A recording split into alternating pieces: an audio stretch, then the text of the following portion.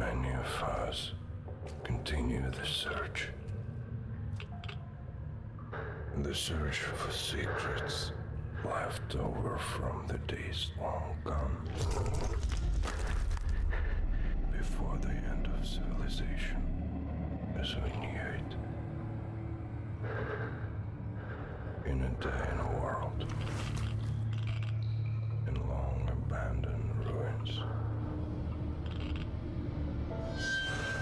Relics await, well hidden from prying eyes. In our world, there is only radiation, cold, desolation, and death.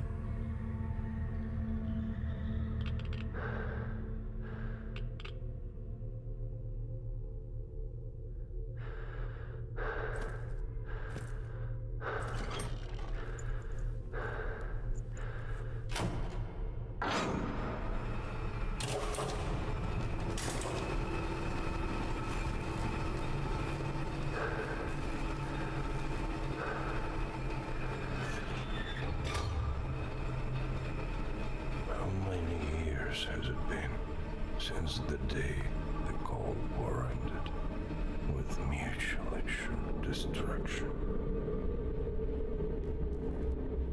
15, 20.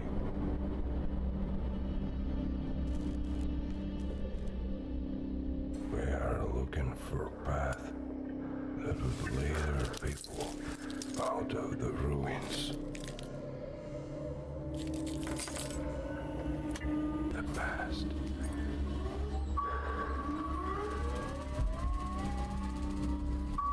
But sometimes we forget the old adage. In the wastes, nothing is what it seems.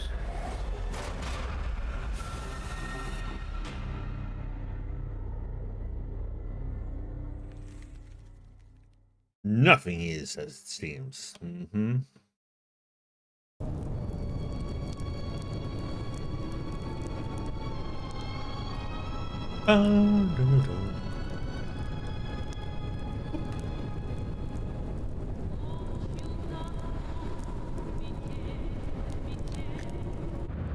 Ugh.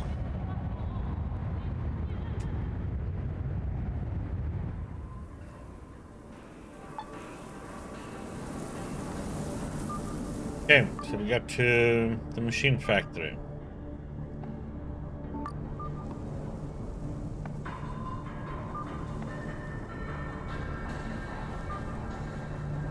Acorn.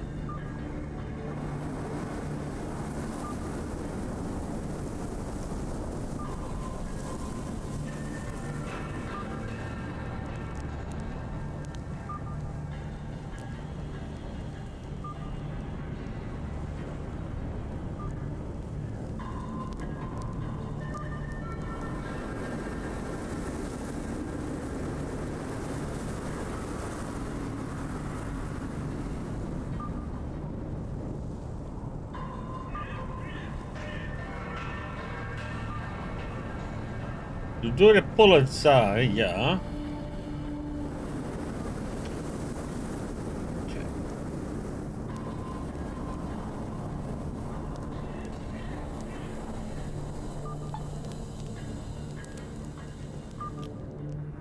Factory guard calmly watching you approach and hastily raises his gun. Gotcha!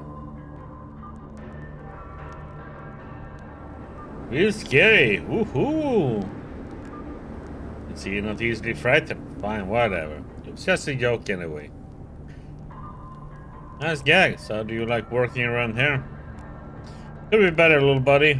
The relations between the workers and management is quite tense. I hope nothing bad happens. I would hate to have to pick a side. What can you tell me about this place? The pride of Trudograd, the only major industrial complex left in the city. It didn't even stop production during the war. Anything interesting happened lately? There was this story going around, not recommended for the superstitious. The local scientists or engineers constantly pestered for help. Goryashev disappeared some time ago and is never heard from again. It all started with strange figures appearing to him in the night, men in black who followed him wherever he went. Always just at the edge of vision. Found corners in the ventilation. My guess is they scared him so bad he started drinking and left town. Can't figure any other reason for him to disappear. Do you know anything else about him? Nope, that old man was not a people person. The only time he spoke was to whine about the food in the mess hall, to explain his fears when the engineers asked for help. Nobody here even knows where he lived. Yeah, got any rumors for me? I'm gonna tell you the truth instead of a rumor. We had to bury a really good worker recently, Yura, crushed under a pile of timber. Some Chinese fellow ordered him to bring logs to the brothel. A lot of logs. Something about uncovering the meaning of life. Yeah, I don't get it either, little buddy. Then Yura agreed to do it. We had this huge pile of timber in the courtyard. He tried to pull out the lowest log in the pile and the whole thing collapsed on top of him. No, he never learned the elusive meaning of life, or did he learn it already? That was the whole point. Okay.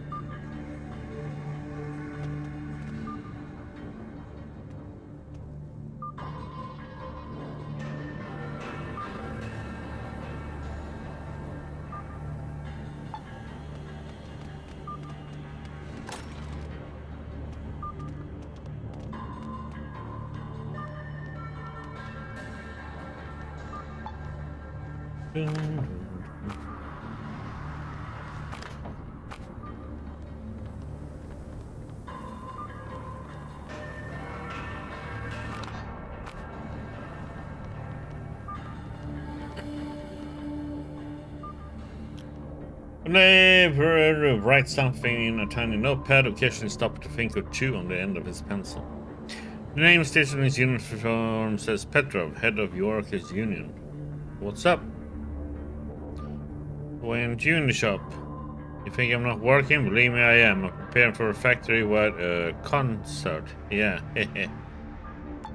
Grinning like an excited kid, he shows you a sketch of the factory floor. Several stick figures are walking around the courtyard. Some of them with annotations like, these are the workers, this one carries a flag, this one shouts slogans, this one points where to march.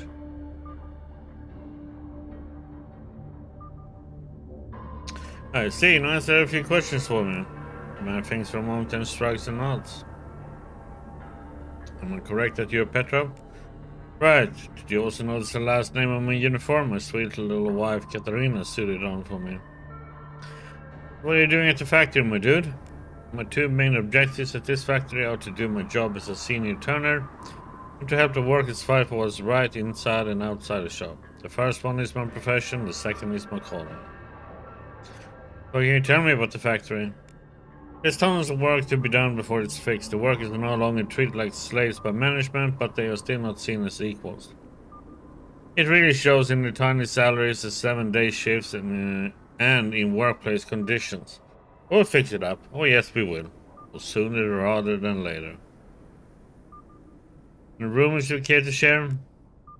When we have fixed up the factory the way we want, then maybe we will have time to listen to rumors. Right now, the only thing my men listen to are rat squeaks in the mess hall, loose parts clanging around inside the machines, and the roof groaning when the wind blows. The factory is slowly going to shit.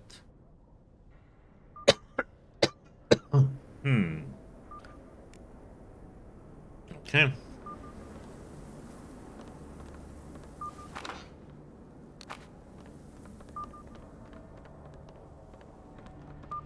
Place is going down. Failed.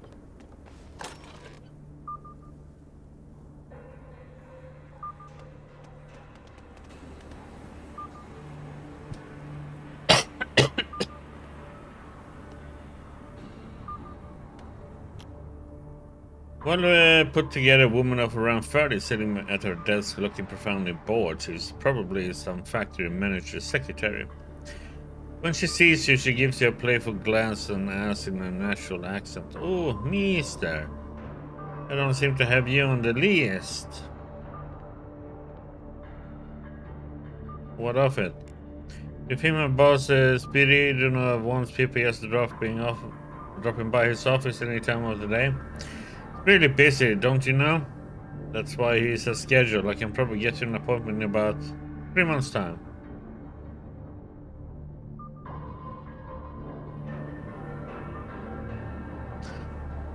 I'm not familiar with your procedures, but if I ask a few questions, maybe I will learn. Such a busy bee and here you're wanting a conversation. You're quite an odd fellow, aren't you, mister? That's not okay. And maybe we could get to know each other a little better, huh? Oh, you big charmer. That's not the gentlemanly fashion of doing things. Let's not. This finely dressed woman doesn't so much as glance your way. She's too busy with the seemingly identical documents spread out before her. All questions should be directed to Deputy Piranov. Mr. Sherbertov is a very busy man. Okay.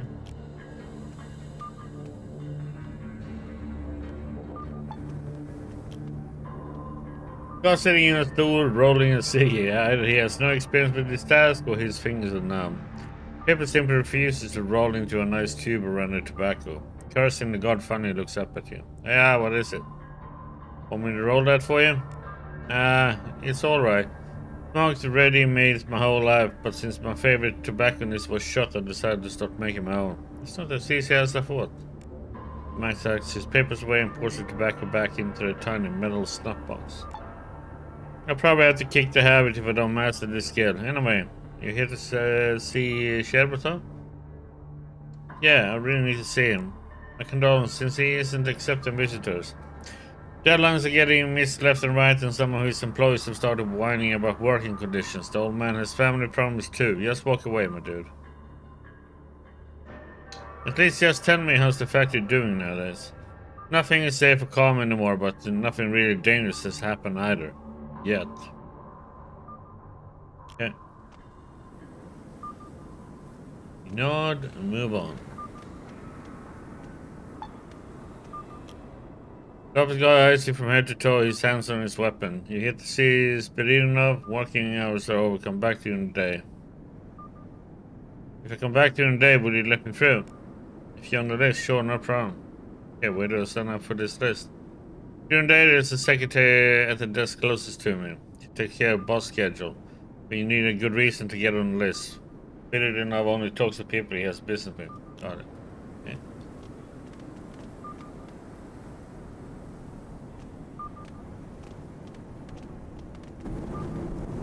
Late exit 9.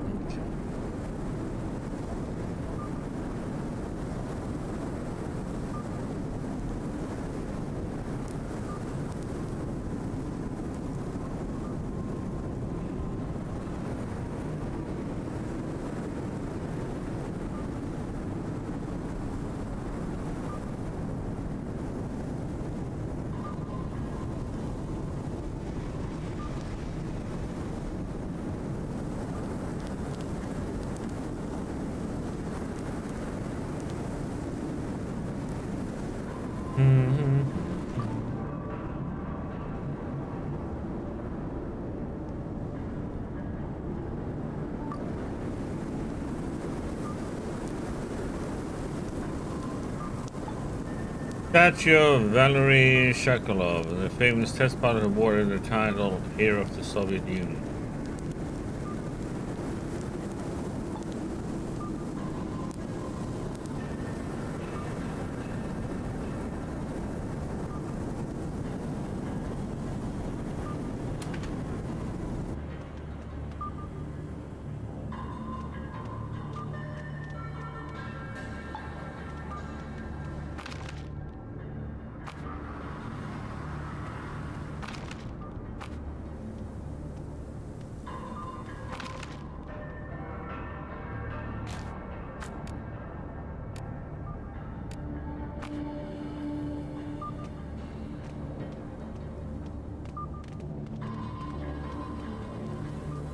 This looks like they're having fights in here.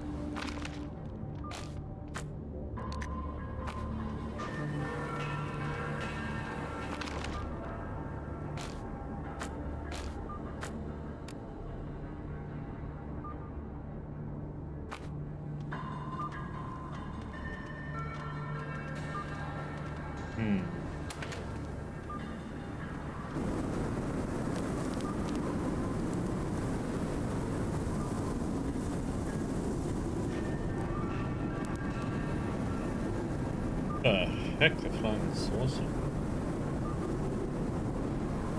But shake this thing real hard with an alien drop out.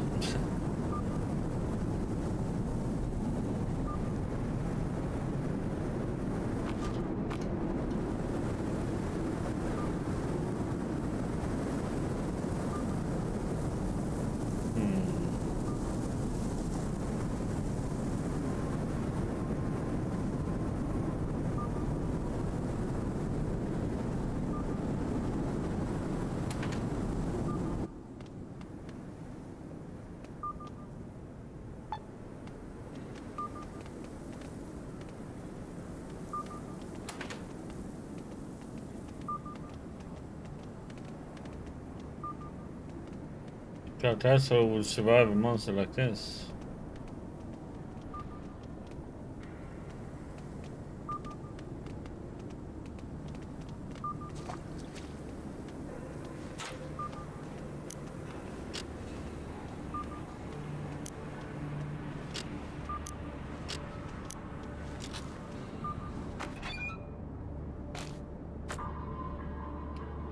Fuel tank?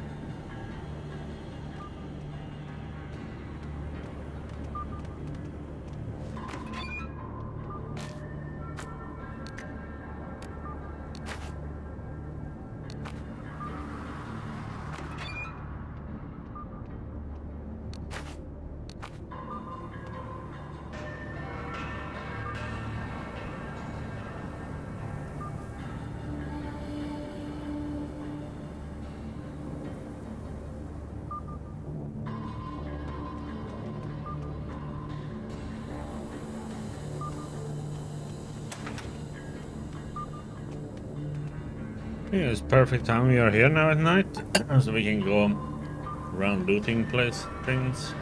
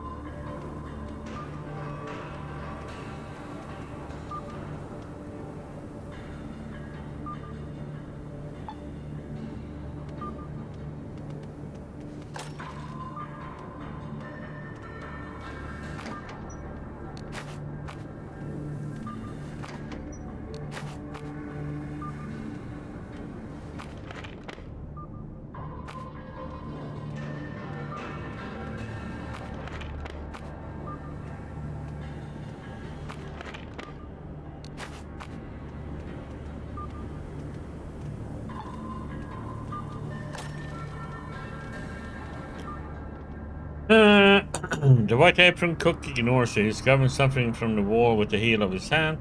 When you address him, he jumps up from his trance and hisses at you. Don't you dare tell anyone I was doing this. He starts, Zora this, Zora that. Anyway, kissing his staff only. Zora the Inquisitor? I'm here on behalf of the jeweler and the dogs. He needs someone to lift the mummy's curse from his immortal soul. Okay, I'm dead, especially ancient ones I avoid like the plague. Bad kind of plague. You think I chose Inquisitor over Necromancer because the correspondence course was cheaper? Tell the cursed one I wish him the best of luck, and I think up some life from it. Tell me I had to attend my nephew's choir sile. This crap, dude, I felt the mummy's curse burning in my very essence. People would die if you don't help us. I know. But a mummy is a very serious type of undead, like Top Echelon. I've seen enough hellish fiends in my life as it is. The demonic swine grandpa, the ghastly apparition of my mother-in-law, God rest her soul. The mass killings in the Bay of Camels, ugh. Last thing I need is a close encounter with a Gauss wrapped slayer from beyond the grave.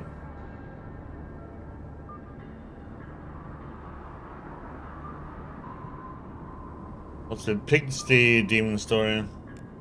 Traveling through Transnestnomania, I met a man with a pet pig. He was possessed by some seriously bad juju. I pitied the fool and lured the demon into my own heart to free him. I thought as soon as I get the thing inside me, I'll banish it, but damn, I was wrong. Shadow being still lives inside me, and the idiot I freed ended up possessed by a different demon just a few days later. Turns out it wasn't even his first time. Some of his demons were chased out with communist slogans, and some were transferring to his pig, but he just kept getting new ones willy-nilly. Tell me about the mass murder.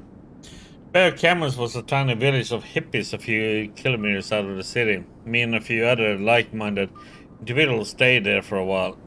Turned out this to be super boring, so we decided to summon an unholy Glabresu. You know, to exchange a bunch of wicked-looking beasts for his mystical secrets. We all sat in a circle. I drank the toadstool potion, started entering a trance, then I saw it. The hippies I was with all transformed into abnormal halflings. Disgusting, hairy toad freaks. Naturally, I grabbed a wood axe and started chopping them to bits. When I woke up the next morning, I was alone, in a pile of wood chips and kindling. Wood chips, get it? Where did the corpses go, huh? Not only did I murder my friends, I transformed their mangled caresses into wood so the cops couldn't prove a thing. Is that a good enough reason to quit magic? And what happened to your mother-in-law, God rest her soul? My wife died at the Black Death a few years ago, being a spiritual sort of fellow. I decided to recall her soul from the shadow realm and transfer it into a bird. Why a bird, you might ask? I didn't have any other human-to-animal spells on hand. The rest of us sworn into submission. You grab him by the neck, that's all there is to it. I went down to the old graveyard. Long story short, I performed the ritual and nothing. But that very night I heard it, knocking sounds. Fast, erratic, annoying, like an insomniac woodpecker. No doubt the powers of darkness were mocking me. Instead of my wife, they put my mother-in-law in the butt of that flying jackhammer. That's when I swore I would never work with corpses ever again.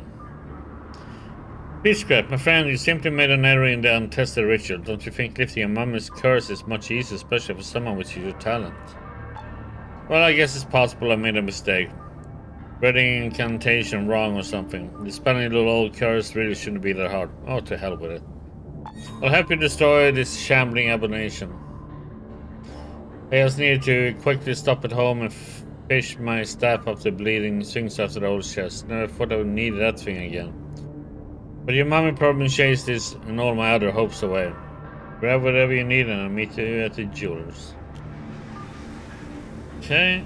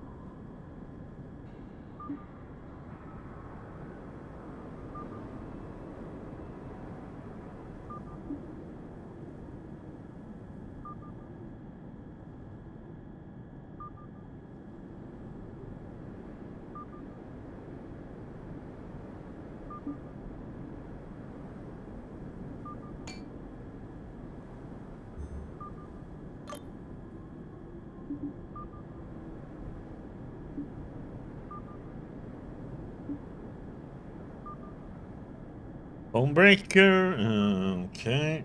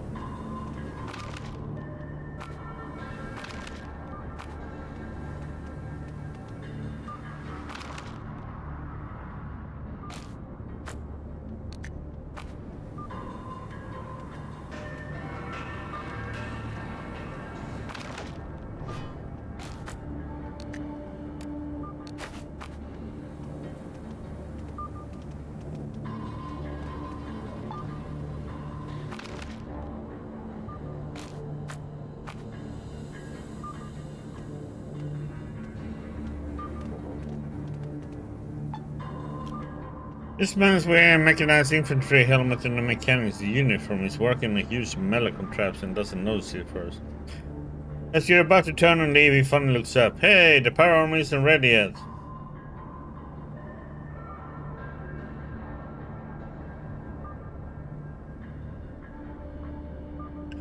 Too bad I was sent to fit. No. What armor? What are you on about? Me, you don't know. Sorry, I thought you were a factory worker first. I was talking about this. Man posted a huge robot beside him. Or is it a set of futuristic armor?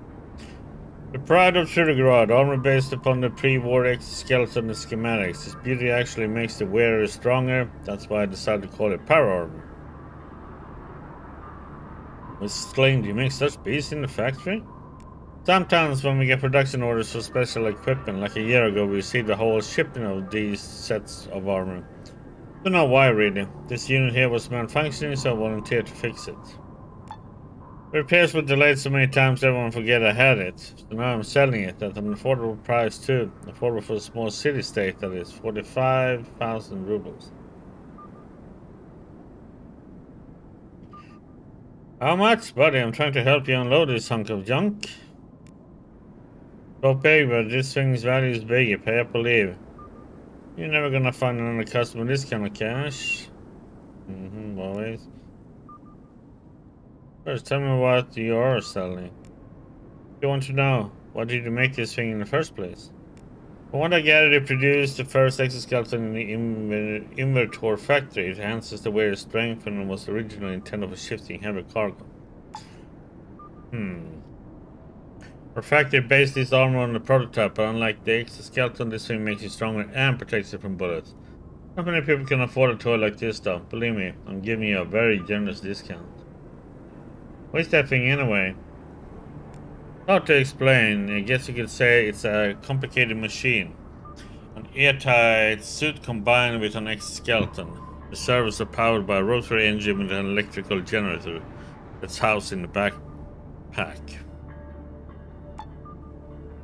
The engine is the most vulnerable part of the whole contraption, that's why it needs to be defended. Try not to block any bullets with its housing.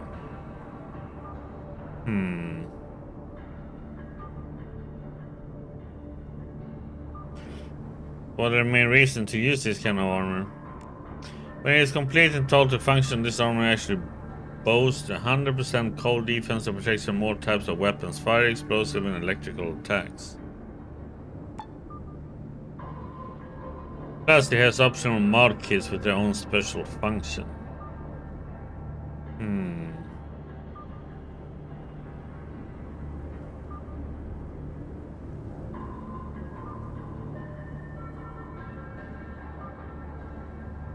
Okay.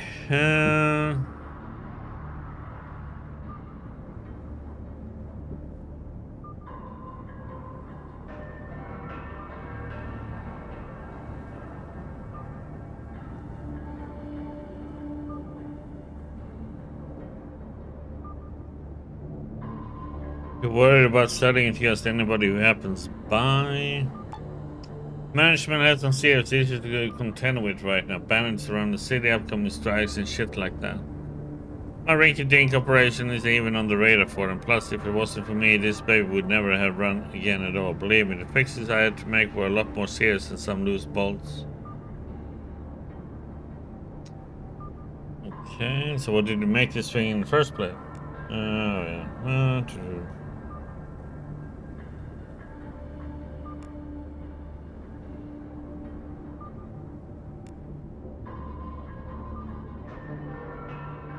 $45,000, huh? Let's see if we do it like this. Save. I'm gonna load. I'm gonna see if I'm here to pick it. If I lie and say I'm here to pick it up. Too bad I was sent to fetch it. Oh, sorry. For a minute I thought you were factory.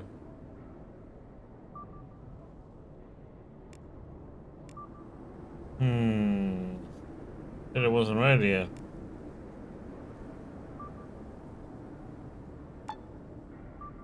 Okay, so that didn't work.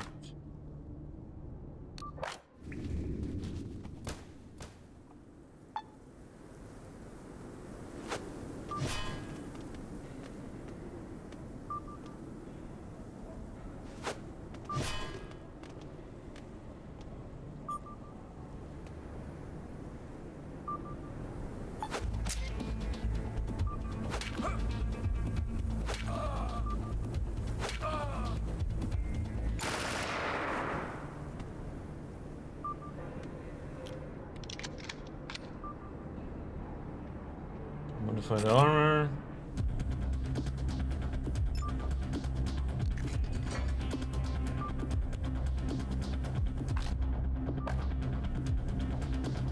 What else do we have?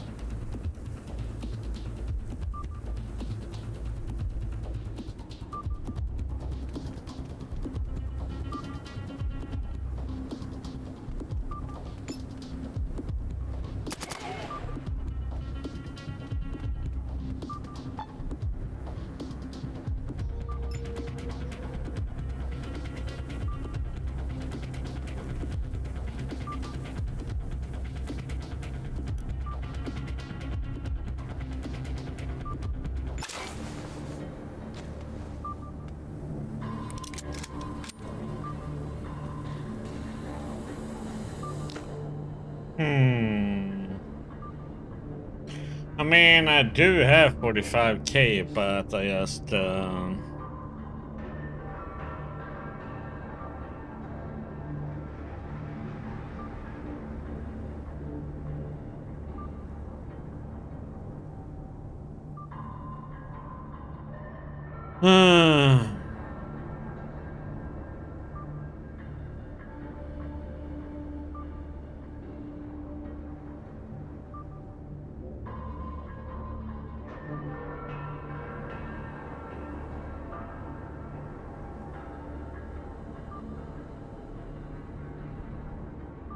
I'm just wondering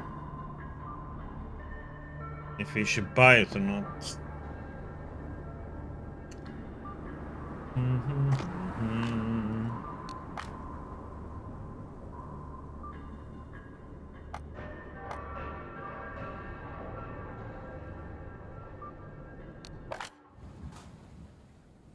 I mean, we can get it free just to kill him, you know.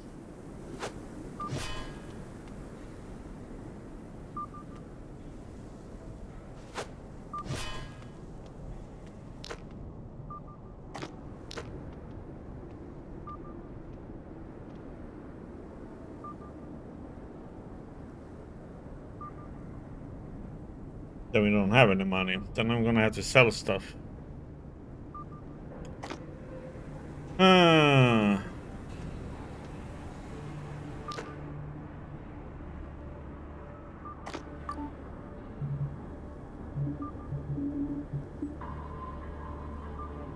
wonder how much speechcraft you need.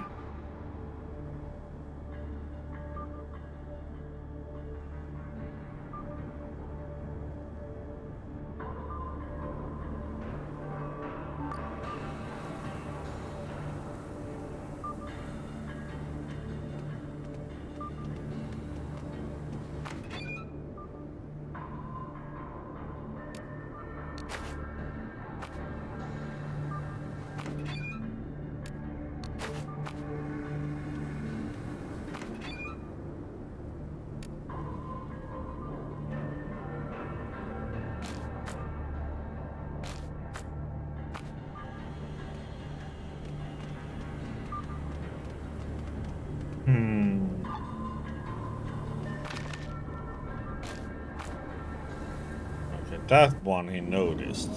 That one we can steal. I mean, so we can steal it, I mean, and just kill the guard. So, I mean, I can just use a crossbow and kill this guy instantly.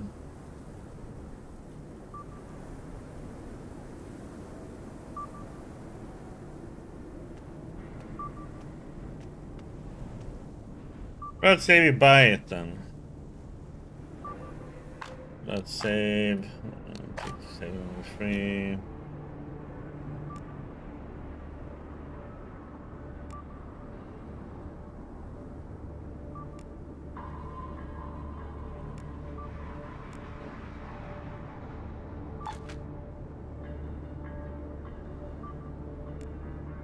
Must we use a fuel? Diesel, by the way, here's 10 bottles on the house. Gonna happen if I leave it somewhere. Don't worry, this thing has a radar beacon which points to its location. You can lose it if you want to. Plus some random fuck trying to lift it. You won't get anywhere without breaking the suit. And since the suit is nearly indestructible, it's gonna have a bad time all around. Is there any special weapons to go with this rig? Oh yeah.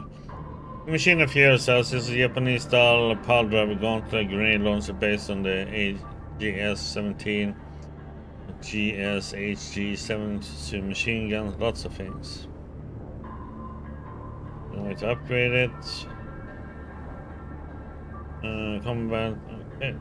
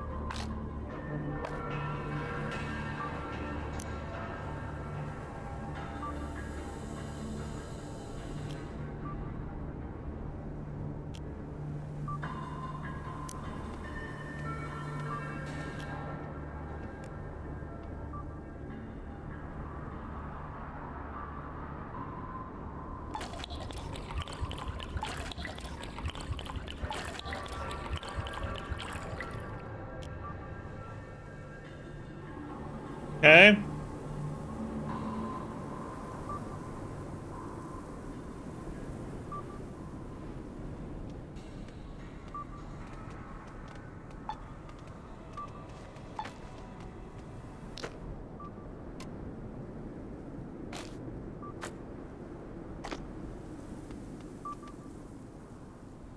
Hello, Diggy.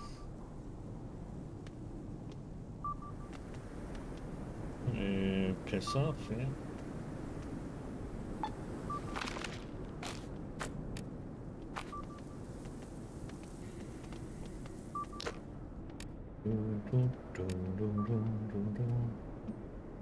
How's it going? I'm okay.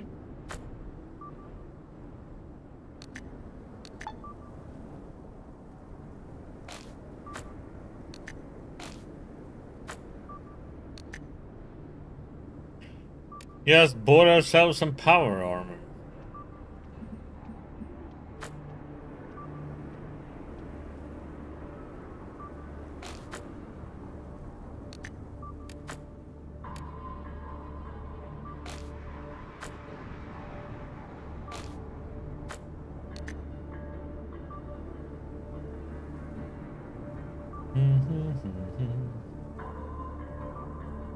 No, the team I share for won. That was a good game.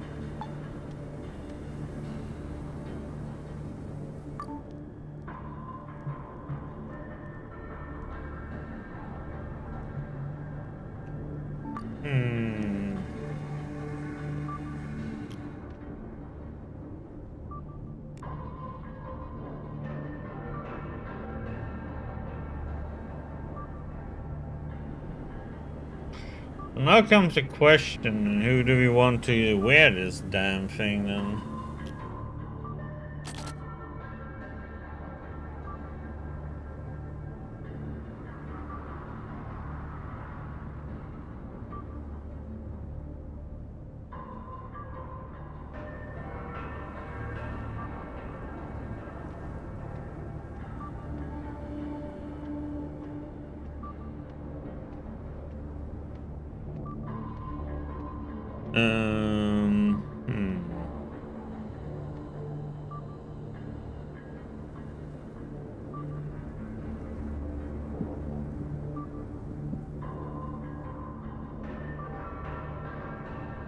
This made me think about Fallout, you know, power armor.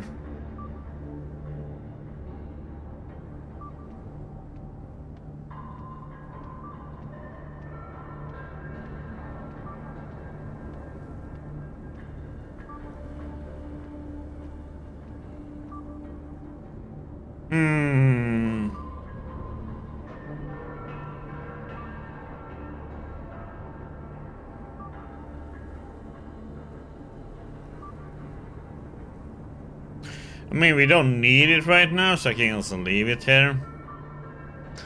Then we can just come and get it when we need it.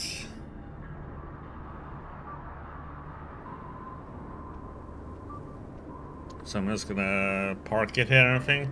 No.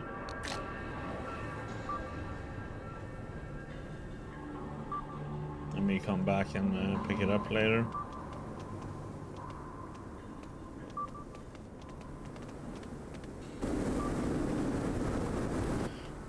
Oh,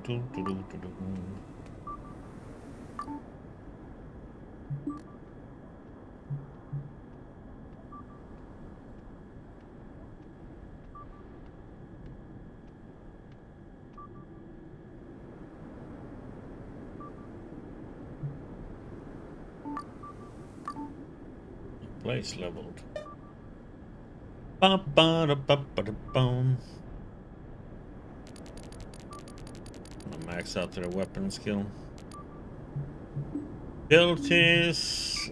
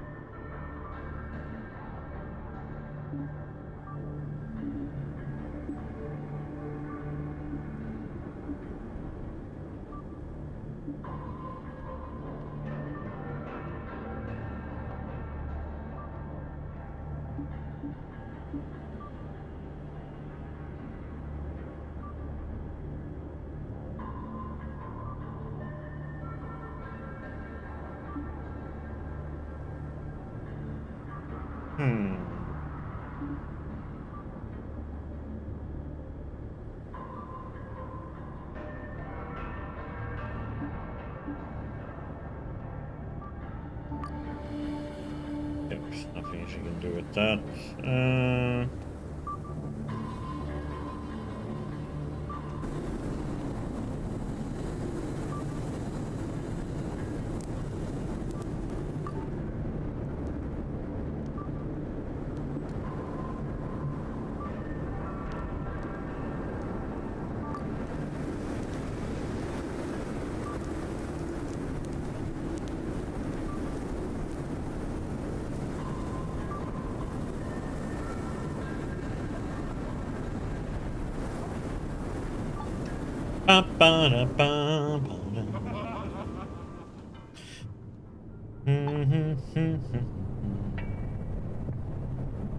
We cleared out pretty a lot of things here now. I mean, this was an interesting area. There was a lot of enemies. Here in Trudograd docks, we get to blow up a boat or a ship, I should say. In the end.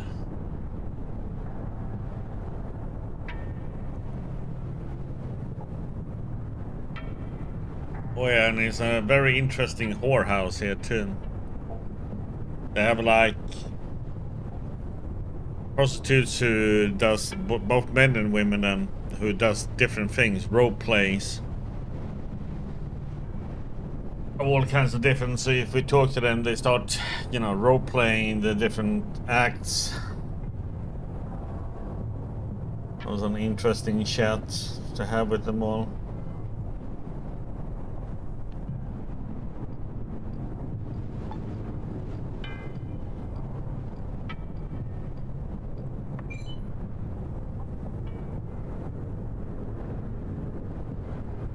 Yeah, bring it on.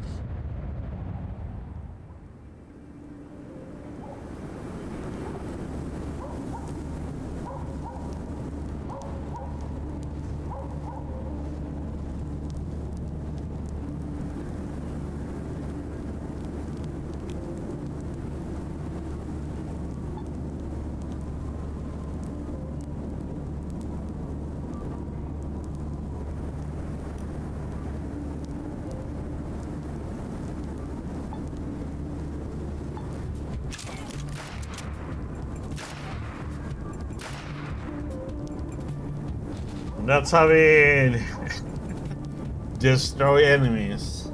They all got tinfoil hats.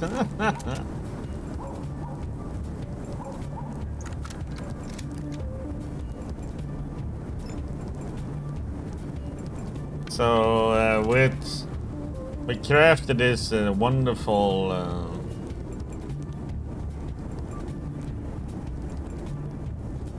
crossbow, so it shoots 2 bolts at the same time. Then we of course put on a nice little thing, upgraded it a little bit.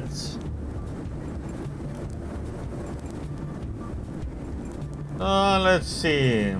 It one-shots every enemy. Yes, boop boop.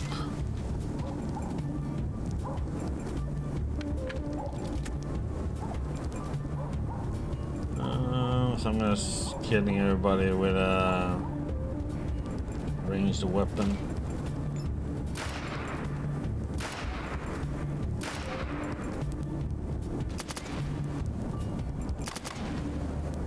There we go.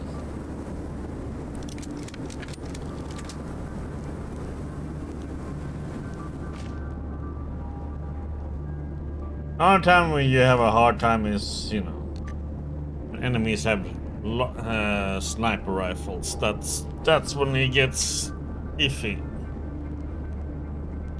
That's when you have to start playing a little bit more strategic.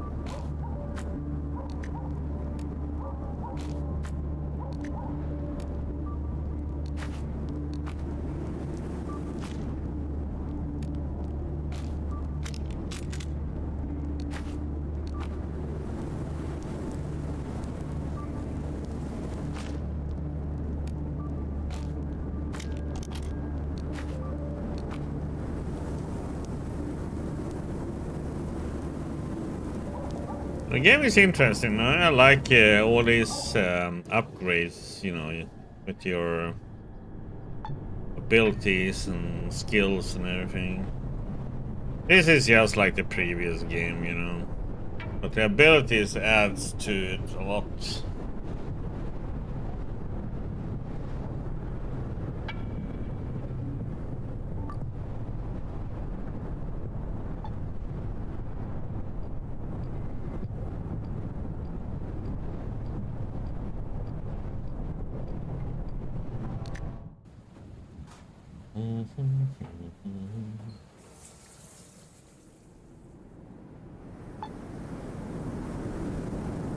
Run to jeweler.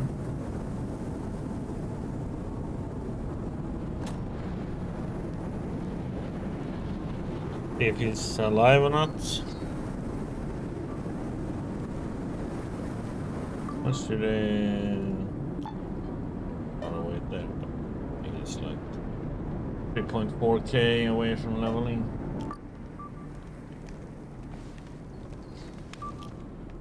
Zora sighs as he passes you the ring. Hold it tight and extend your hand in front of you. I'm gonna start with an easy but reliable method I know. Chuck in, grab the staff like I taught you. Let's begin. Shrug and extend your hand holding the ring. Zora begins chanting a spell in a long dead language. Lingua Latina non penis canina. What the heck? Okay. As he yells, his body twitches and shakes, following the footsteps of some ragdoll dance. You extend your hand towards the entranced man and clenching the cursed ring tight in your fist. The Inquisitor begins chanting in a different language. Oh, Infinitron, ever-present guardian of the Codex of Ultimate Wisdom. Oh, Yaroslav Vitinsky, undulating cosmic mess of noxious tentacles, I call upon thee. Chase the mummy out of this ring. May my mind not be marked by the miserable mummy. Mighty masters of magic, may you send its vengeful spirit back to hell. Pio! Patiently await the end of the ritual. Ritual continues for 5 more minutes without any result. Weakened by the mummy's curse, your hand starts shaking like that of a senior citizen stricken with the ague. Utterly winded, the Inquisitor stops his dance and wipes the sweat from his brow. Damn, that curse is really lodged in there tight. Can't jank it out with such a basic ritual. But hey, I still have a couple of aces up my sleeve. Dora suspiciously begins to see as it stretches as if preparing for a tennis match. Okay, now then await the next ritual. Oh boy. Zora the Inquisitor grabs his glass shot encrusted staff, which looks more like a cudgel really, from the jeweler and swings it at the ring which you are currently holding. Despite his good intention, it's obvious he's going to hit you instead of the accursed artifact.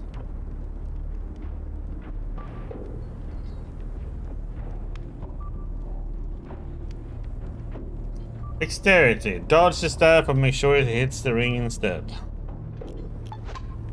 Success! Like an old spring-loaded machine, you jump sideways, completely avoiding the blow. You then snatch up the ring and place it on the floor in the exact spot where the staff is destined to strike microseconds later. Before you can draw your next breath, the mummy's relic shatters under the deadly blow. Inspect the smashed ring. You crouch down to inspect the circlet. Turns out the golden skull had little hidden hinges. You can see the minuscule compartment inside the relic. Inside this hidey hole, something glows a ghostly green, a pea-sized orb made from a material you've never seen before. Park, okay, quiet and wait. Oh my Jehovah, do you see what I see? The secret was that simple all along. Comrade, take a revolutionary step away from the nasty little ball. It reeks of beryllium of the most unwholesome kind. Unalloyed and incredibly dangerous. Ah, yes, what is it? Thanks for the follow, look. That's unadulterated beryllium. Janibek Khan lived long before people understood radiation. He probably thought this thing was a magical stone of some kind, so he inserted it in his ring and soon died. A Geiger counter would go mad around it. Allow me. Covering his face to shield himself from the deadly radiation, the jeweler produces a tiny spoon, taps a glowing orb into it with the toe of his shoe, and throws it in a hole in the floor. There's a pipe down there leading to the sewers. Now all we have to do is drink some red wine or vodka to chase any lingering radiation from our systems. Did you really drop a radioactive isotope into the sewers? What about it? Are you worried about the environment now? The jeweler starts howling with laughter as if you just told the funniest joke ever. So, are we done here? Don't leave yet, friend. I still have a material obligation to fulfill. Here's the money as promised. Give me 500 rubles and patting you on the back, the jeweler returns to work. Sora says he doesn't care about money, since he's a spiritual being, and leaves. Seems like the curse lifting operation was a success. Farewell, curse of the mummy. Let's not meet again. Oh, this game, man, has some interesting events happening.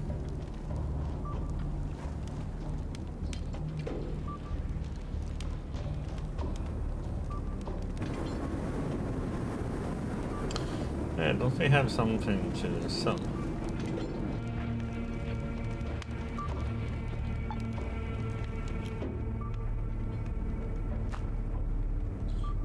Yeah, they wouldn't end up under. So. We wait for the.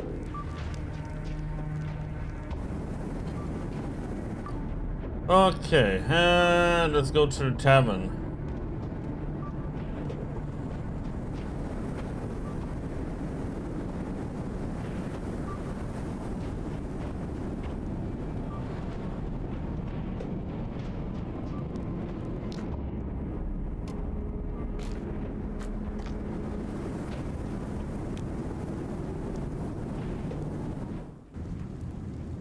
Let's see if we.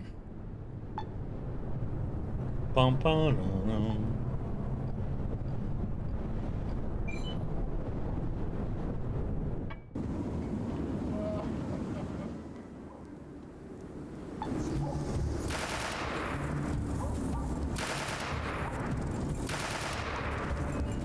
damn, she's going wild.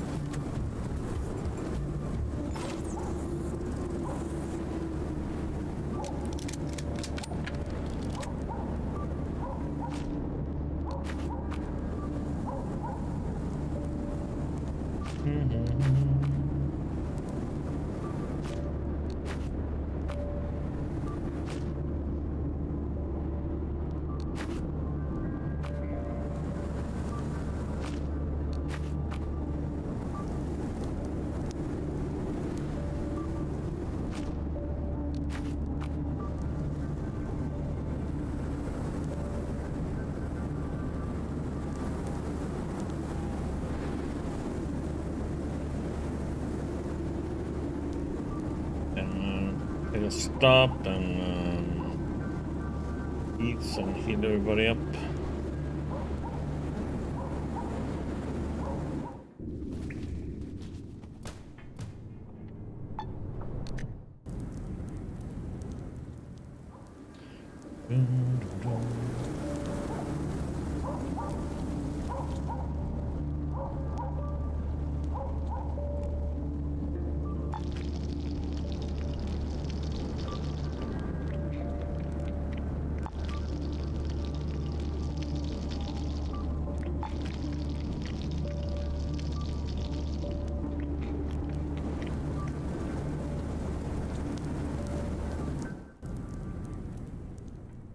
Here we go, everybody heal up.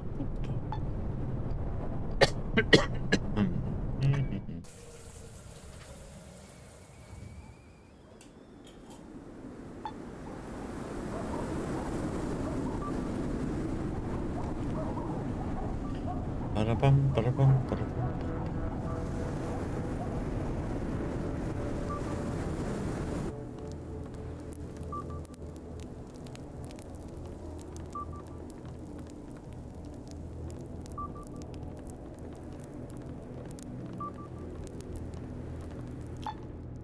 You found Comrade Shrike in his usual spot from which he gazes at you grimly. The cargo was received, comrade, but what poor skills you displayed in procuring it. For the future of the revolution and for your own sake, I hope we never need the help of those smugglers again. Because there's no way we could get it.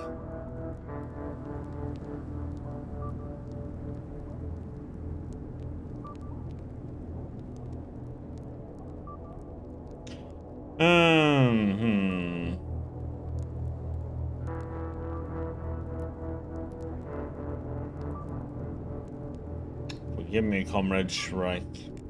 History will forgive you, as long as such foolishness is never ever repeated. If you ignore your shameful display of gross incompetence, you did manage to secure the cargo for the cause. Thus, I, on behalf of the Saving Trudograd Committee, request that you partake in these funds, 2,000 rubles. Take the money without a word. Strike watches you tuck your reward securely away and continues.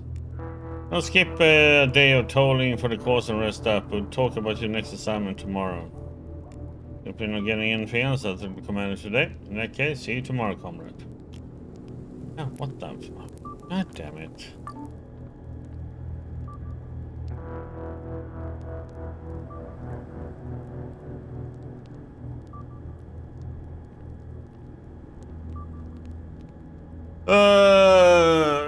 Yeah, so I can do this until we get this done. So I can get to the next place. Let's go to the outskirts and sleep, and then we sell stuff at the market, and then we come back here.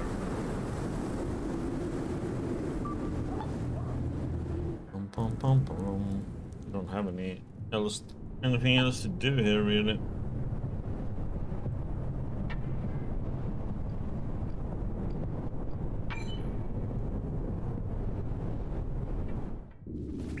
I guess these weird things.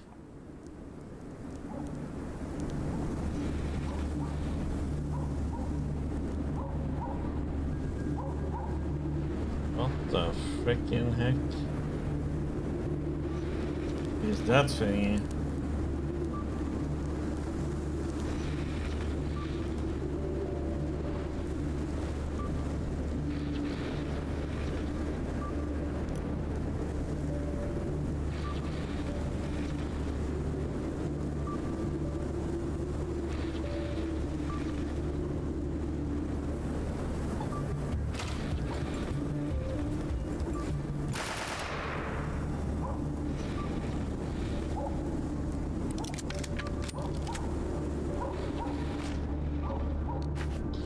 Something dead.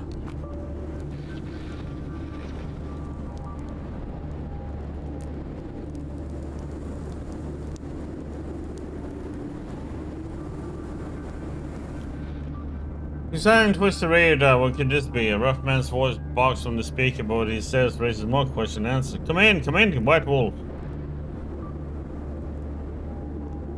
Lie. White Wolf is listening. Connection. Breaking up. I'm in a tea house at the docks. Assignment for you. Mad cash. Over. Tea house docks. Oh, God damn it.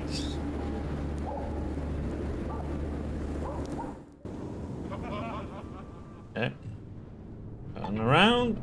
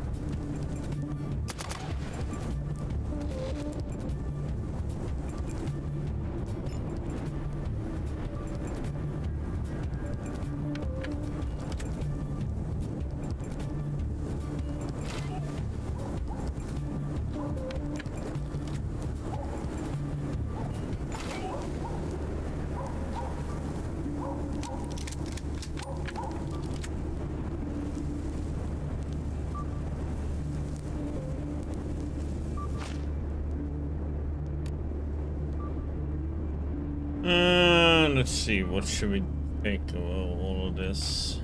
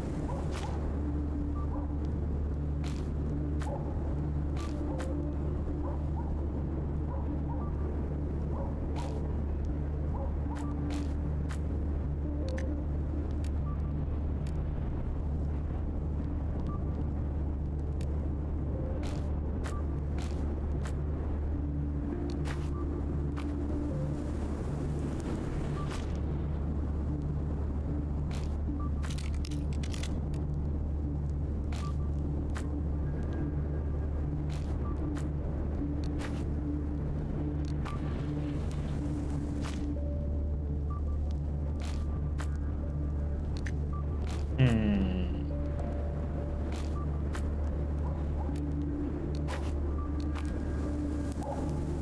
Okay.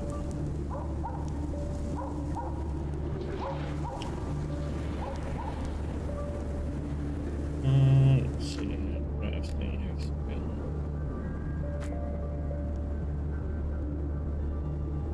I'm missing.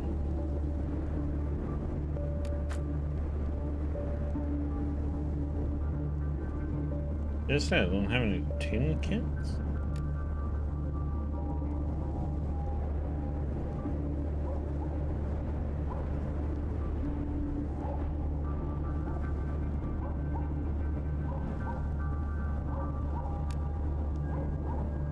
It's not there.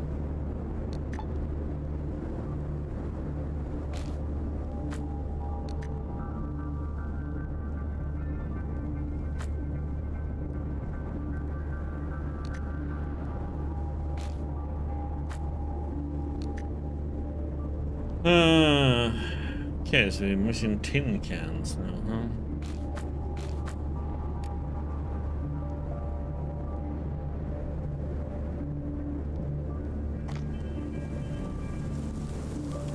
And where you are, you fix it.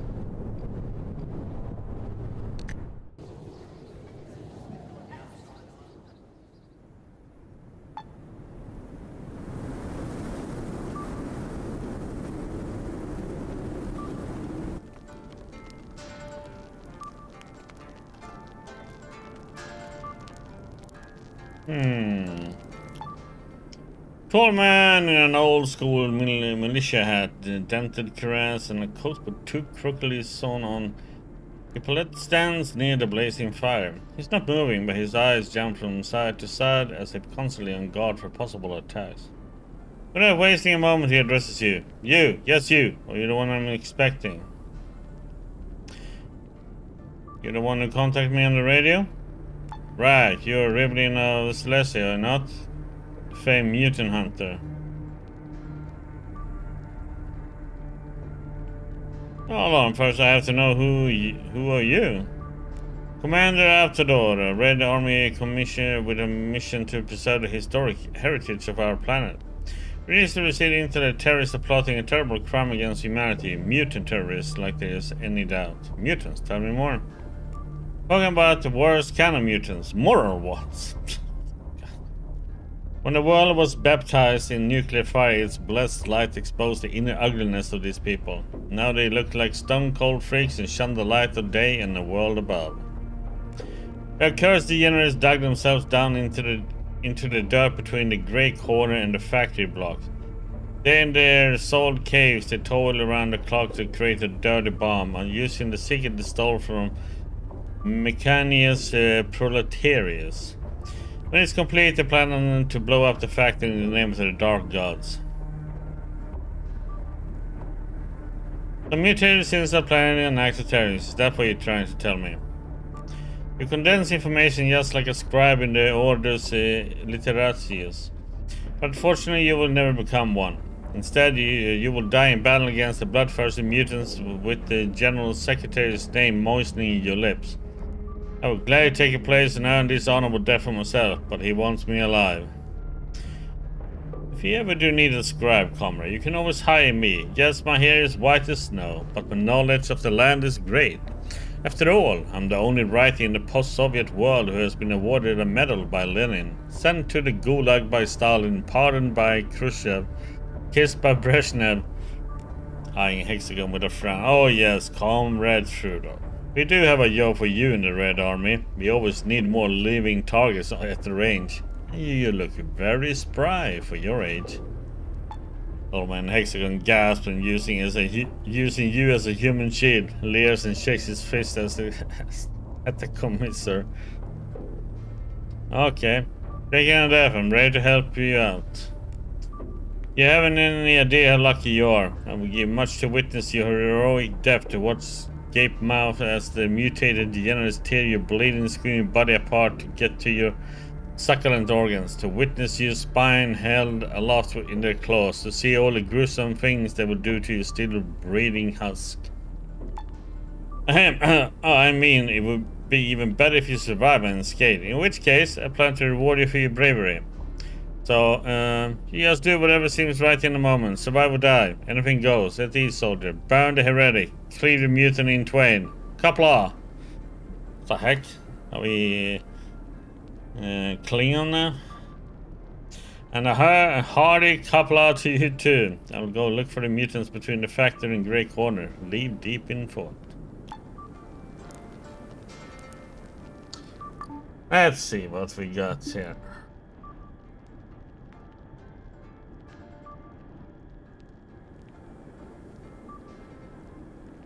Oh, we have the wall from the machine factory, probably.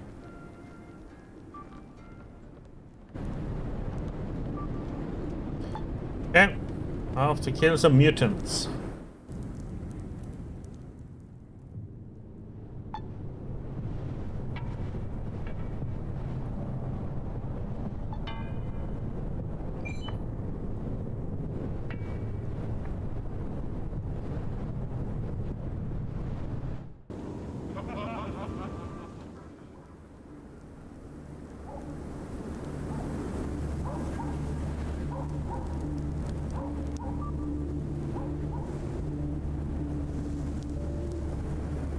Alright.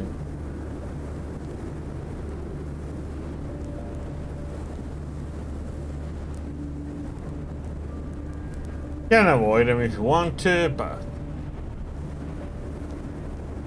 fun stats.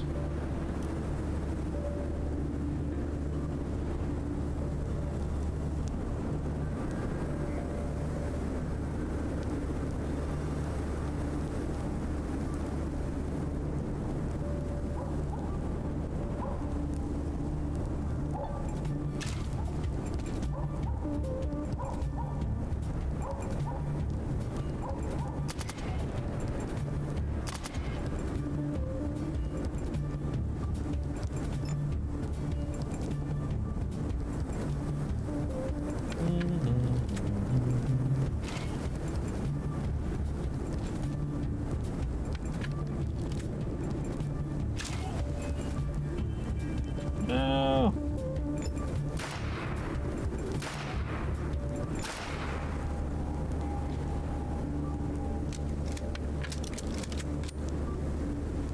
Let's see what we got. Ooh, a better thing for us.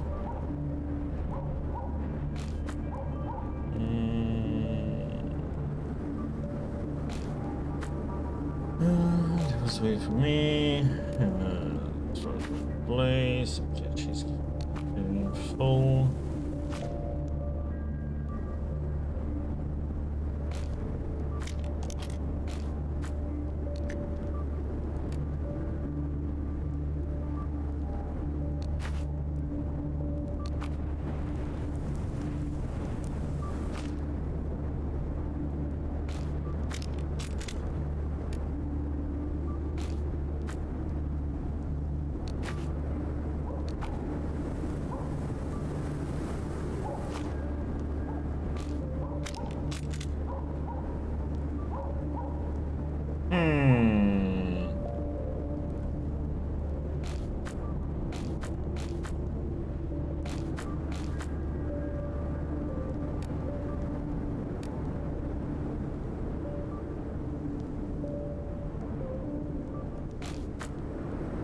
Take that. I'll take that.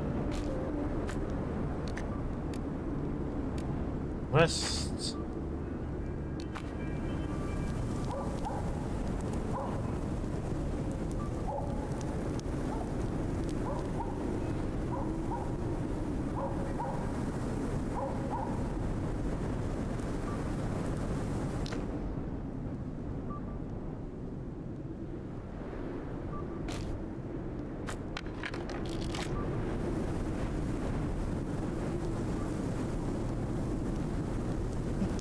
Box. There's actual loot in it. That was exciting.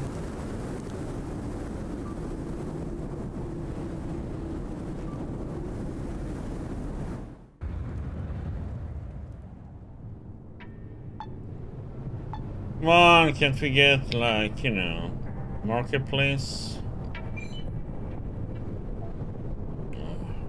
Beechcraft.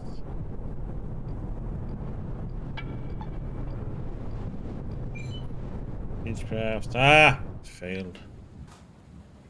Oop.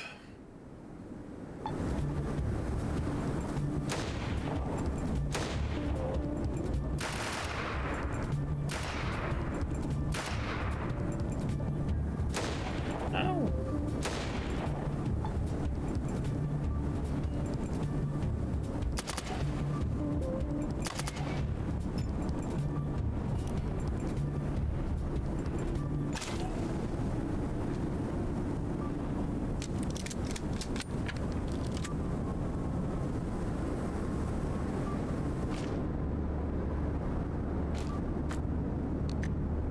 Oh, we went down 45k, but we almost had 3k again.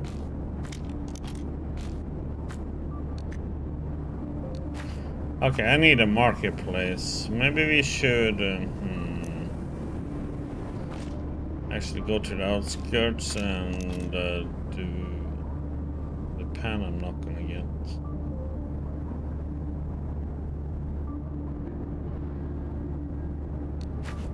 And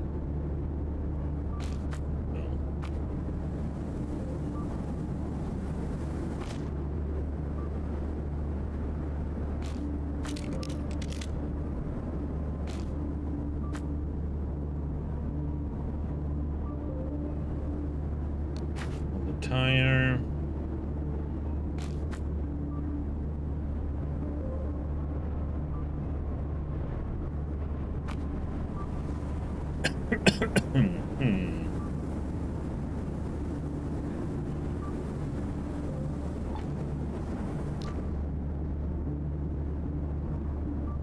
Is it?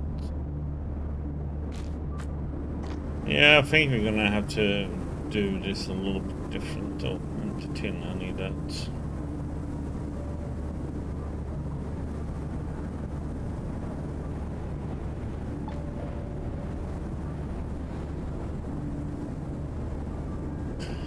Well, we are all gonna be slow now, so.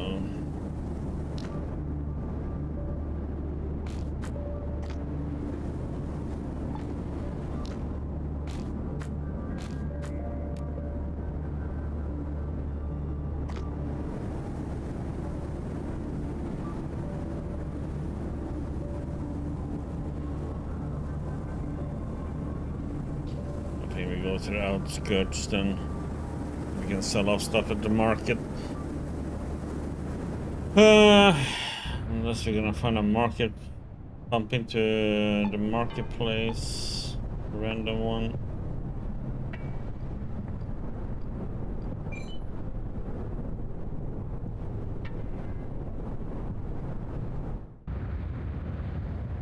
Get some meat.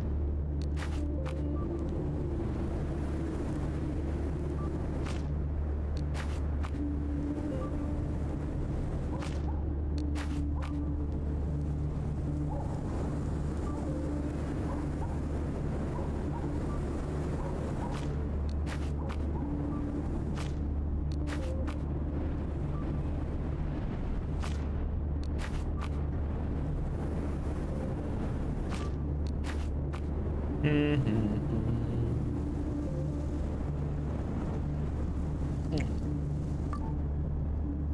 it gonna level up?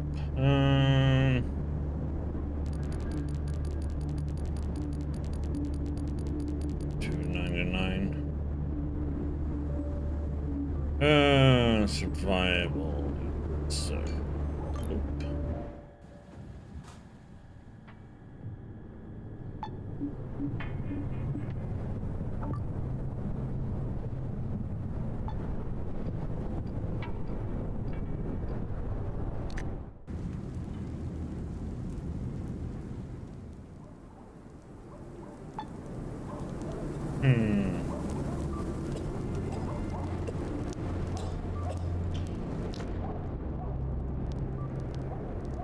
Hold down a bit.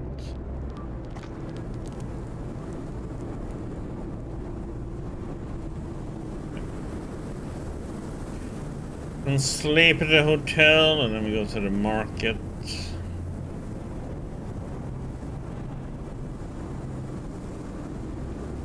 Set up some stuff.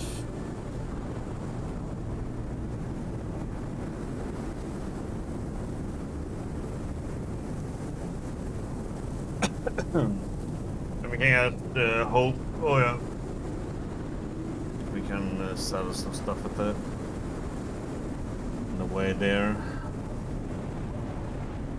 Hopefully, we might get the random encounter of the marketplace.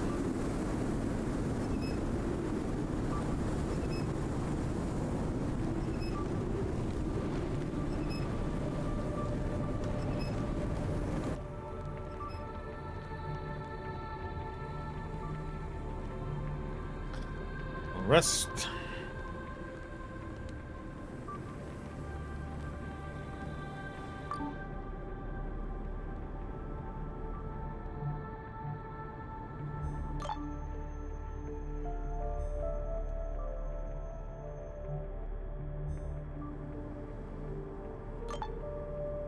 Yep.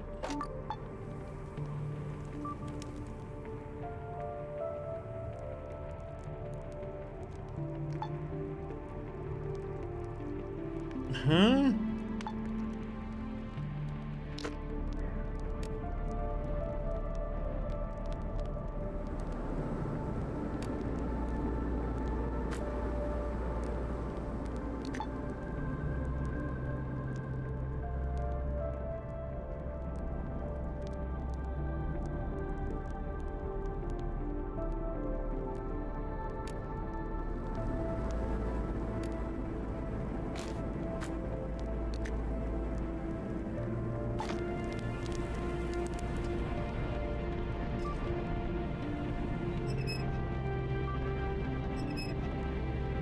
He's moving though.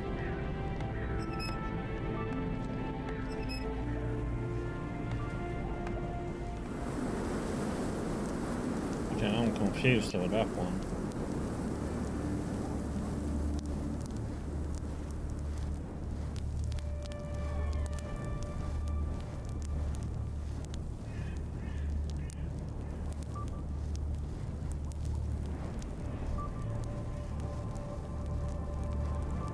We need to sell off some shit.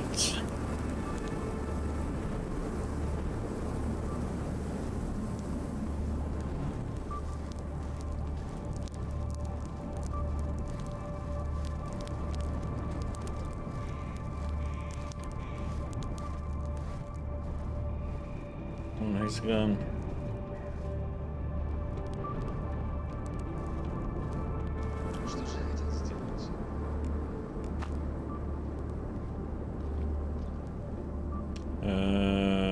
He still doesn't have any money? What the heck is this bullshit?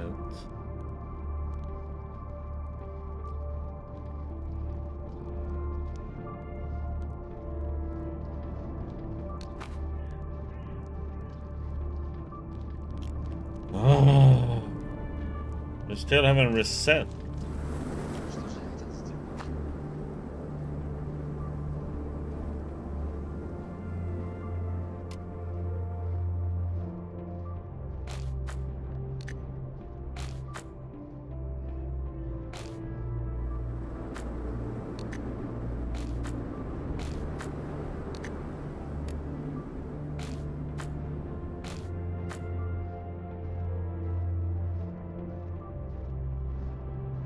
Hmm.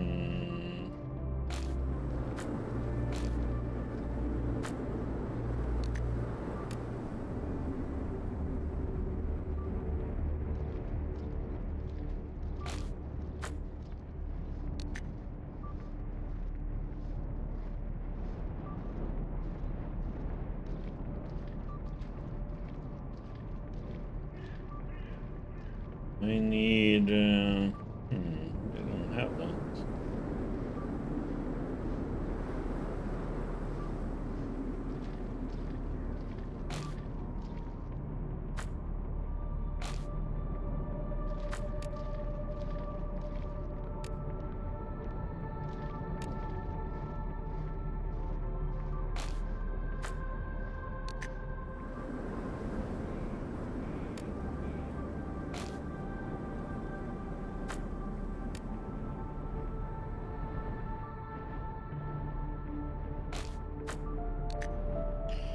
Anything special here we can take instead.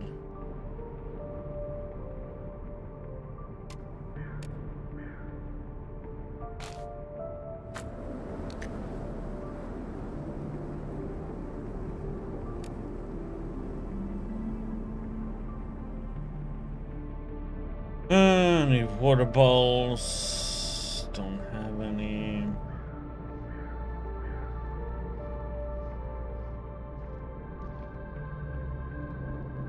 We have 2. To get rid of these. 2. We do more.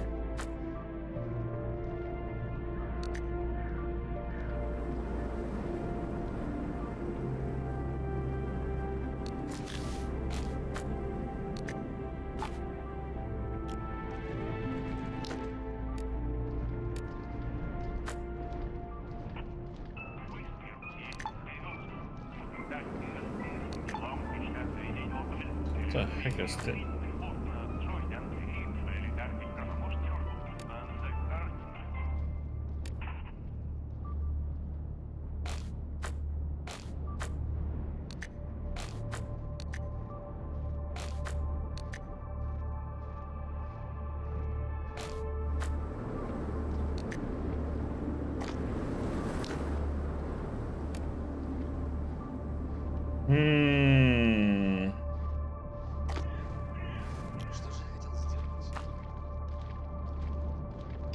It doesn't have tin cans. Did he have it?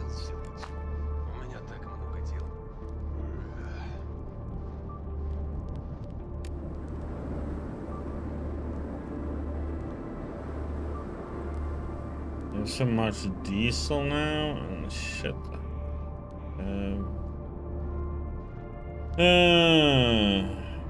I'll need all this rope.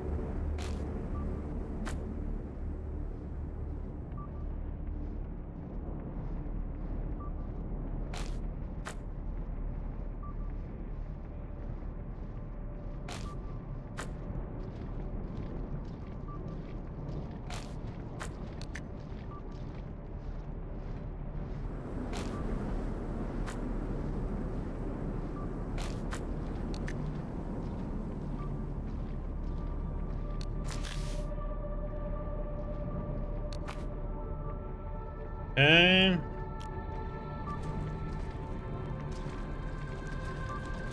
Какая приятная встреча.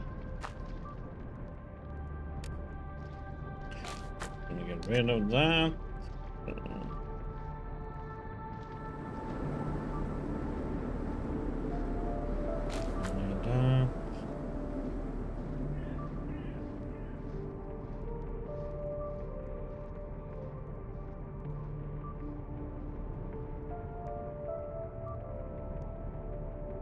Hmm.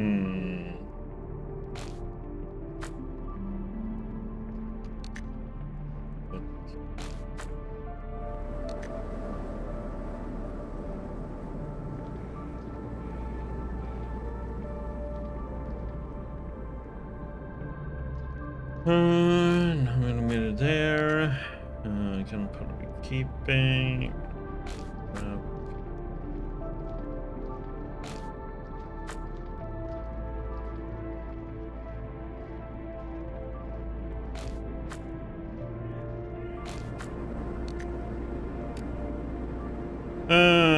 Let's just get some wrap.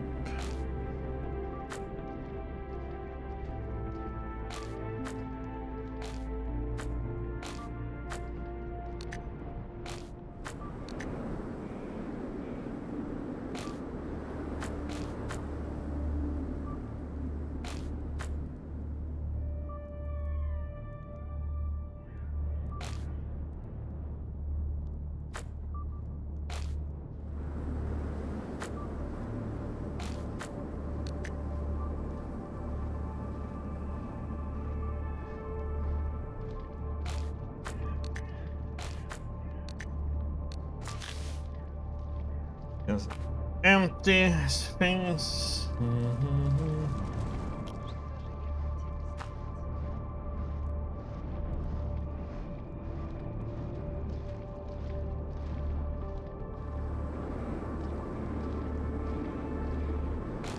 Need.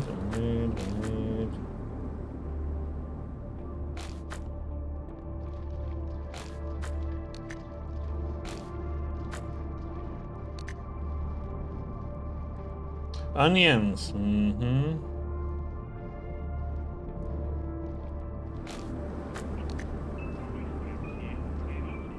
Carrots. Cognac.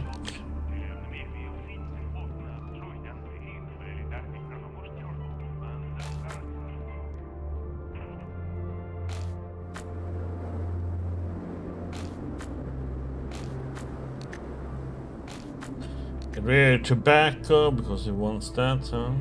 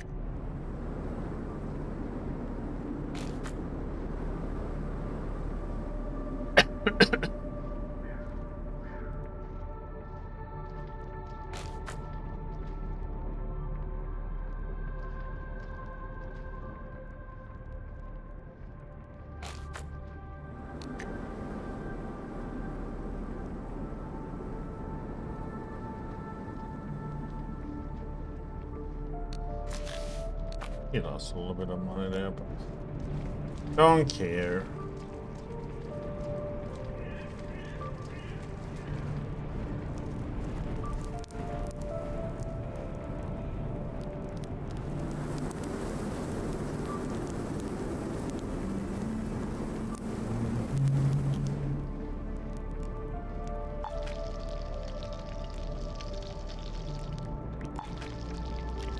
Yeah, sealed up.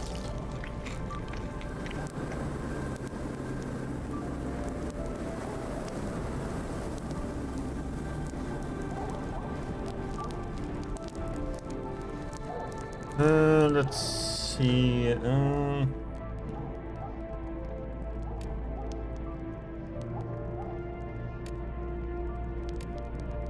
Oh, that is a backpack. There's something up on this one there.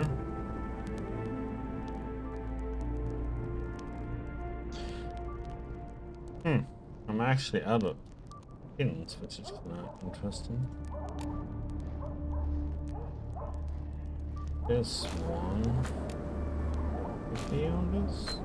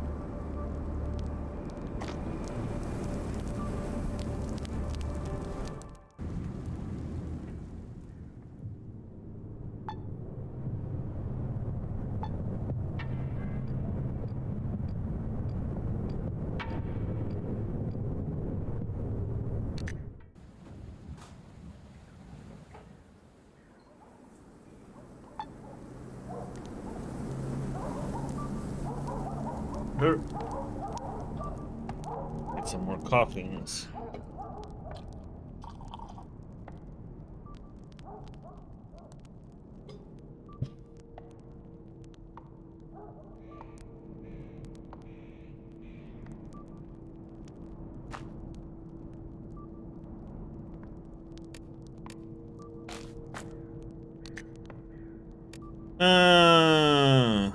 Let's see why is. Holy crap, we have a lot of meat. Set off 21 of it. Weighs like a brick, that. Has so much food, man.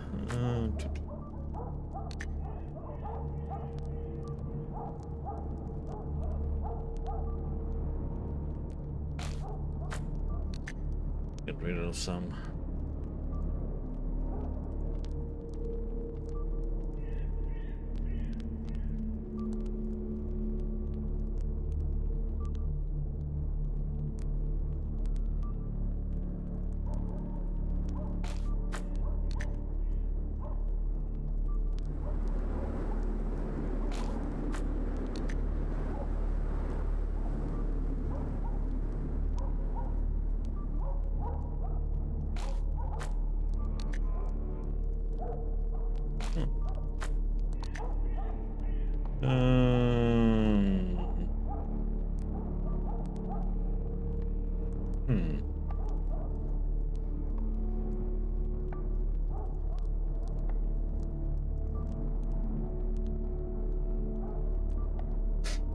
I like how different things it does have of these, like bayonet. Don't need this one.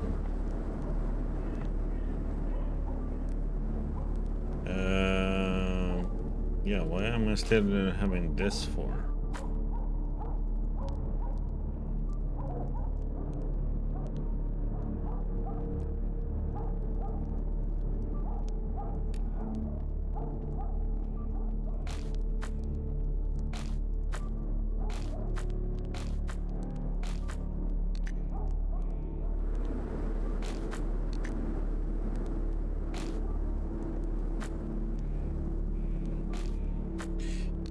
Two shotguns, sell,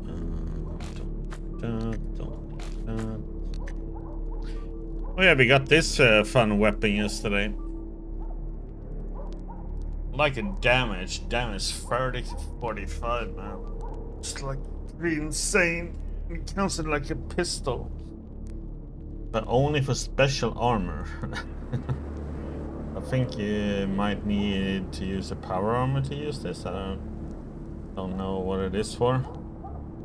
Yeah, I just don't understand the perks. Only for special armor, so I don't know what it is for really. If I have to use the power armor to use this one, or... Doesn't really explain.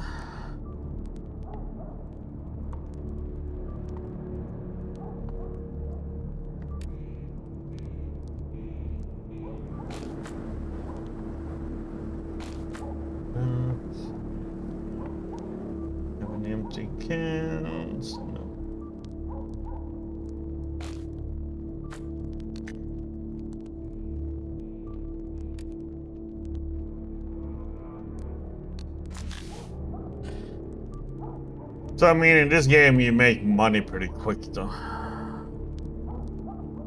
And this one, it is called an AGS-17 Storm.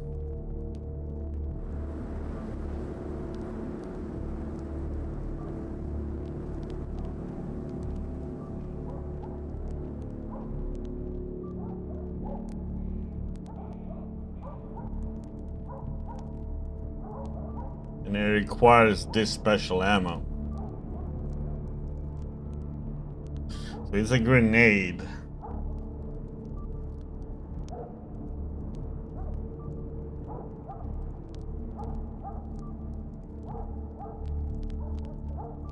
So this is a heavy infantry support weapon designed for the special armor units. I think it is that you have to use the power armor to be able to use this weapon.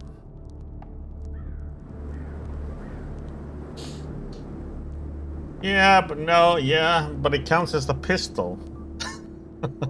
That's the weird thing. Type, pistol.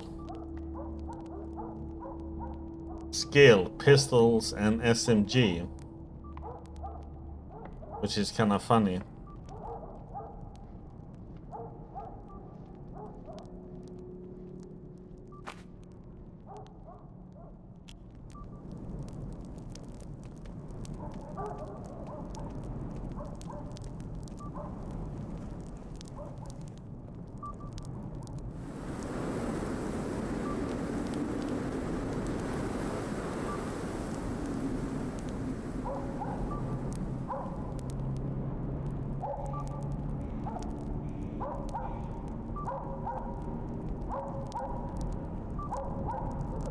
Yes, I assume it needs to use the power armor when it says that, so. Whoever will be using the power armor of my character is probably her, but she's the weakest one of them all.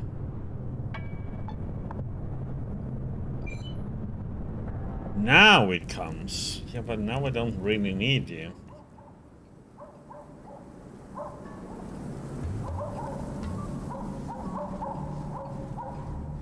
Yeah, so that one I found when we went to this place called Floodplain.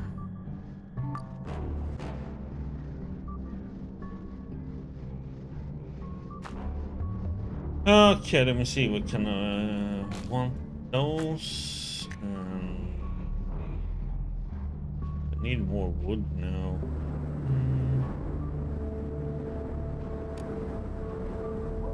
I mean, ammo is never bad.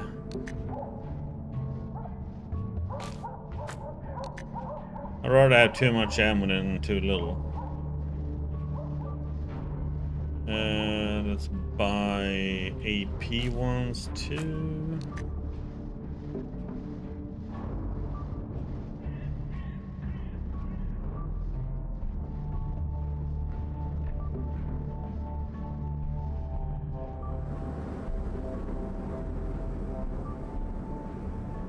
The heck? Flamethrower around? I haven't found a flamethrower, but that's cool.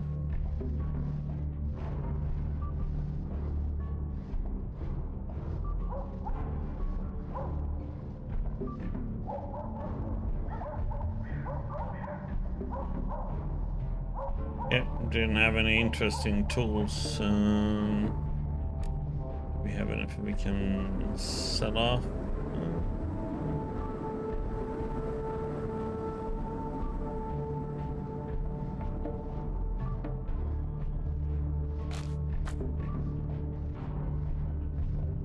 This. I'm wondering why am I keeping this one?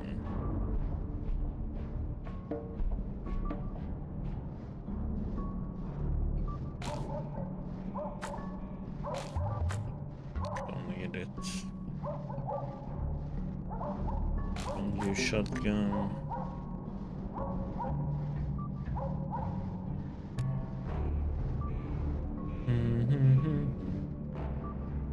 Nice amount of money though if you want some.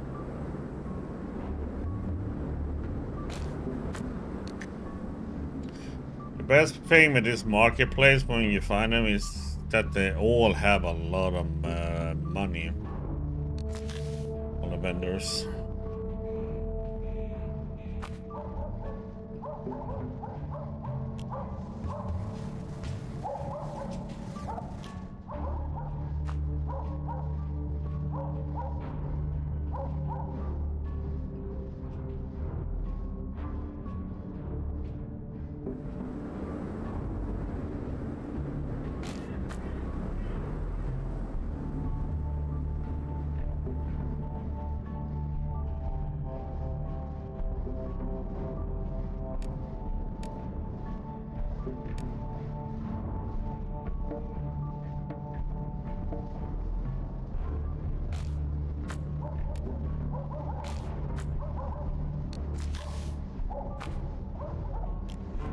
You trade empty to empty.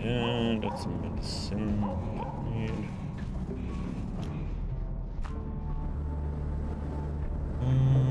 Okay.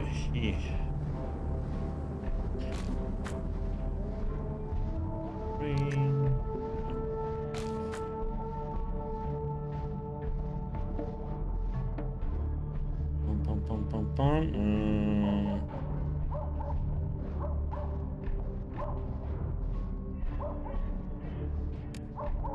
Diesel do we have? 14.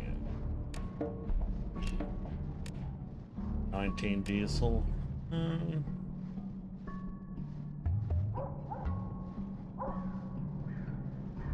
Let's see, I have that.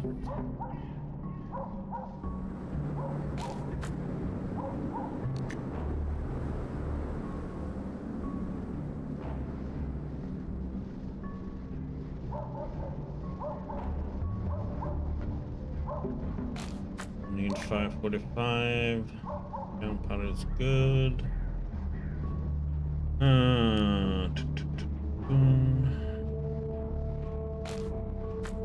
Boris.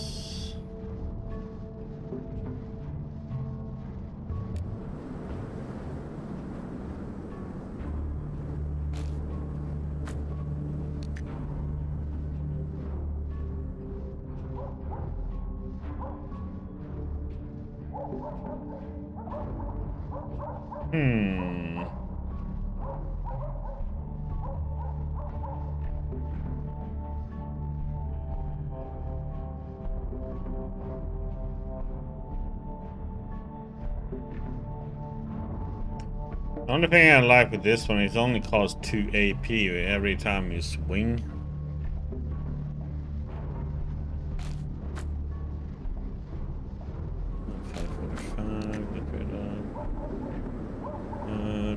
It's a hexagon.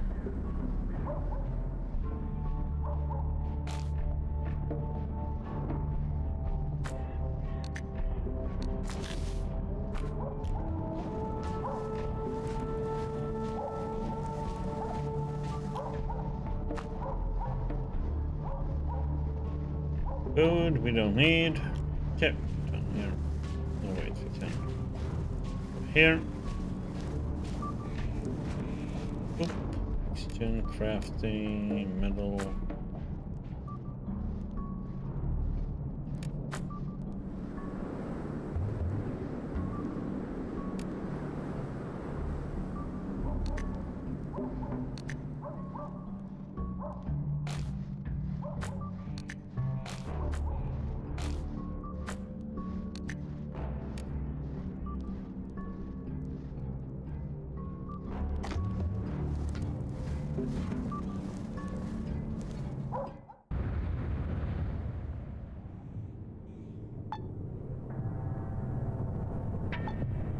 Wonder if I should go into the machine factory while it's daytime. I wonder if it's something different.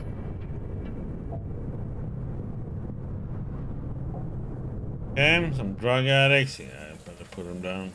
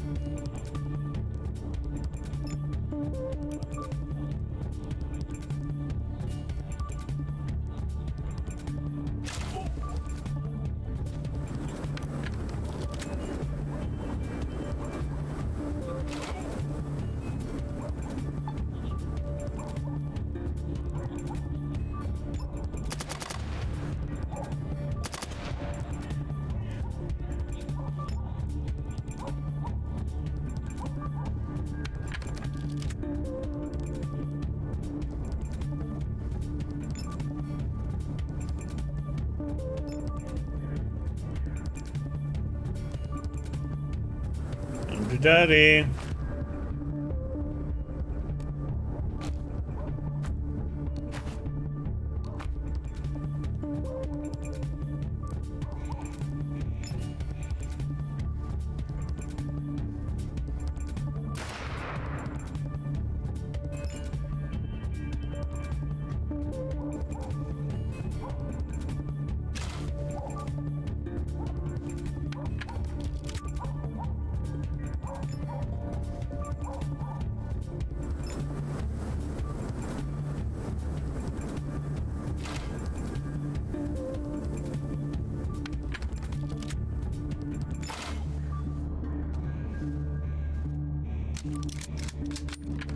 Didn't mean to loot there, but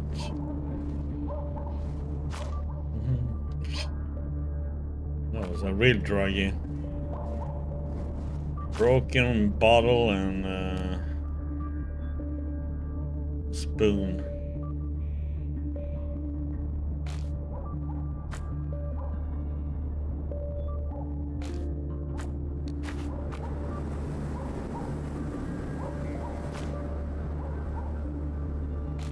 The joint goes to us.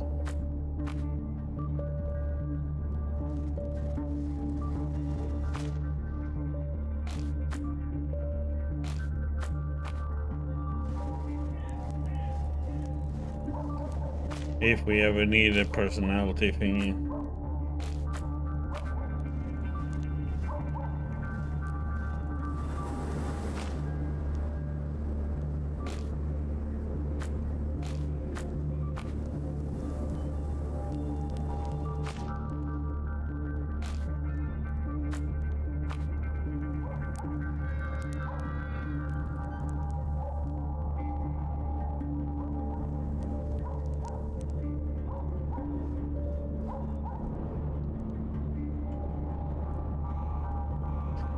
It's a little bit brutal when you pop their heads off.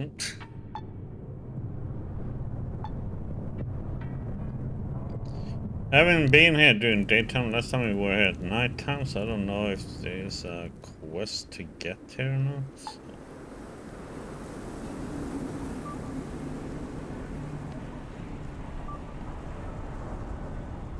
That's a guard. That's nothing new.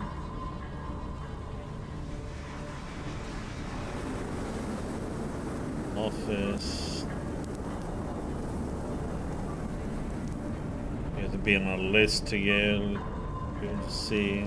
Maybe we can't just kill them all. Won't make anything useful for us.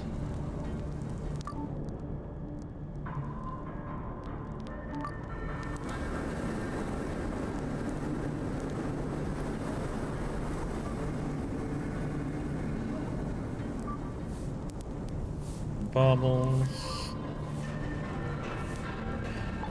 empty tin cans.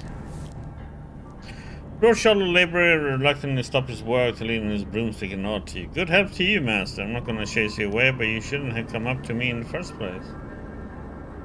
Can you tell me why? You got a problem with me? Nah, not a problem with you whatsoever. I said it was talking to a kind of old fart like me is a waste of time. A wedded traveler like yourself would find a tree stump better company. I never leave town or visit the brothels. I don't watch movies, so what are we gonna talk about? My broom? The weather? The broom is adequate. The weather is colder than a banker's heart on a foreclosure day at the orphan's home.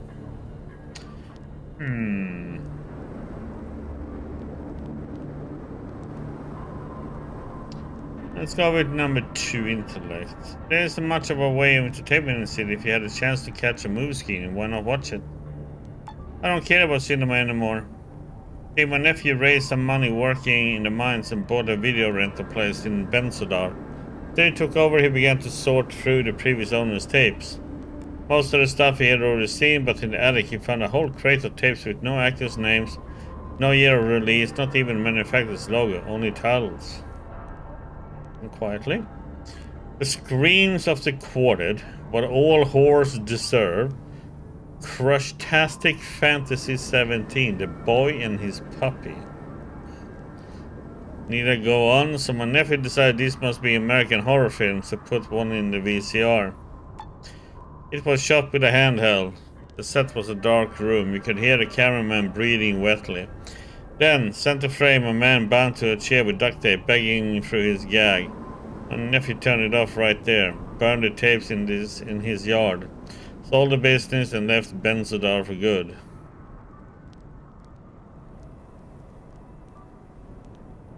Oh, shrug, got it. What else can you tell me? Anything else? Jan taps him and scratches one stubbly jaw. Eventually he flinches as if coming to his senses again. Ah, sorry, that's enough horror stories for today. I have to get my work done before the snow covers everything up again. No. Answer any questions? There's just him in there. We got our power armor in here if you need it.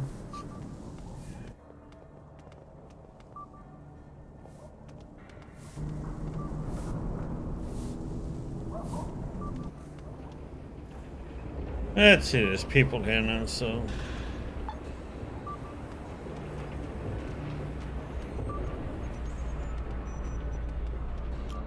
Smoking worker John slowly stretches his back and asks, "You gonna tell me to go back to the office?" "No way, I have a legal right to a smoke break. It's in the Labor Protection Act. Check it yourself." I just want to ask some questions. Heck, I've been waiting all day hoping someone would come by to ask me questions, but now I no longer have the time. Sorry, buddy. No. And tell me, what are you doing here? Isn't it obvious? I'm using my right to a smoke break. It's stipulated in the Factory Labor Protection Act. As far as I know, it hasn't changed since the last century, and it states that all factory workers have the right to a half-hour break for every 2 hours of work. What kind of an employee would I be if I didn't follow the rules, huh? I'm risking my health here, smoking so much during all these mandatory breaks.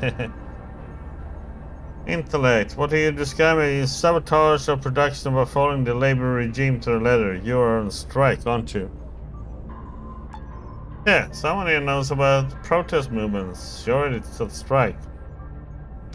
And treating management as poorly as they treat the common worker. How is it you haven't been fired? Just let them try. I go straight to the leader of the engineers union. You can't imagine how much Maritavago is willing to ignore to avoid any disruption to his precious peace and quiet. Then again, he hates my guts. Good thing nobody knows I'm skipping work. I don't have a direct supervisor like some of the others. And the fact that big shots only require monthly reports.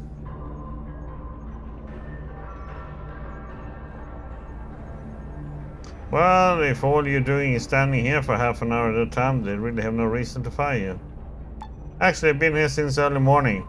See? I didn't find out about the smoking rules until I had already worked here for 6 years. So now I'm making up for all the half-hour breaks I missed. Ignorance of the law doesn't mean you shouldn't follow it. Okay.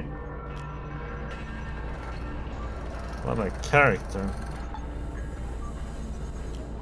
This grey-haired worker is staring glumly at his lathe. Is he suffering existential angst, or maybe this is just his working face? While you struggle with your doubts, the man takes the initiative. Don't you have a job? What are you looking at, boy? What's with your face? You look like someone just ran over your dog with a dump truck. What's there to be happy about? The fact that my apprentice stole the tellurium ingots I was given for a contract? How in tarnation am I gonna make those screws now? Intellect. Screws, isn't tellurium too brittle or something like that? Yes, sir. Brittle as chicken bones, but an order is an order. I make those gosh damn screws, and my supervisor will screw me. I hear you, so what exactly is the problem? Problem is that my apprentice stole half my tellurium blanks and nobody's seen or heard from him since. Never should have trusted that whelp. All covered in weird tattoos, and instead of a normal name, he calls himself Wet Willie. Jeez. Now he and the ingots are gone, and I'm left here with the responsibility. I could help you locate him. Oh, he's here? Okay, if you are, look for Wet Willie in the grey corner. I'm not going near the place myself, even by Trudograd's low standards. There's too many of them around. You know who I'm talking about. The man's shoulders slump and he starts hopping about and growing like a troll from the land of fairy. Seeing your confusion, he stops coveting and reluctantly explains. Talking about the gosh darn Northerners. But if you don't mind their company, go find Wheeling and get those ingots. To sweeten the deal, I'll even give you a little something when you return. Something valuable, I hope. You'll find out in due time, don't worry, it won't disappoint. Okay, we got a deal.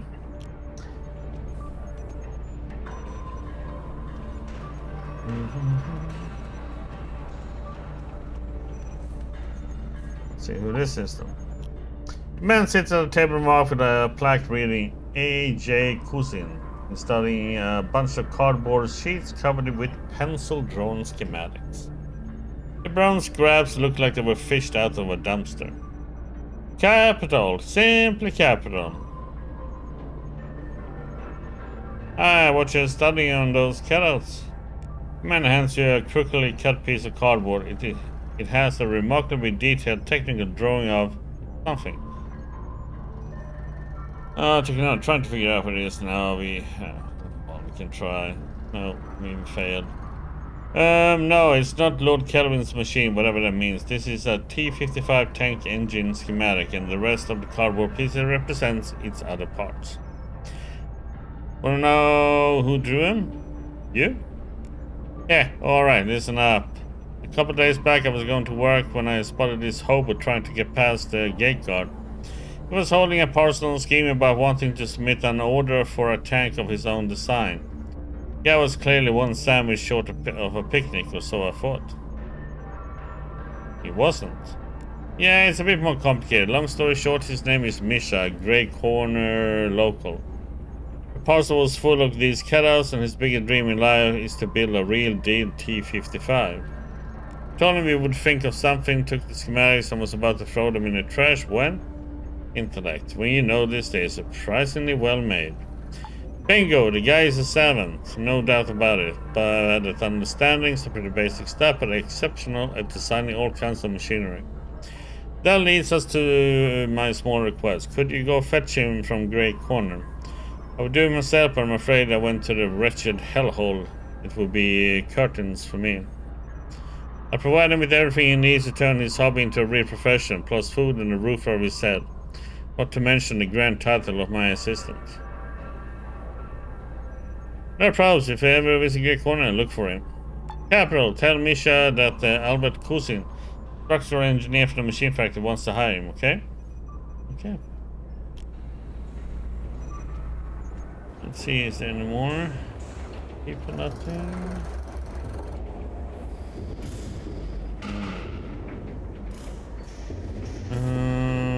Okay, we have one more factory. Just check where.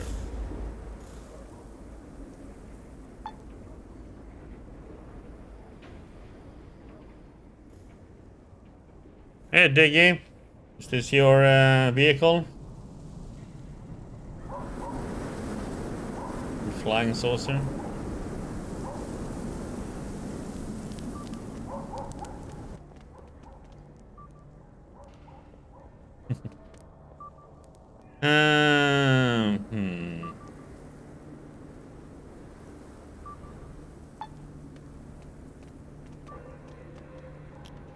No, the wandering aimlessly around the warehouse knows your interest in his modest person, extends his wide palm to you in a friendly gesture. Howdy, I'm Sinker. And you're probably lost, or you want to talk to about something. Well, I'm a little lost, to be honest. No shame about it. Where do you want to go? I can point that place out for you. Let's pump in the direction of something interesting.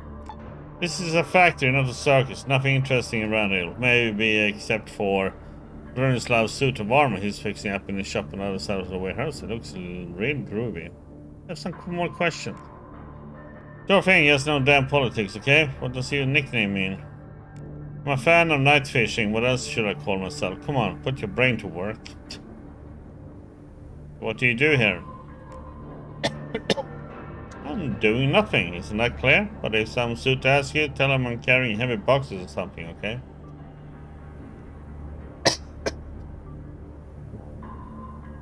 Tell me about the factory. Let me tell you, when my grandfather labored here, oh, what richer he managed to sneak back home. Built an entire summer house from what he joined from the shops. Yep, yes.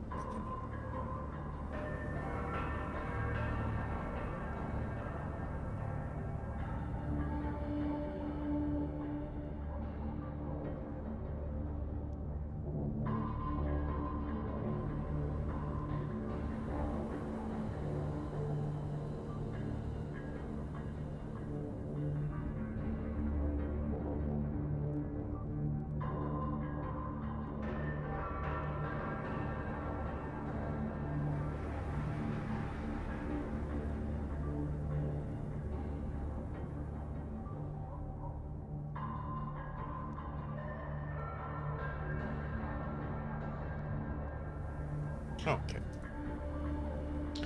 Let me tell you about my grandfather. Okay. Built an entire summer house, yeah. And when it was Dad's time to work here, he stole enough to build another one. He would have succeeded too if it wasn't for the war. Nowadays, it's a rare occasion to slip a little something through the gates. There ain't enough materials here to keep this place afloat. And you know what that is? It's the English. The spies fuck everything up for us decent working folks. Heard any good rumors? Heard that some wealthy kid from upper tiers recently went down to us mere mortals to buy black candles on the market. The people say that such candles are needed to carry out the gory liturgy and to summon all kinds of devils from hell. Why would anyone need to do this? Okay.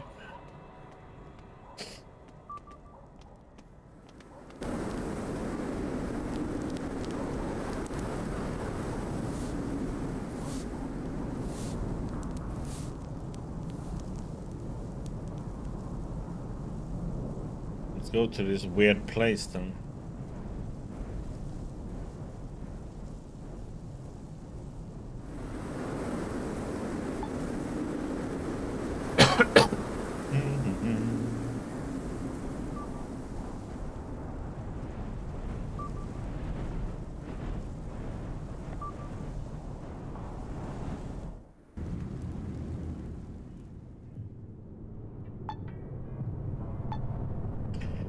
Let's do this on the way down.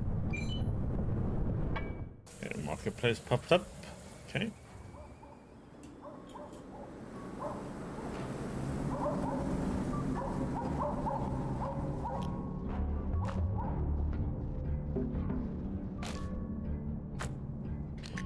Buy that, we buy that, and we buy that,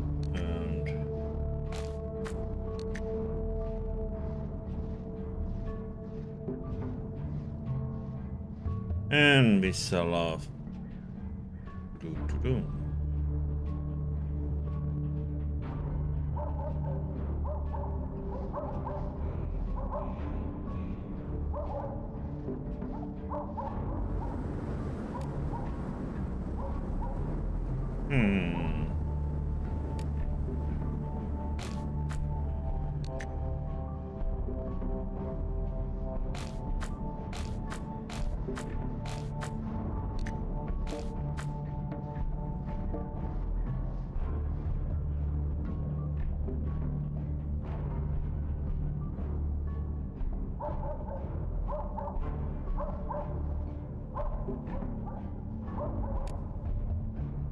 I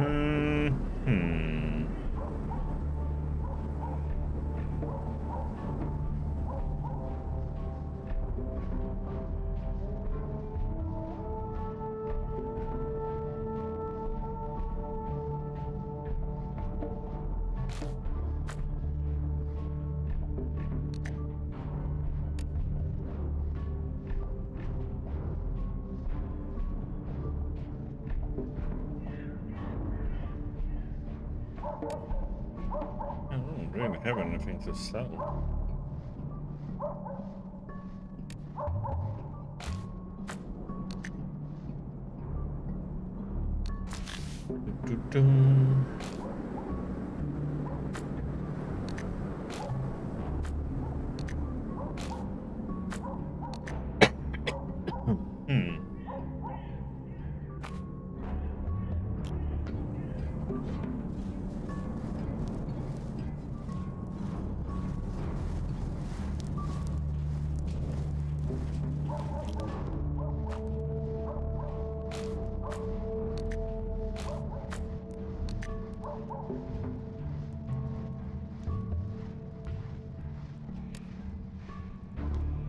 Hmm.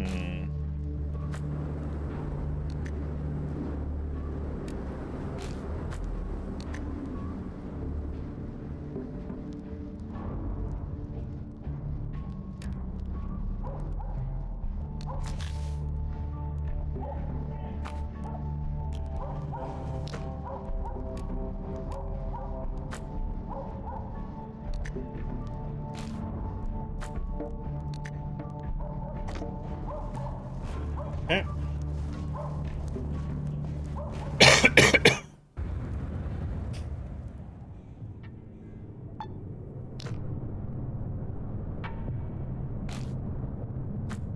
Oh, bolts in. Gonna be combat now.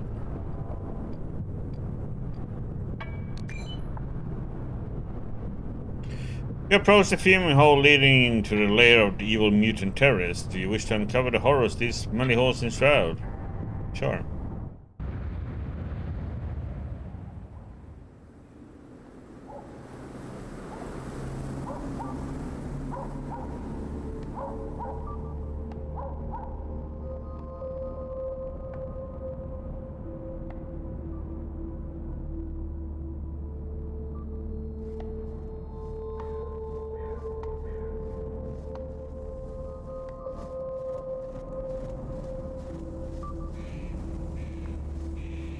There's a box. Man in the Box. By Alice in Chains. Good old song.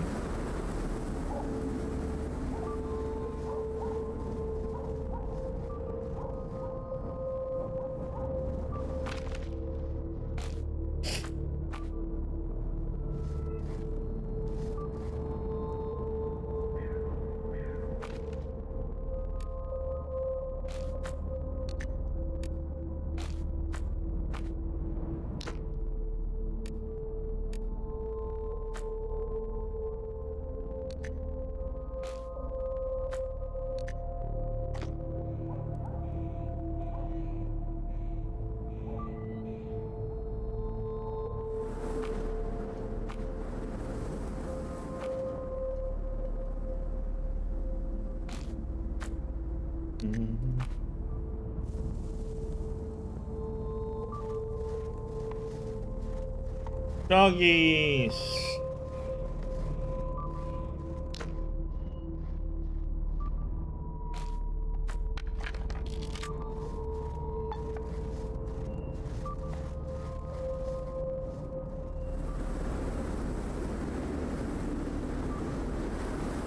Sorry, doggies.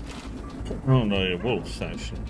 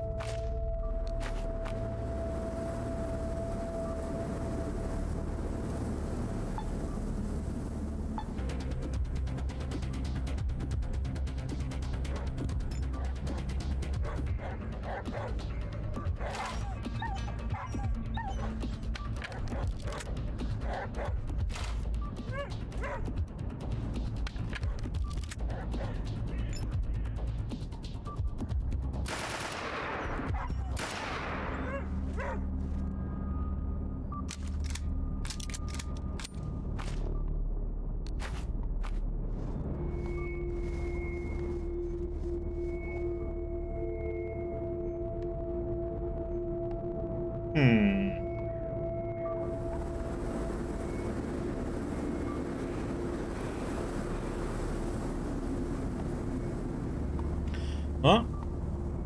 Let me switch to metal. Metal.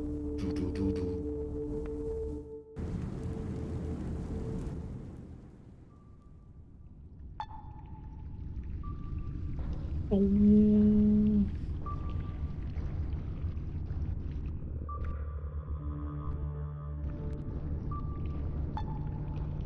well, well. Fuck this noise, we under attack. What?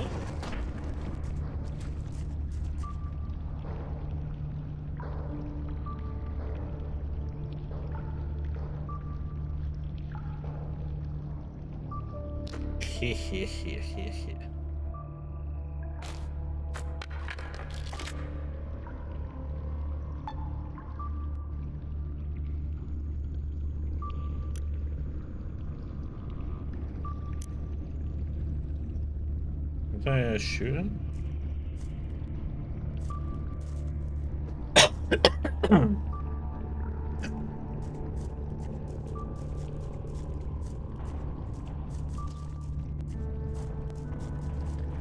Why can't I shoot them with my fire, my incinerate bolt?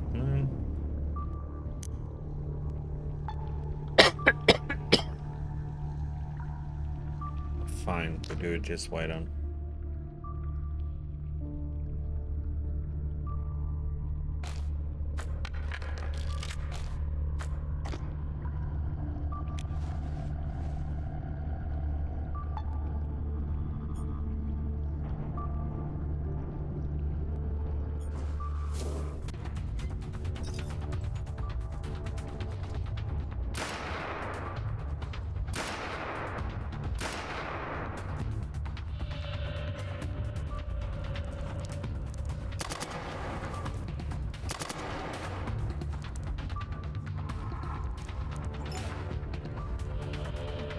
Man, excuse me? Are you stupid? Oh, fire! Let's run into it.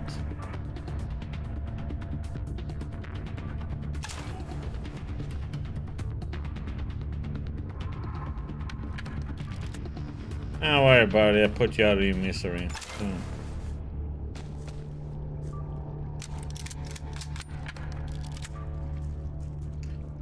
For how long is this gonna burn now?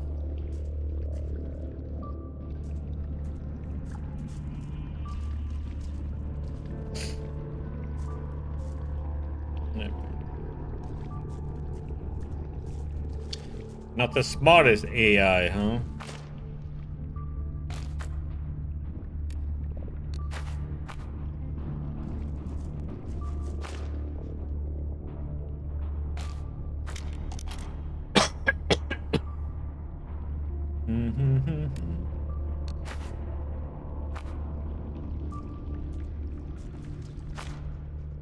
I like his name, some dude.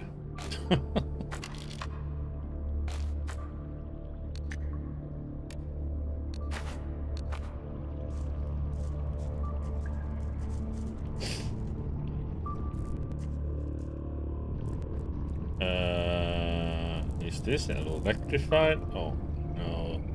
Do I need I need a power arm for this, don't I?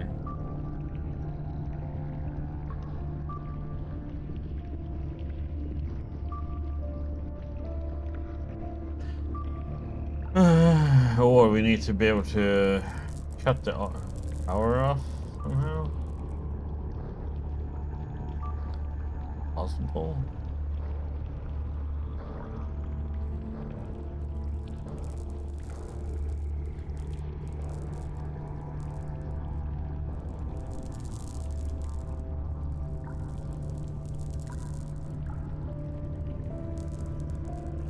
Oh, it's slimy stuff.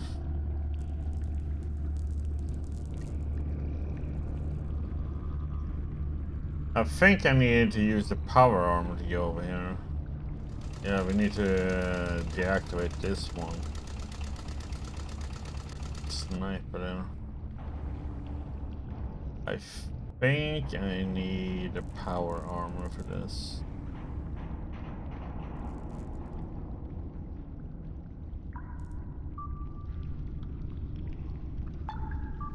I'm just gonna see how much damage we take.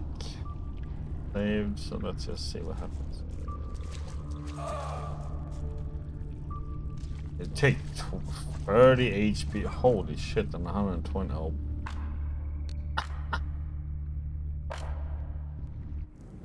Okay, I need the power armor for this.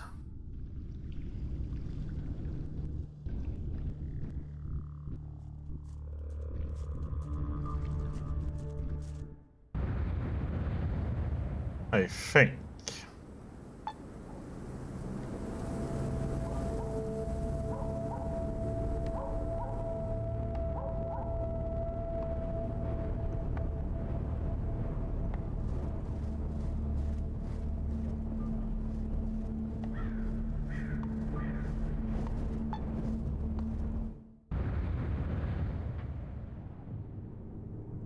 Well, let's go to Gray Corner. Go back to the machine factory and get it.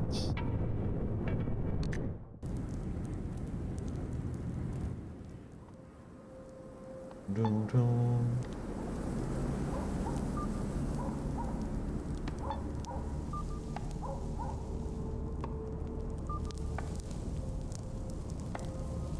Junkie?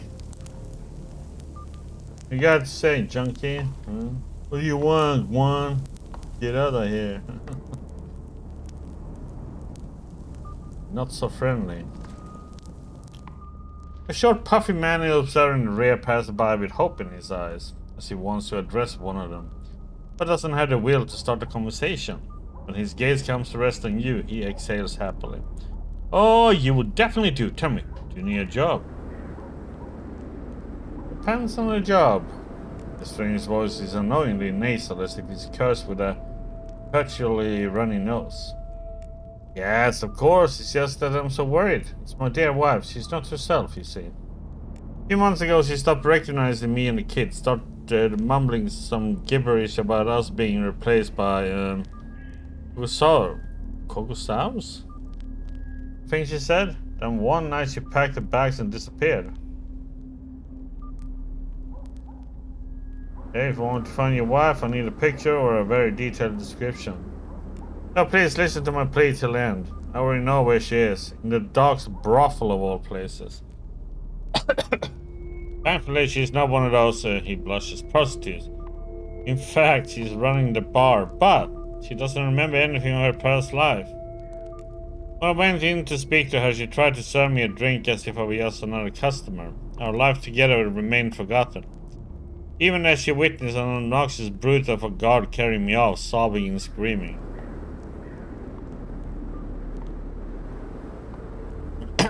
Okay, so what do you want me to do about it? The man gulps and approaches you. Your nose recoils from the stench of old sweat and despair. Call me a romantic fool if you like, but I cannot believe this mysterious amnesia could obliterate all the memories we shared, me and my irresistible wife. If I could only get her away from that degenerate brothel, I just know the memories will return. That's what I need help with. Bring my wife here to this hut. I'll do the rest myself.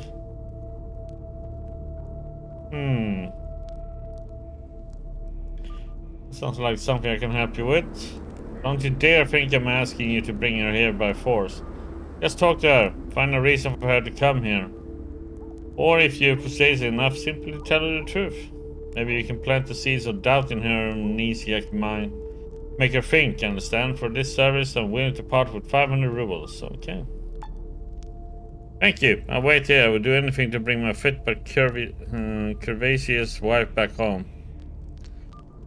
So why did you leave your kids to travel to the city? I didn't leave them alone. They're with my mommy. Okay then, what's your name? Oleg Girin. Nice to meet you. Okay. More quests. Who are you? An unshaven ruffian starts a conversation by clearing his throat and spitting in the general direction of your boots. What do you want, Slick? You're in Knave territory. You do understand that, right? What can you tell me about the Knaves?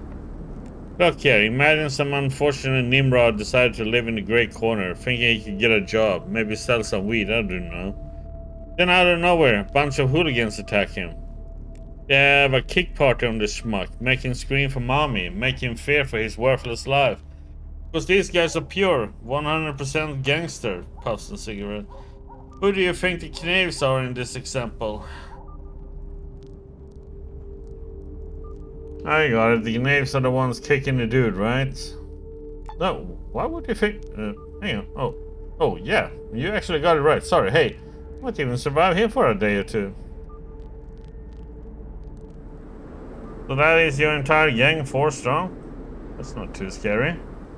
The bandit hesitates, clearly unwilling to surrender what little authority he has, but still answers truthfully. The rest of them are watching the approaches to the corner, and we are here.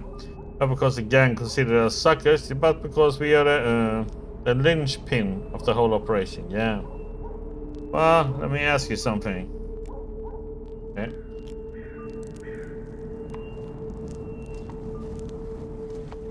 You don't want to answer questions.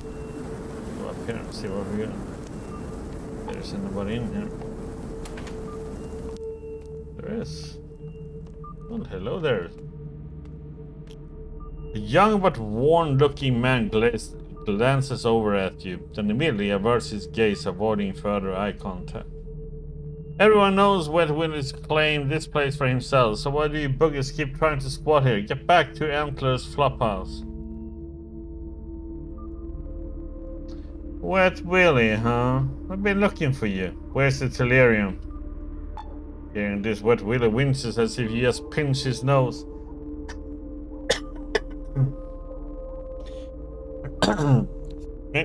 He's not denying his involvement in the theft of the Telerium or making excuses. Instead, the man looks as if he's suffering unbearable shame. You're from Idland? Everything must be going down the shit if he sent for me. Listen, I'm not gonna lie, I took those things. I know I shouldn't, but I did anyway. The problem is some shit has happened since then, and now I only got 2 blocks left. He pulls 2 silver finger-sized cylinders from a hidden pocket and hands them to you. You quickly put the Telerium away. Something with the glittering and enigmatic metal makes you not want to handle it for long. Where's the rest? Sold them to Cipollino, the local pusher. He works from the last house on the street. He hasn't resold the 3 pieces to some crook. They should still be at his place. But if I were you, I wouldn't mess with that asshole. Still, if you want to talk to him, his place is easy to find. Just follow the neighborhood dope heads. Why did you steal the blocks if you knew it was a bad idea? The withdrawal was killing me. I thought honest work would correct my habits. I really tried to hold on, but it didn't work out. As soon as I saw the Telerium glimmering on the table, I snatched a handful and ran. A half hour later, I was jacking up Lotus. Exchanged it for 3 of those babies. I regretted it when I came to. Really regretted it, but it was too late. Now I'm in hiding, scared to show my mug to the world. Want me to help me fix your mistake? Now listen, I'm ashamed of what I did and I would really to fix it, but not enough to give my life for it. Out of my way. Young people.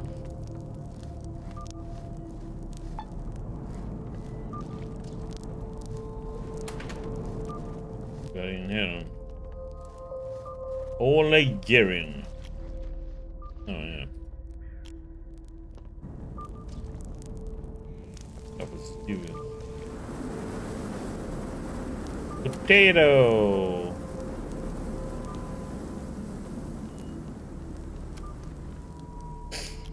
This rather provocatively dressed mutant with thick curving grunts yelling from his mouth greets you with a proposal. Hey sugar, you wanna have some fun? Depends on what you're offering. Mutant grins and jerks a thumb at the shack's crooked door. I offer you some good old commercial love that hot hush everything a man or woman could desire. This here would be perfect for Sean Connery to read. A girl fit for any bloke. Pitch like a rep melange. And that butt, oh, let me tell ya. Before the war, they would have kept something like that in museum. Pimp extends his hands to display the alleged size of his prostitute's caboose, then continues. Got a rent boy as well. Never tried it with him myself. But at least he doesn't have any diseases. Both of them are experienced professionals. No quirky freaks like toasted broads by the docks. You can get them in any combination you like. Interested, sugar? Politely, isn't it hard walking around with those tusks? Newton wipes the trickle of saliva from his lower lip and gently touches the sharp tip of one of his fangs. I was pretty upset when they first started to grow, but now I wouldn't trade them for anything. First, they got me my nickname. Second, they make me look scary. And a scary pimp is a pimp who always gets paid. Okay, can I ask something else? No problem, sugar, but I only answer questions about my employees. Even the wish Ganesha himself wouldn't be able to make me start gossiping. Beechcraft, hey buddy, why is this door closed? You're not keeping slaves back there, I hope? No slaves here, sugar, he snaps his finger. They are professional with lots of experience. I'm just a lowly guard providing a bit of security. Anybody could barge in without paying if I wasn't standing here minding this door. Okay.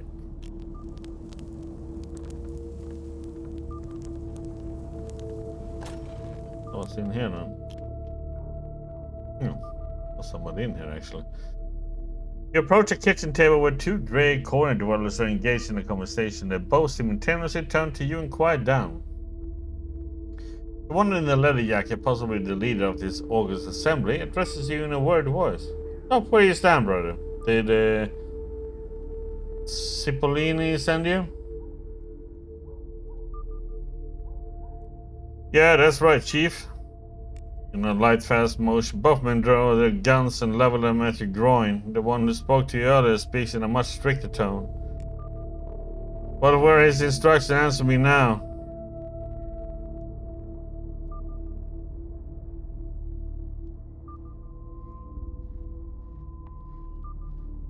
Bitch crap. Whoa, calm down, buddy. I was just messing with you. The two visibly relaxed. The guy who dressed you first looks confused. Don't joke like that. If that ass didn't send you, what do you want? What's your beef with this Cipollino feller? Cause that guy is a pumpkin-faced gist burglar. Really wanna know? Listen to your own peril. Cipollino is a local drug dealer. He sells everything, especially Black Lotus and even some stims his suppliers cook up in a dirty basement someplace. Me and my friends are against his vile activities and he knows it. That's why I thought you were a hitman at first. That's some tangled up shit right there.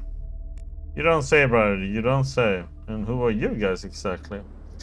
Concerned citizens, that's who. Yes, so happens we have to stay in this rough neighborhood while we search for work.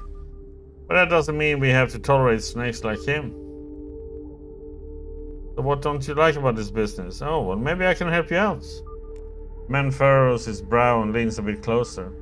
Brother? Do you really want to help us? That's just... He hits himself on the chest. That's just ballerific. Yeah, so is there anything specific I can do to help? Here's the thing. We need to eliminate this Cipollini bastard, and there's only one way to dispose of such wild scum. Murder. I can see you know your way around a weapon. Kill him. For all the working men and women he got addicted to poison. For all the wee babies left without parents, and if all that ain't enough to move on, for all the loot you'll get from his shanty and the reward I'm gonna pay you afterward. Fine, I'll see what I can do. Name's Morsov. Come back and tell me when it's done. Not many people in the city have what it takes to do a good deed, but I think you're one of them. Yeah, you do that. I gotta go. Yeah, I don't have any problems killing people. You already done that before. A drunken red-eyed ganger squints at you and unceremoniously pokes you in the chest. Hey, Billy Goat. This is Knape territory. Step out of line, I'm gonna break your freaking nose. Got that? Before I go, I will ask a bunch of questions. Hey, Billy Goat, first I gotta ask you a question. Are you a duck or a goose?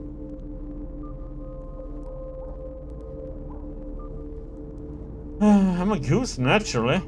Hey, goose, ask me anything, but don't be intrusive. Ha ha ha, no, I mean it. You can ask anything as long as I got this nice buzz going. Yeah, gotcha. What's your name? Call me Beerus. My actual name is Boris, but I like beer a lot, especially after smoking a good fat joint. Tastes better that way. You can tell me about this place. There are 3 important pillars in the Great Corner community. The first is our gang. Second, the inn. And the 7th is the bloody murder everyone's committing all the time. No place for weaklings in the good old Great Corner. No, sir. I'll eat you alive, kid. Are there any good rumors lately? I was sitting around with a couple of my coppers in the Dead End Inn the other day. Maybe a new scam. Something about a secret KGB bunker or something. Listening to Antler whining about his aspic troubles, even offering a reward. When suddenly, a real-life honest-to-God hedgehog ran through the room. It was completely bald, too. No spines, nothing. Can you believe this? Not some talking rat or a giant wasp, but a real bald hedgehog. But the nature show does cook up some weird fuckery sometimes. Okay, dude. You need to lay off whatever you are on. What the heck? Oh, look. A naked, hedgehog just running through the place.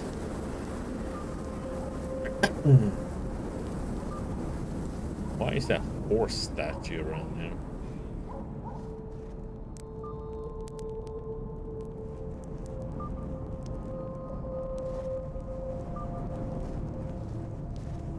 What are you looking at, buddy? A skinny man in greasy tank helmet addresses you. He seems a bit out of it. Well met, friend. I am Misha. Do you want to look up the sky with me? It has such sights to show us. Are you the same Misha who sent tank schematics to the local factory? If that's you, they want to offer you a job. That sounds wonderful. When I heard you say it, I was so happy I forgot that I already have a job. I draw wow shares for fried Fyodor from the Knaves gang. I don't think he would let me seek employment elsewhere. No matter how hard I work for him, he only pays me in beatings. If I ask him to let me go, he will cripple me for sure, if not worse. We'll see about that. For now, tell me about these wow shares. He has pretty papers, scratched at the back of his head. Like a ration card, but for the rich. They print them in 7 heaven, and I make exact copies for Fyodor. Whoops. Hope that's not the same as counterfeiting. Can you draw a wow share for me? No, can do. Fyodor used to get special paper for wow shares from the factory, but since the situation in the city is soured, it's almost impossible to get more. Got it. Okay, I'll discuss your future with him. You're not joking. No one in the right mind would mess with Fried Fyodor. At least not if you knew why he has such a nickname. You underestimate me, brother. Godspeed, friend. I completely forgot. What were you staring up in the sky? The weird fellow smiles and points up, apparently at a cloud of no particular shape drifting over Trudograd. Doesn't it look like a T-62 tank? If I was Mother Nature, I would sculpt such clouds every day to mark that noble machine's contribution to military history. Intellect. You, my friend, are experiencing pareidolia, the tendency to see familiar objects in the abstract forms. Traveling doctor told me the same thing when I pointed out the platoon of Katyushas shelling a squadron of German tigers in the waters of a river. He was a boring guy. Don't be like him, please. The only thing worse than a boring person is a knave. Okay.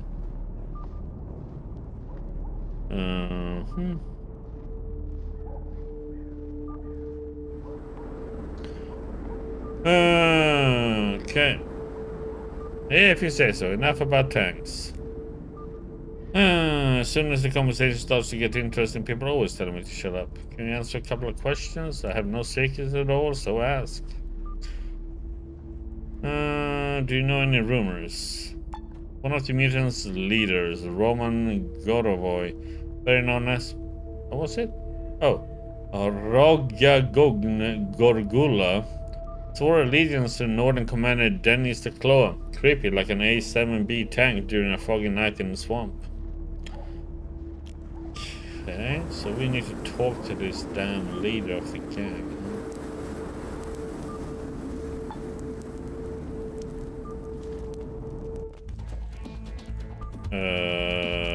Why?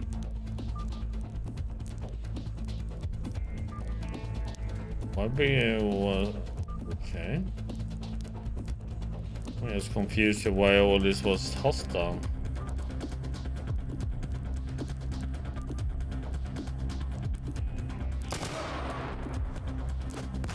What the actual heck?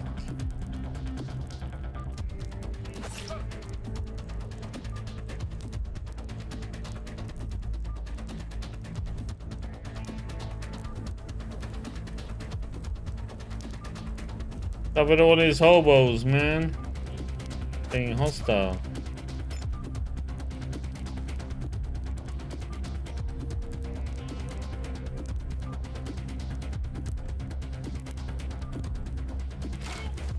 Glue sniffer? Don't sniff some more glue. Anybody else have a shooting weapon? You seem to have something more to throw.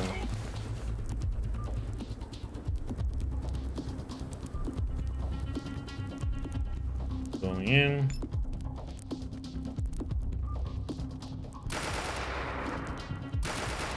And shoot them all.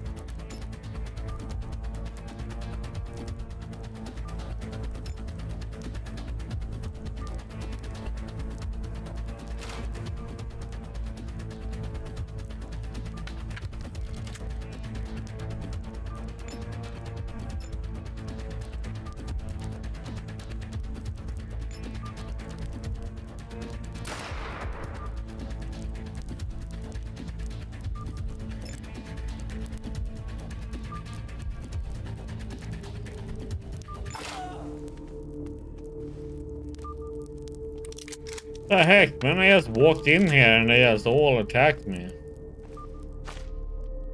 Bums.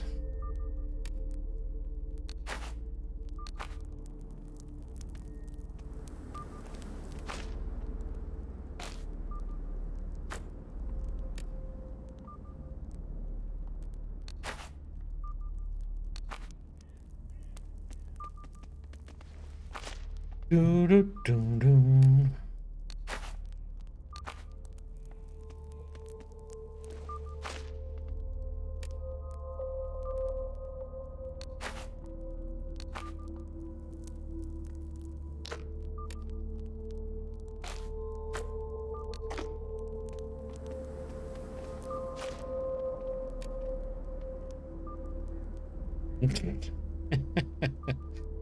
Beer mask, yeah. Oh, that is a nice little melee weapon, though. I think that's what we had in the first game. As a melee weapon for a while.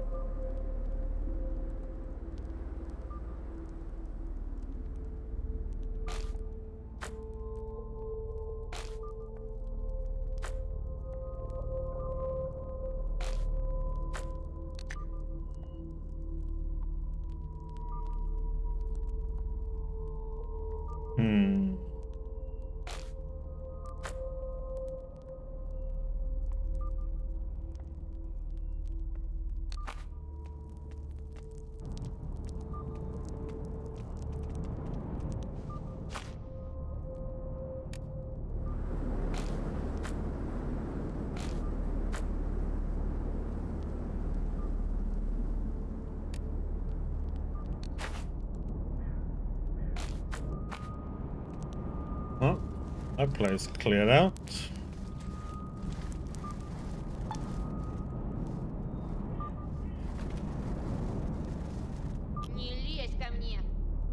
The pacey, aggressive-looking woman stops you with a rough shove. What do you think you're doing, dummy? Let me guess, you want to ask some questions or something stupid like that? Well, you're on Knave territory and we ask the questions around here. Oh, if you don't have questions for me, can you answer some of mine? Oh, hold on, you know that what life on the streets taught me? That there are two kinds of people. Those who know the Knaves are the best. Those who think we are dum-dums like the rest. Which kind are you?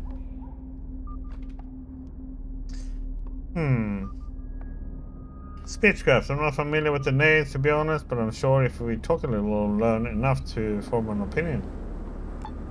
The woman responds with an unwilling nod. Got away with words. Alright, ask away. What's your name? Name's Lings. Of course, I scratch anyone's mug into bloody ribbons with my claws. You got that? What do you do in the gang? Bake pies and darn the boys' socks when they get holes. Ha! As if. Do everything the other guys do. Cut people up and extort money from dealers. Both genders are treated equal in the ranks of the knaves. What can you tell me about this place? Trudograd is not a sea, nor a lake, nor even a well, but it still has a rock bottom. You're standing on it, dummy. Had any good rooms lately? House and local studios took a job from a rich foreigner. Only they mucked it up and couldn't finish the task. Now they're asking cash for an introduction to this guy. Whoever pays up gets to take on the same assignment that failed. Yeah. Or statue. Nice statue, or at least it used to be. Let's see here. How do we... Oh. Path.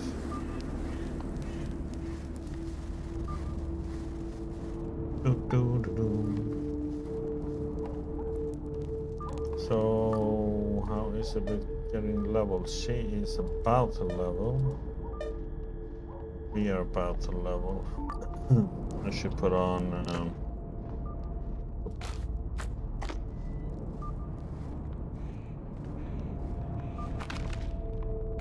coffee.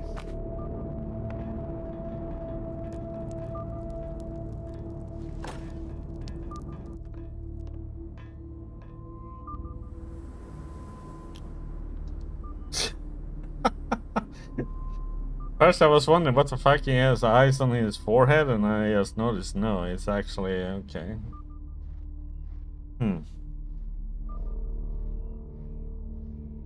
You freeze when the shack dweller turns to see who's invaded his home and involuntarily display his mutation. His eyes protrude from the sockets on short fleshy stalks. Worse, they are moving about while he inspects you from head to toe. What luck! You're not one of us and you're not one of the local hoodlums, just a regular old normie. Say, do you have access to the second team? Sure I do. Why do you ask?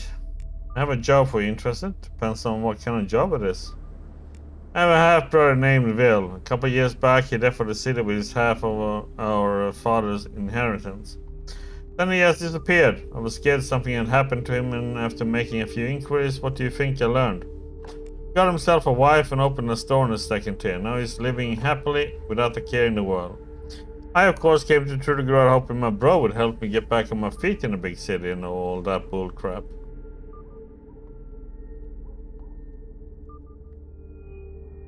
You sure that there's a mutant living and running a store in the city's upper levels? Sounds a bit far-fetched. That's what you would think, but I went to his shop one day. As some kind of clatter, then the doors flew open and a mutant woman rushed out in the street. My brother was pursuing her with a mob screaming, "Freaks like you aren't welcome in this establishment." He was so angry he didn't notice me, but I sure got a good look at him, since Buffy had a speckled skin and eyes like mine. But at that moment he looked just like you, or any other standard person. It was then that I realized what happened. Care to elaborate? When we were still small, he was able to suck his eyes into his head for a couple of minutes at a time so they looked normal.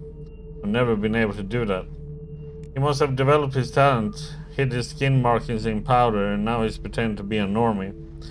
That would explain why he never wrote to me and why he kicked that mutant broad out of his shop.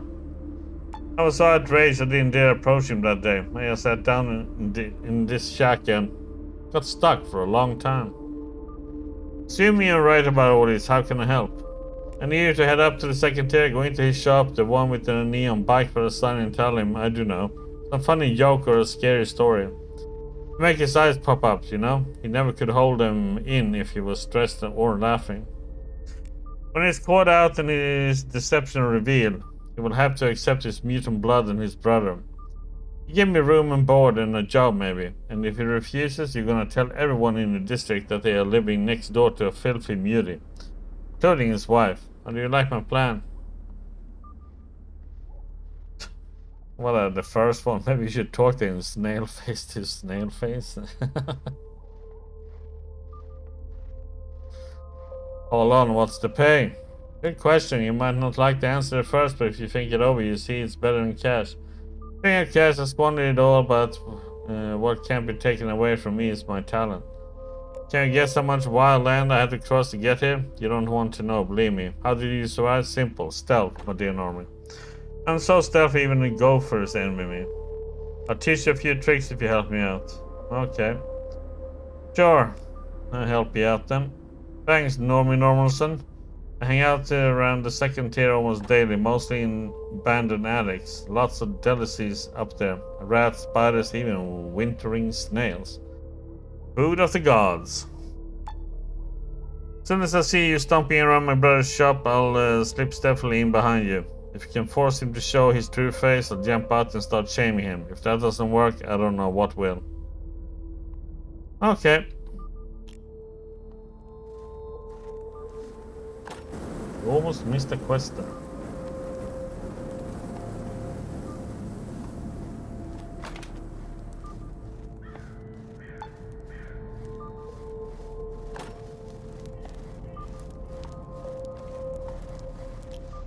Tough Johnny and Dirt Jack is watching you with a dumb but friendly grin. Despite his welcoming attitude, you notice his knuckles are bruised. Seems like this guy is a ferocious fighter. Heyo!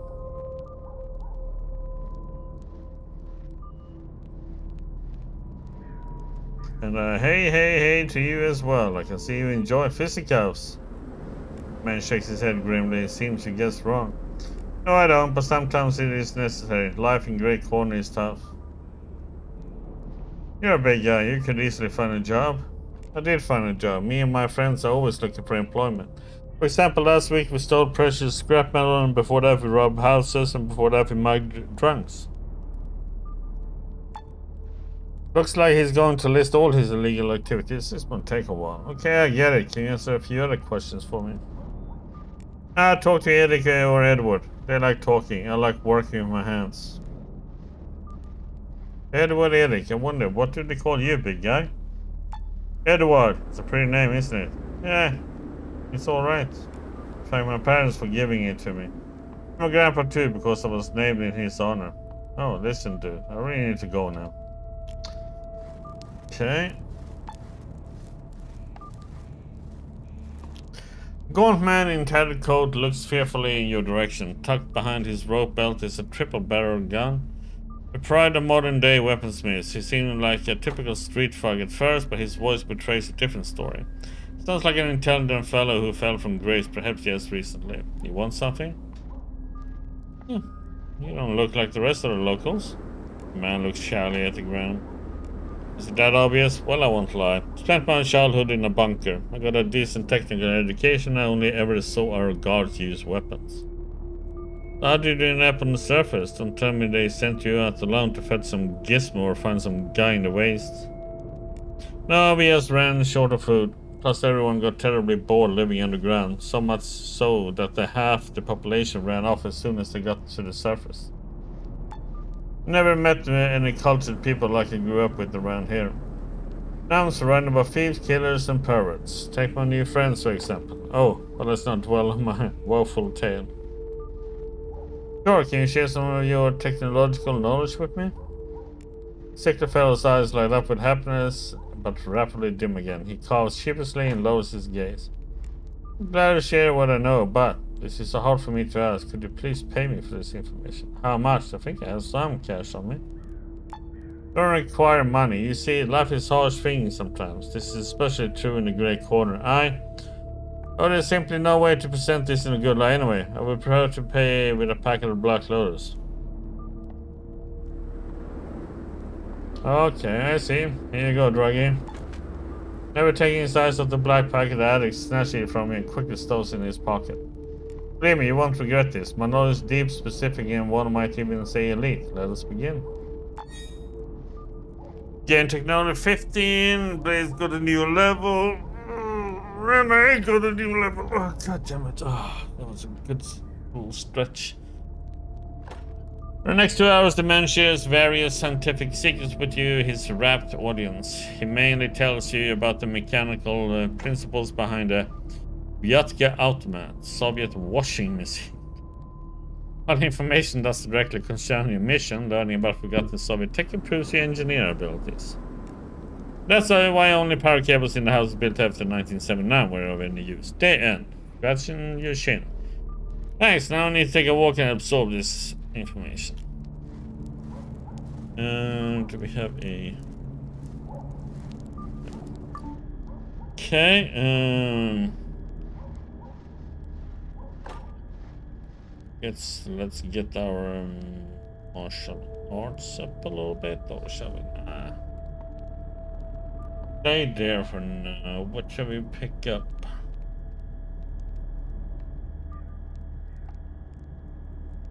Let's go with our lock picking.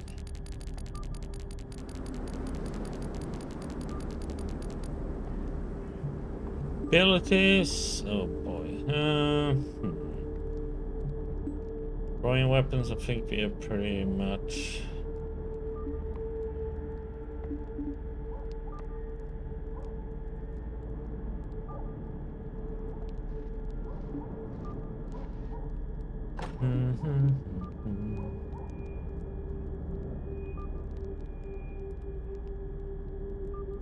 Throw further.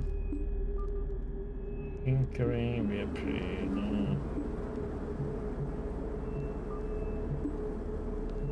Martial arts. Let's see, Dodge Master. God damn it, I need 5 points and 1 short. Place.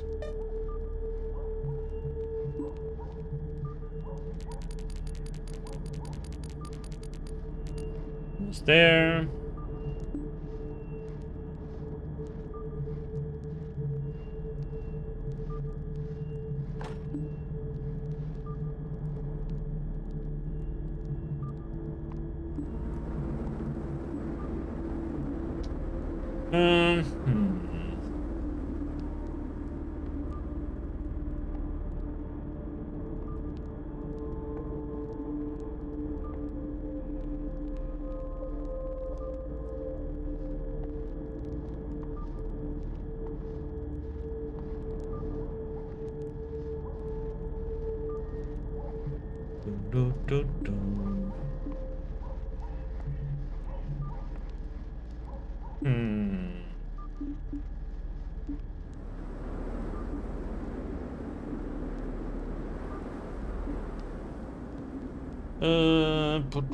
I don't know what we're really gonna give her.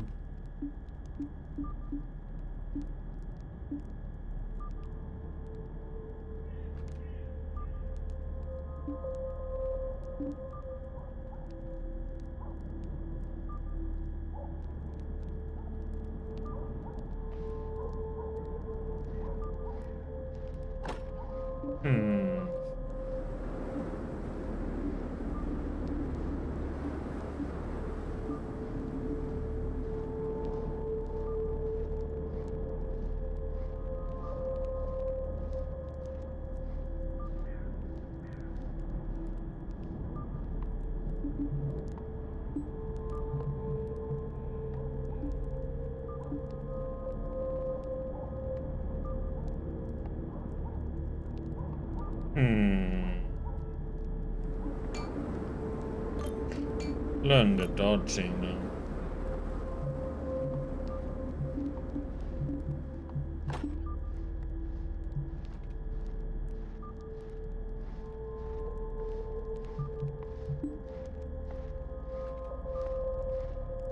Many new quests, man.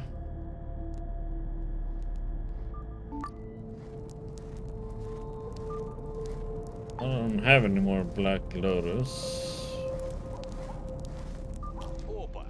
Even before you approach, you can see the man watching you with a shit-eating grin on his face. As soon as you're in range, he attempts a handshake. Hello, hello, hello, buddy. What brings you here? We're able to respond. The man abruptly falls silent and points at your portable radio. Dude, is that thing yours? No? Who's asking? Right on, I haven't introduced myself yet. My name's Eric. Yes, Eric. Nice to meet you and all that. Did you know you can contact the hidden KGB bunker with that radio you got?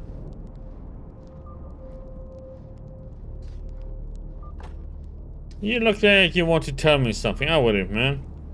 Lieutenant Radio might be able to contact a certain bunker, not just any grimy old bunker, but a very special one, loaded wall to wall with Soviet gold. Let's say I would like to learn more. Do go on. Everyone knows that deep beneath Trudograd is a hidden KGB bunker which has been stored in the USSR's gold reserve since '86. A Soviet Fort Knox, if you will, but nobody knows how to get inside. Except some people say master handyman and former Nazi rocket scientist Dr. Klaus Handjob. Handjob? Okay.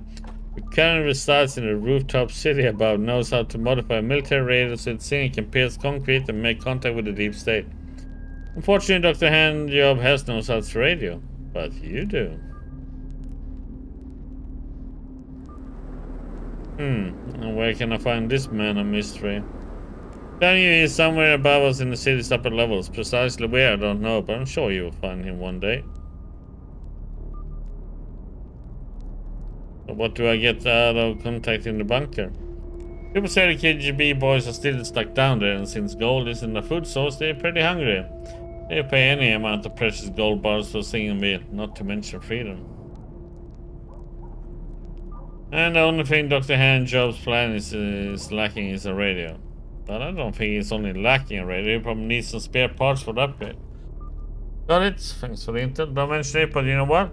When you invite him to meet Dr. Handjob in your travels and persuade him to upgrade your radio, definitely require a couple dozen pieces of scrap. Then you'll have to run all over Trudograd to find them. You know how it goes. That's why I advise you to start before you even meet him. I, for example, sell rare microchips that you can't find anywhere else in Trudograd almost. And I'm only asking 30 rubles a piece for them. Sounds like a fair deal, huh? Now think about it. Meanwhile, could you answer a few questions for me? Please ask whatever you like. Tell me about this part of the city. Fate decreed this place to be a haven for drug addicts, filled with bandits and squatters.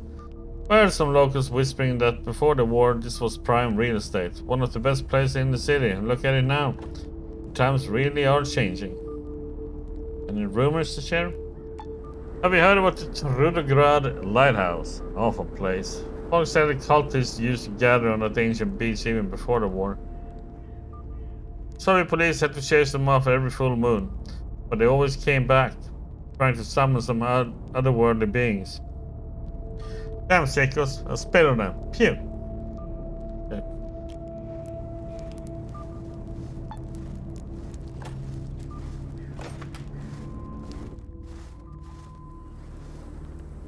What the heck is this place then?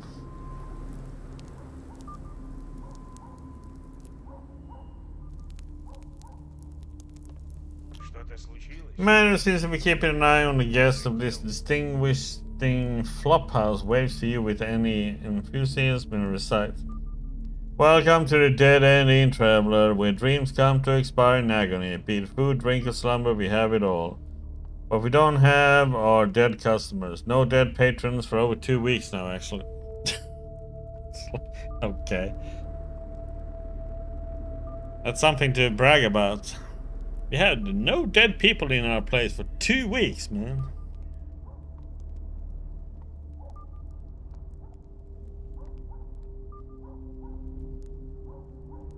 Only 2 weeks? What happened before that? Did the bed bugs bite someone to death?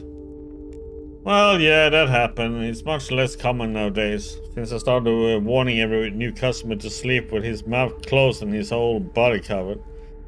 Still, the mice and bugs are like fun-time buddies compared to what's living in my cellar. Oh, and what do you have in your cellar? Aspics, living jellies. You know what I'm talking about, right? They look a bit like candy, but in reality they are acidic blobs with terrible tempers. God knows I can't fight them alone at my age, so I just lock them up, the boogers. Yeah, so be it. Let me kill them then, man. You really help this old man? Thanks, kid. Entrance is beneath the rug. Alright, open up. Okay, can't, oh, crap. Oop.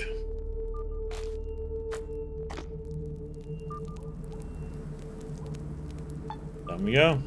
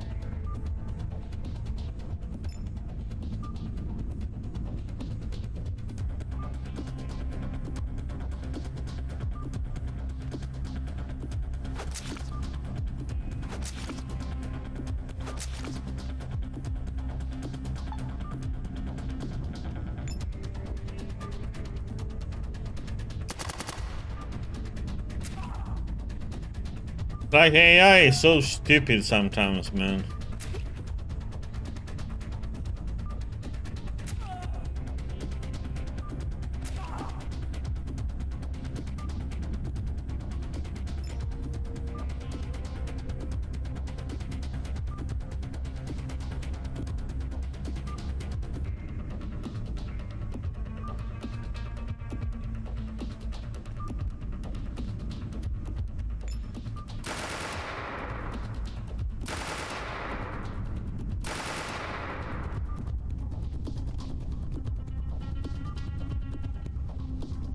Oh yeah, let me just run out here where there's two enemies standing and don't shoot at them. What? It's like, okay.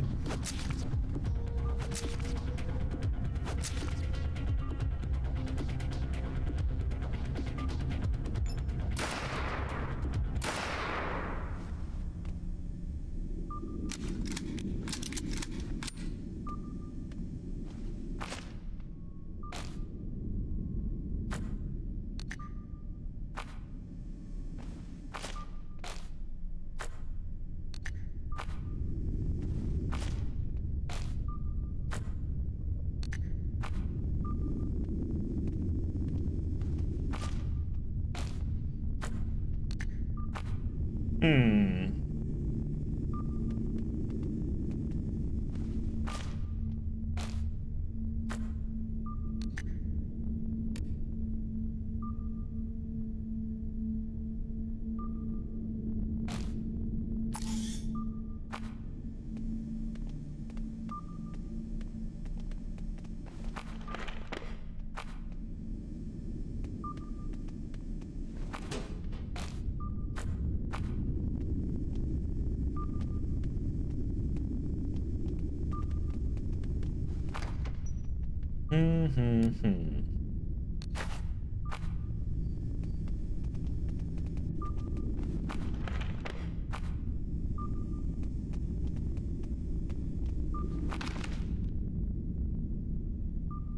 Hmm.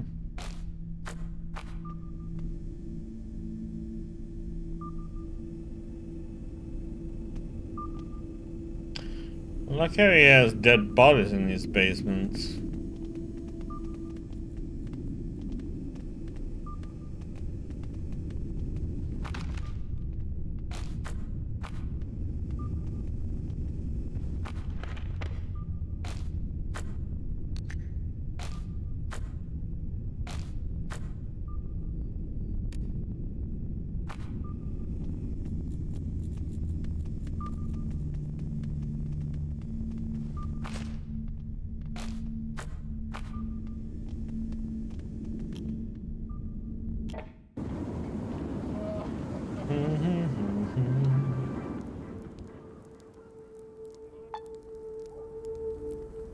Hey, buddy. Clear it. How about the cellar then? Dude, why are the corpses lying around in the cellar? Stay quiet. Nothing criminal is going on. That's what you're wondering. I collect these debtors from the streets. Know how chaotic the situation in the city is, right? Fights break out all the time. There's a couple of fresh corpses to be found every night. So I drag them down to the basement, where I used to before the aspects showed up. Speech crap. Why do you need them, though? I doubt you're cleaning up the streets out of altruism. No, it's not altruism, but plague is likely to break out when there's too many corpses laying around. My cellar is cool and dry like a morgue. I have another reason too, but it's super secret. A woman from the dogs buys fresh deaders from me, but you will never guess why. She feeds them to her pet nibbler. If you believe in the afterlife, watch yourself in the grey corner. You die here and get fed to a giant rodent, the devils of the nine hells will mock you for all eternity. So that's what it is. Yeah, that's just the kind of world we live in, bucko. I think I murdered every single aspect in your basement. Yep, I was watching through a hole in the floor. You got all of them. Good job. Here's 200 rubles as promised. No more, no less. I'm almost bankrupt as is. Yep.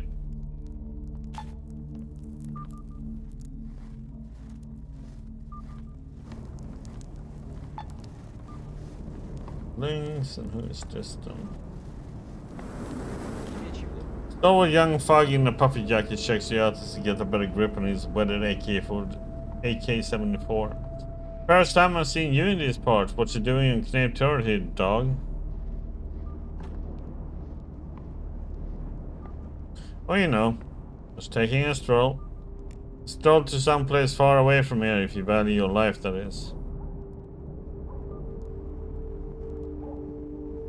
Oh, so scary. Was that supposed to be a threat? Nah, just giving you a fair warning.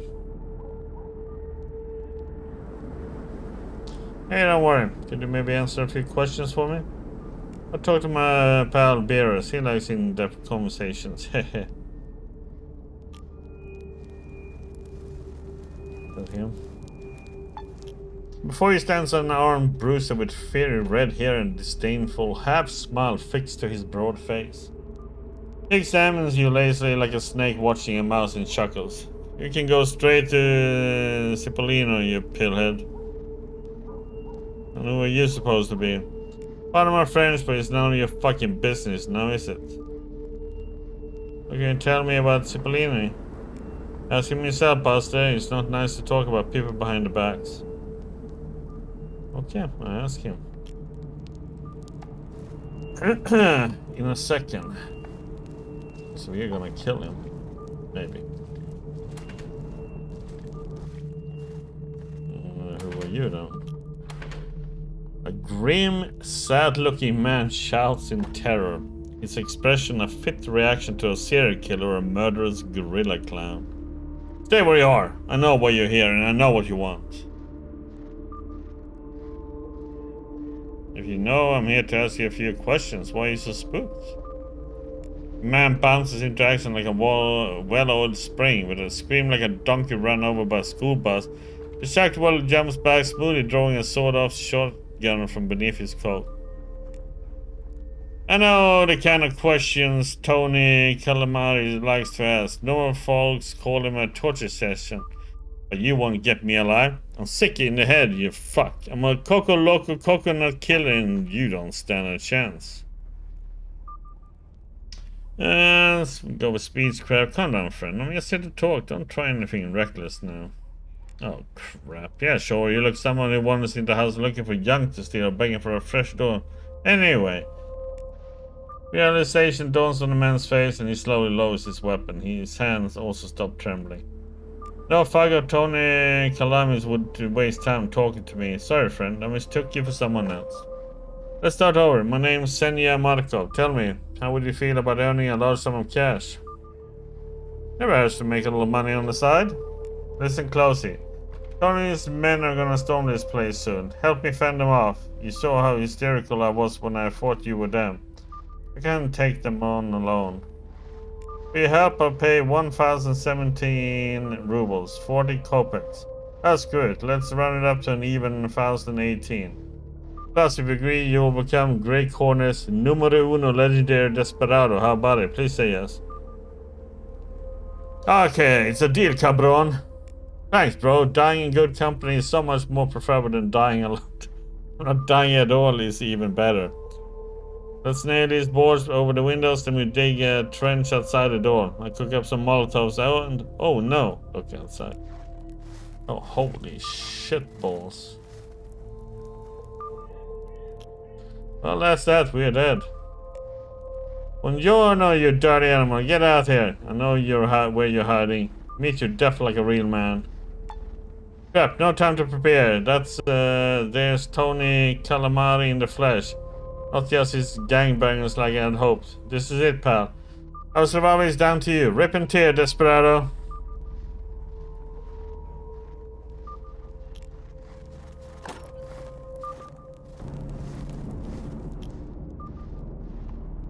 Dark-haired man with carefully waxed mustaches smiles at you from a crowd of gunmen and grips his machine gun close. Well, well, well, Marco. Never guessed you had such interesting friends. My collective has no problem with you as long as Marco didn't pay you with my money. If that's not the case, why don't you be a pal and leave? I want to see if we can do anything here.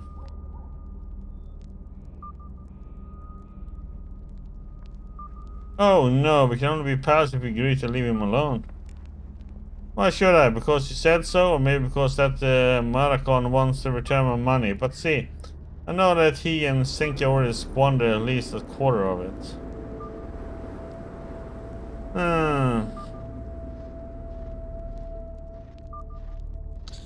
Well, let's see speechcrafting intellect here. Tony, my good fellow, you're a man of culture. I know you will listen to facts and reason. Let me prove to you why it's in your best interest that Marco lives. Oh, we failed.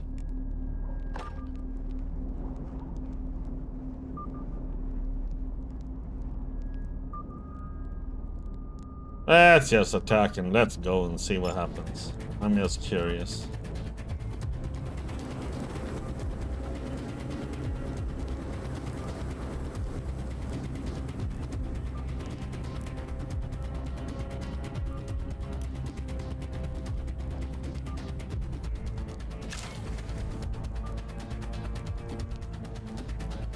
Okay, so who is the next we need to kill? He has an AK, shotgun. Oh, there's so many that has good weapons here.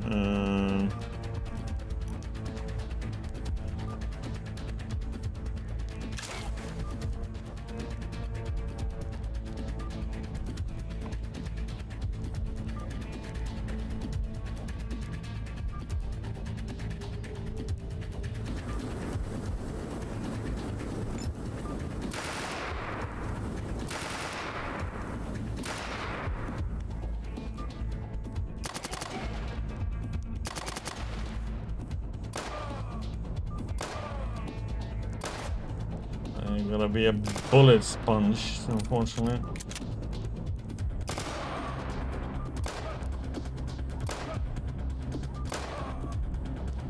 Holy shit.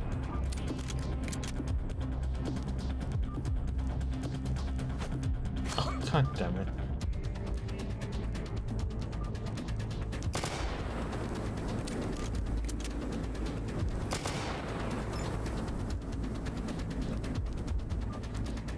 I need to heal.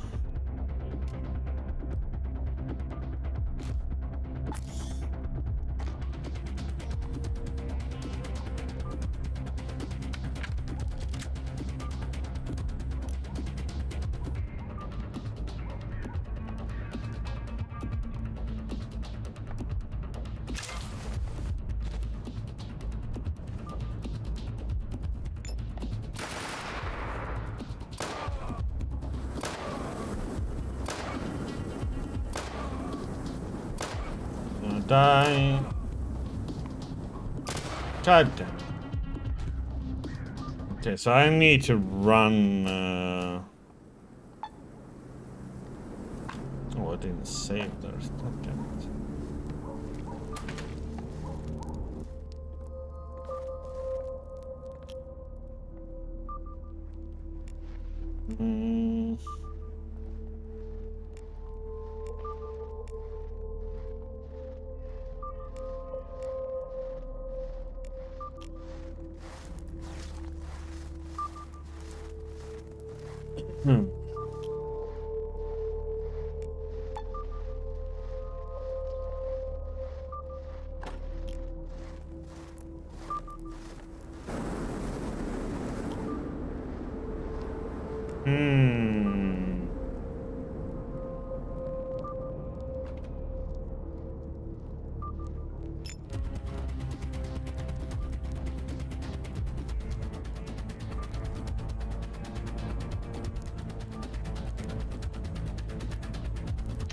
Will I kill them if I do a...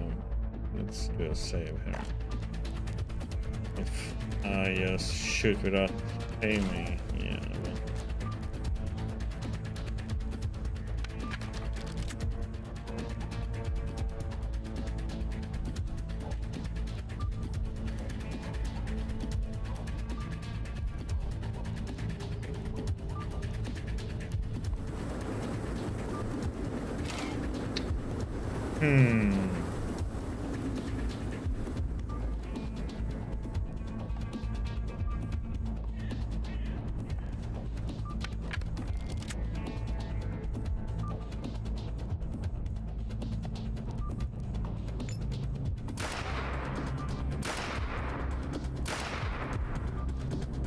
How the heck did he take so many hits?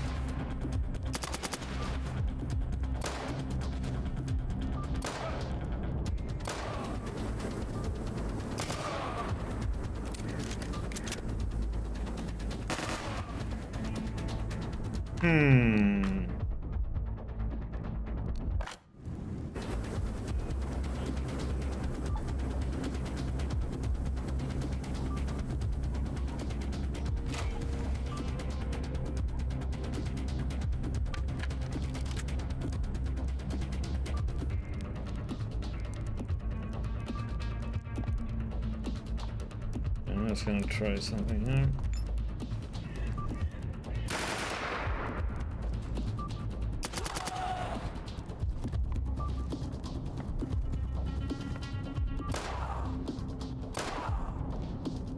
So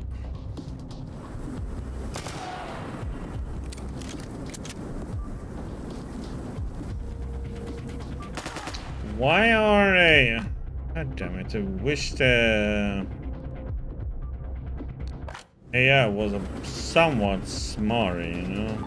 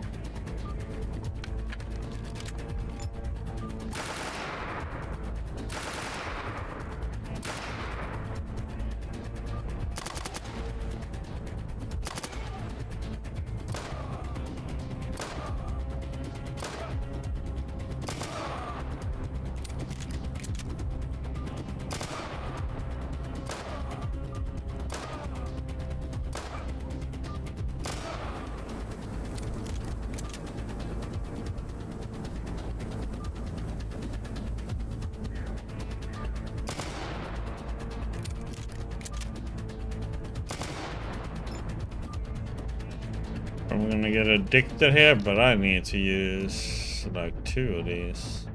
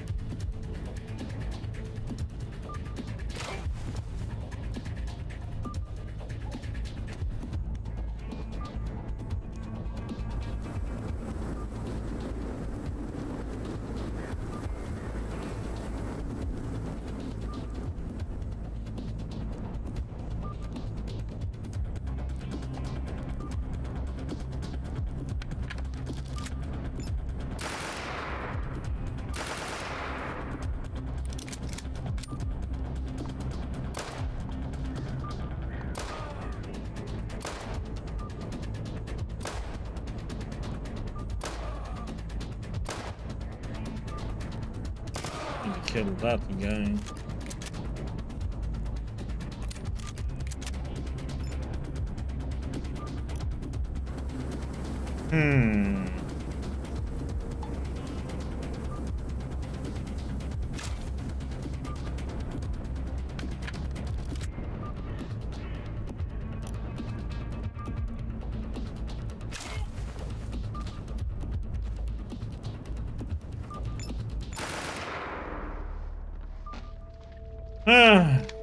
When the confrontation is over, a standing marker approaches you. His hands are trembling so badly he can barely hold on to his gun. You really are a professional, I can see that now. Skills like yours are priceless. Listen, you know where the big factory is, right? Sure do. Why? Zinker, the guy who helped me rob Tony, hangs out at the warehouse during the day. Tell him what happened here, and he'll pay you. In case he's skeptical, give him a special password. 1018. You owe me the standard rate. Thanks, but I thought you were gonna pay me right now. Sorry, but that kind of money is safer at the factory where Tony's gang can't get near it. I only have enough for a cart and buggy to take me to my home village, but don't fret, Zinker is a cool guy. You two will be fast friends, I promise. What will you do now? 6 years ago, me and my brother Danix drew straws to see who could stay home with our sick mom and who would go live in a big city. Now we're going to switch. He will stay in his shack, and so in a couple of days you can pay him a visit. Okay, off you go. Well, now we have a little bit of looting to do, huh?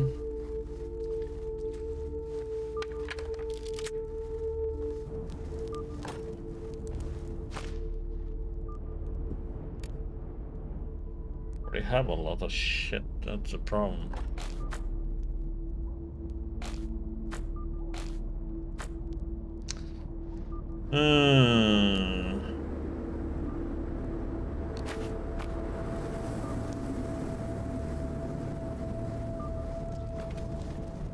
What? One less gang in town, huh?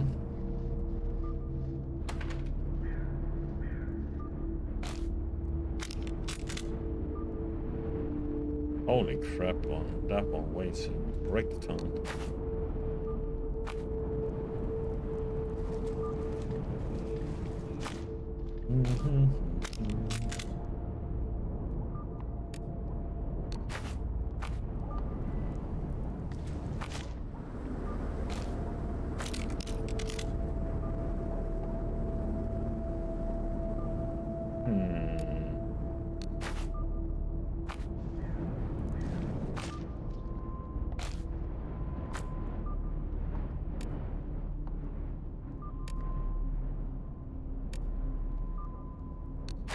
Yeah, we're gonna get overpowered no matter what I do here.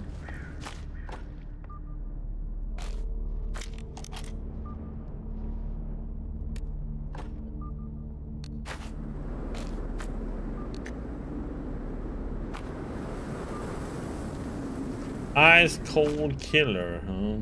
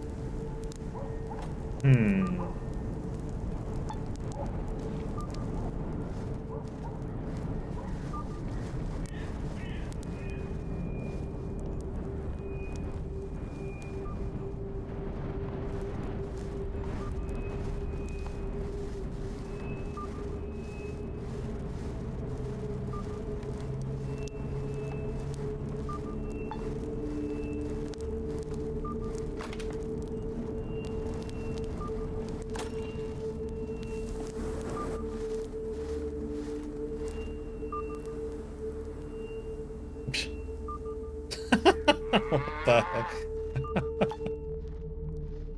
Okay. You discover a rather unusual scene inside the small house. Most of the room is occupied by a fat cow alongside a smiling bearded fellow. Both gaze up at you in surprise. Is this a cow pen? Oh no, this is a private residence, so if you don't mind, could you, leave? We will see, take a look around.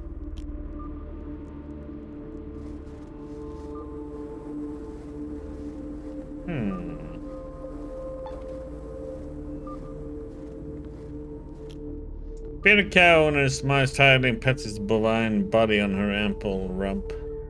That's how we roll. Isn't it difficult to keep a full-grown cow at home? In the summer, she grazes in a vacant lot nearby. There's a ton of nice green grass, just what a cow needs. But in the winter, especially one as fierce as this year, it's better not to risk her health. Betsy hates the cold. Oh, does she give a lot of milk? Yo, Look, I'm interested in you. Can you answer a few more questions? I'm a little busy right now. You know how it is. Pet cow and all.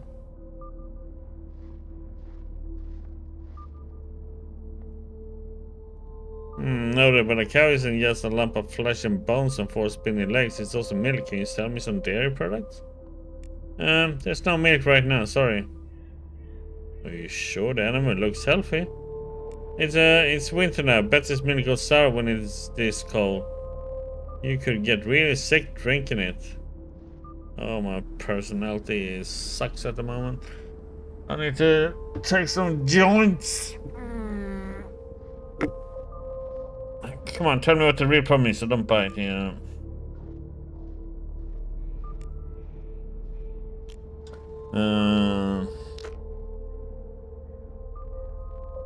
Our personality is like 3. I could take a cologne. 2 cologne and 2 joints.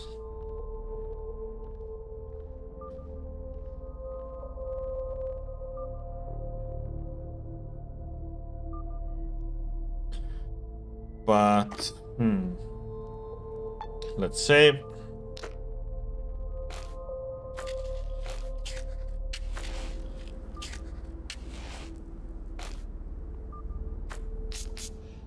Personality 6 then, let's see, is that enough?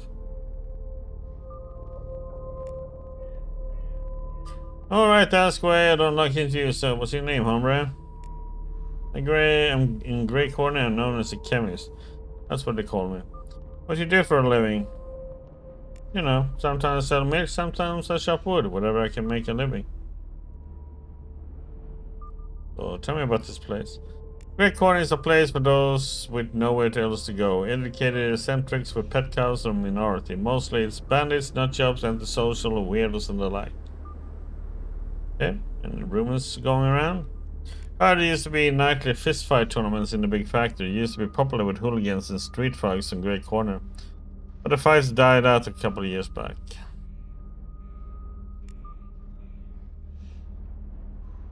It's really hard to keep a pet cow in the house. No.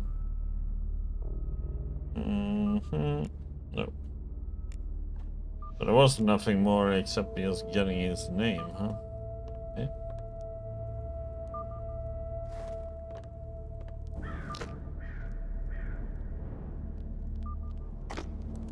Dex and intelligence went down the drain.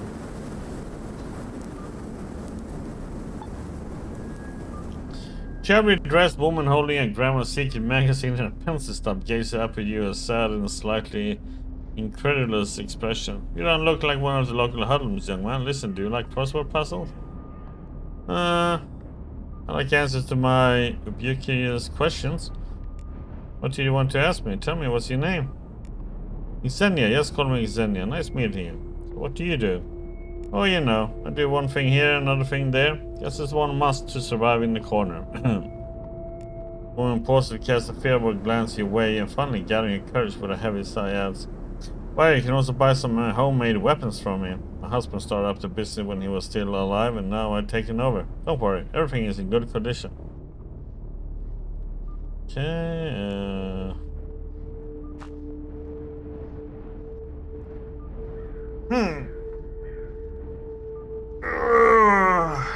Let's see.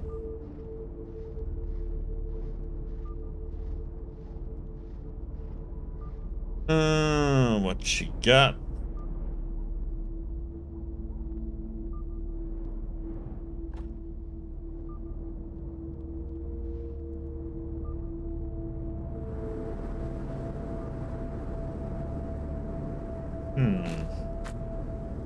Why not?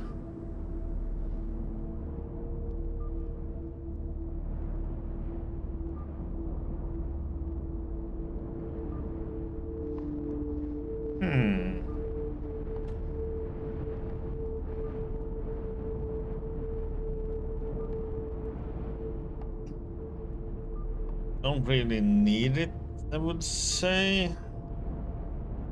-1 to shot grouping.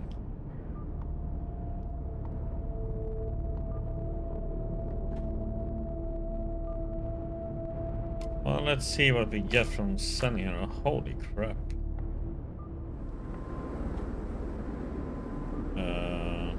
Yeah, that one is worth Rickton.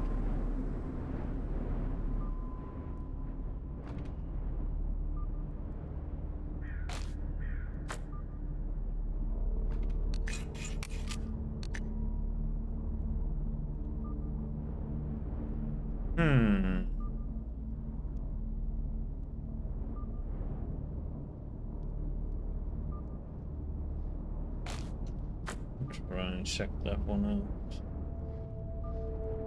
Custom air pistol. Interesting.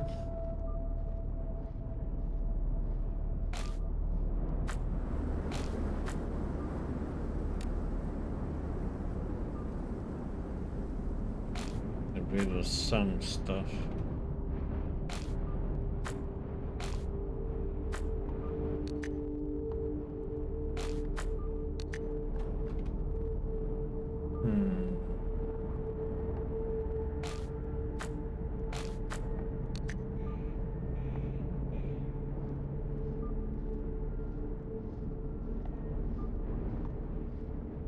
Yeah, that's what we want.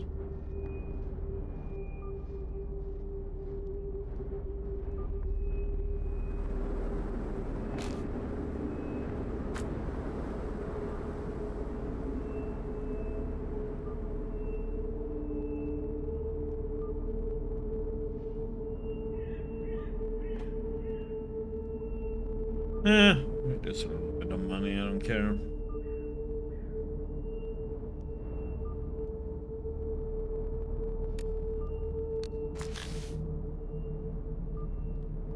That's a nice grammar.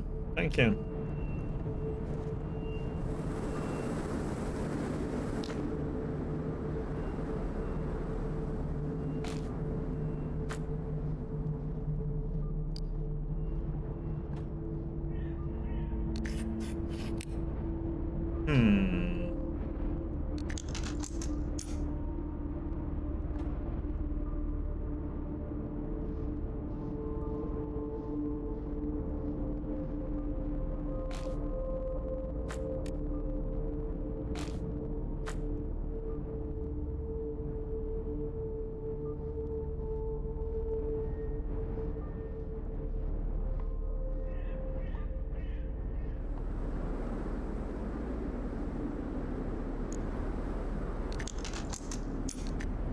Okay.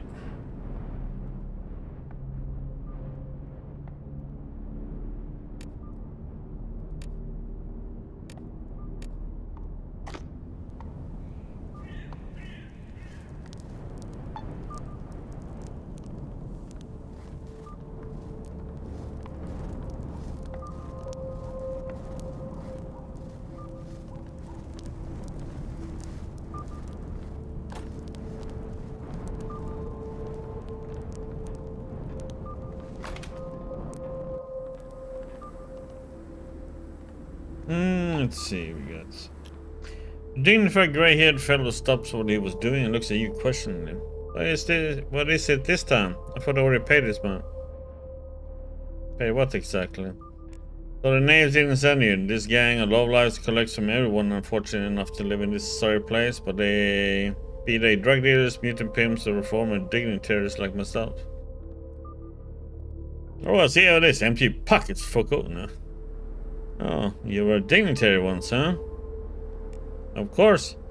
The man stomps his foot, making the whole rickety structure that this shack is built on shake violently. A few seconds later, he speaks again with less rage but more anxiety. Of course, I was a member of Trudograd's House of Parliament, chosen by the people during the 13th biannual election. Well, have you know this governing body was in charge of the whole city before the businessmen took over? Oh, really? How did they manage to do that? In short, it was down to nepotism, cruelty, dishonesty, and connections to traitors in Parliament. That's a longer answer. Comrade, didn't your parliament peacefully surrender power to the current authorities for a bit of cash? The man puts a great effort into acting as though your party doesn't exist. So if you're a member of the old order, how come you're still alive? The old regime was displaced without violence, but the 14th session of parliament, the most powerful positions, had already been taken by the rich and their cohorts and patsies. This parliament of yours has been in charge since the beginning of the war? The former delegate suddenly blushes. Well, there was a brief period during which all kinds of people partook in managing the city.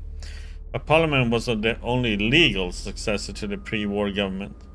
Some would say it was in name only, but I say it's better to be a nominal politician than a real crook. One can be both, comrade. I didn't ask your opinion on the matter. I get your position. Okay, can we talk about something else now? The main thing I want to say is that when Trudograd was run by elected officials, pensions were paid, trains arrived on time, and the police weren't a private mercenary force. If you think these things are bad, well, you're welcome to your opinion. Right, if you say so, it's cool, I guess. Retired Darius sniffs and stiffens his upper lip, reminding him of his past glories, be the real or made up. He has inspired a little pride. Yes, man, I want to ask you some questions, buddy. Go ahead, be my guest, ask whatever you like. What's your name, mister? Alexei Katasonov. Won't tell you my patronym since I doubt you will need it. Tell me about this place. Cruel fate brought me and my wife to this place. A den of thieves, drug addicts, and fallen women is what this so-called grey corner amounts to. On top of that, we had to build up high to save ourselves from the season of flooding. What are you doing here then? The literacy rate plummeted in decades after the war, so I work as a scribe. I also copy documents by hand. But to tell you the truth, me and my wife didn't have some absolute legal funds salted away. We would have wrinkled up and died a long time ago. Heard anything interesting lately? The new so-called government is having trouble keeping citizens in line. It is high time someone teaches them a lesson. Those robber barons finally get thrown off their high-rise buildings. I'll open a bottle of pre-war brandy to celebrate. Okay. Yep. There was nothing more there. Can we talk to the wifey? What she has to say? A very dissatisfied woman is busying herself around the house. Seeing you, her frown deepens and she puts her hands on her head. Could have at least wiped your boots. What do you need? Nothing special. I can see something was bothering you. Wanna share? It's all my good-for-nothing husband's fault. He was an elected official under the previous government. But look at us now. Thanks to him, we are reduced to living in this shack. I told him not to fight with the new management. Maybe you won't become as big as Voronin, I said, but at least you will have the job and the prestige. But no, he has had to act a fool. You have my condolences, madame. He does seem like a fool. Thank you. My one hope is that the city government will change hands again.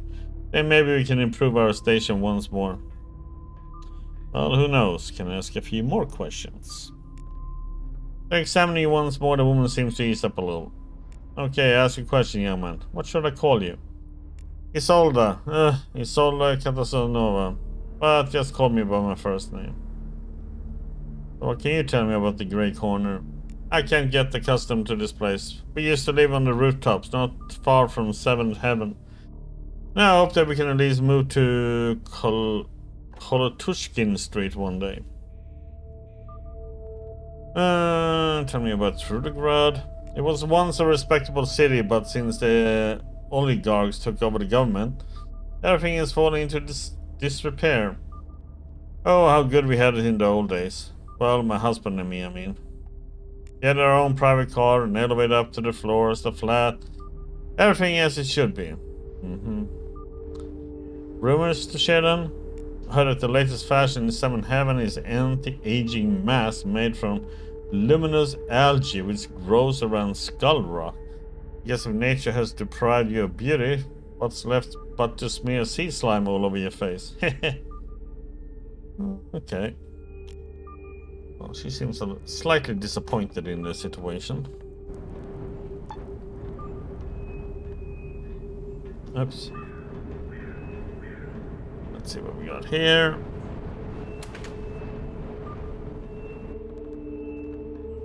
Nothing.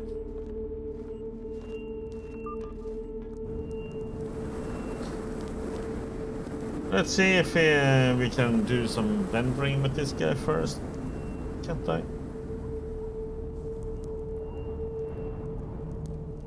Ah, she's in the way.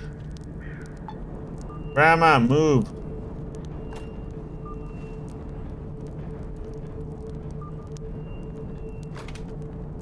Oh my god.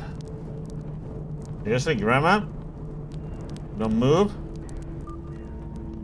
Gonna get some. Oh, the hell, man! Grandma is in the way. I can't get down.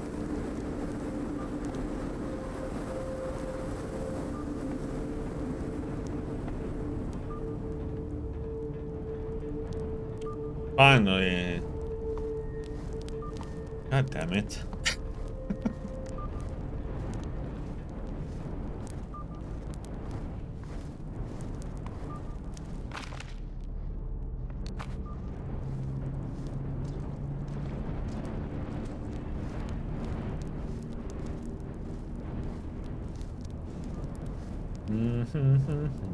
Oh, I'm gonna be starving when we get out of this munch.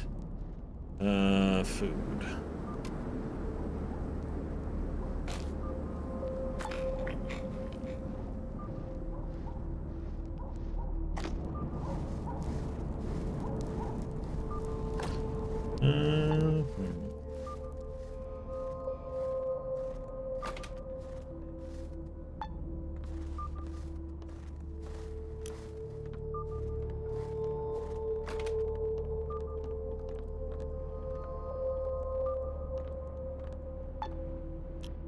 Real preamble, the man in chair slaps his knees and rolls up his sleeves. You don't look like anything like my regular customers. What can I get you? Lotus, Tims, Ganja, Junk, Kasparamid, uppers, downers, screamers, laughers.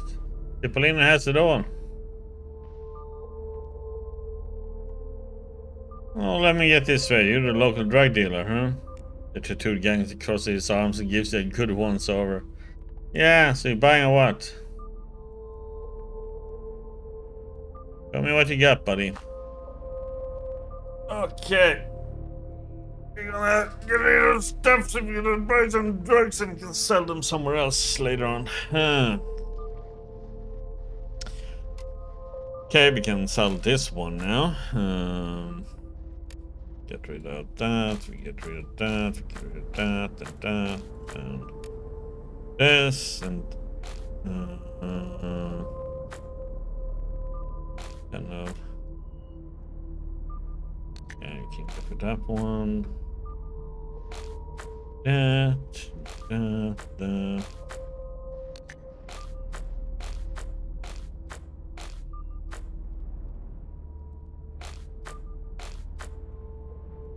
That one you're not getting. Armor. God damn it, he doesn't have enough of that stuff. I'm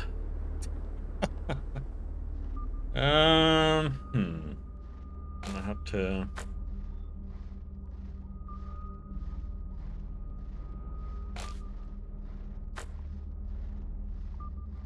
Let's see, we go with that one, we go with this, let's just get a lot of healing stuff and so on, and we can just be all Gucci.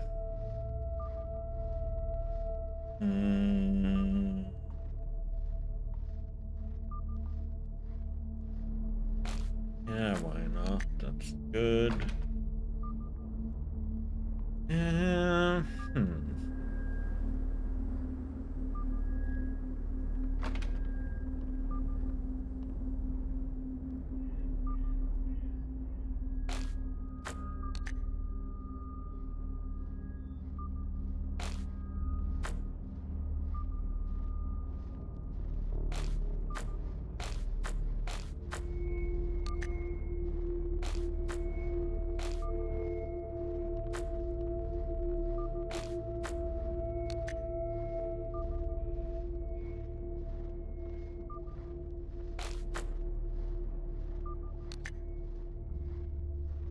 Okay. There we go. Okay.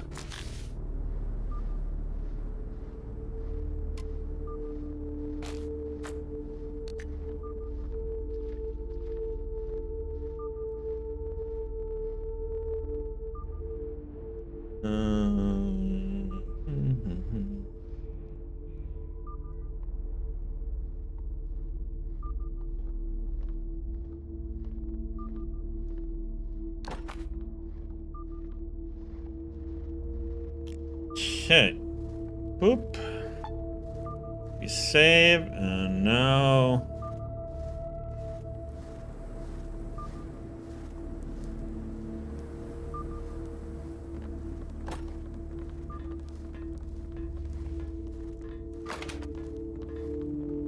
I'm sorry, buddy. Well, you know. Anti. Aww.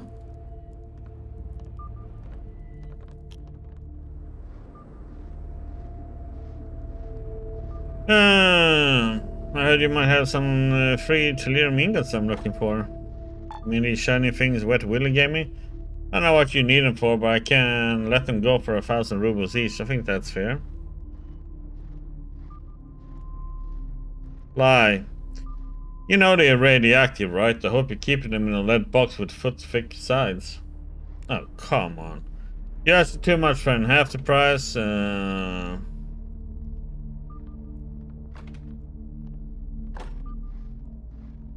Oh, shit. You talked me into it. Pay up and it's yours. I'd heard that you shot built longer. Listen carefully, Cipollino. Someone wants to kill you. Oh, wait. Don't answer. Morsel, right? Things on like crusade against drug addiction and all that jazz. Damn, that loser. Listen. I'll give you $3,000 to dispose of that fucker for me. What do you say?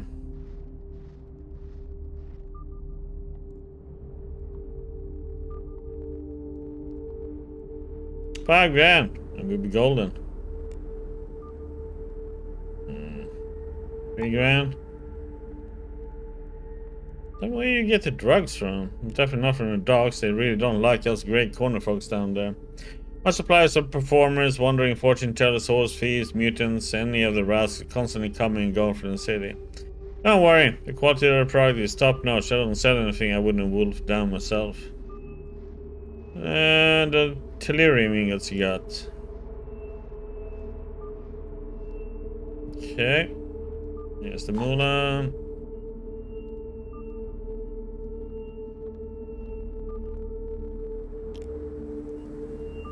What the heck, man? I wanted to kill him now.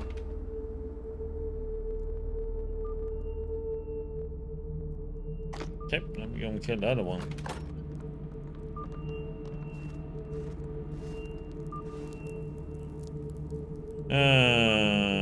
Muso.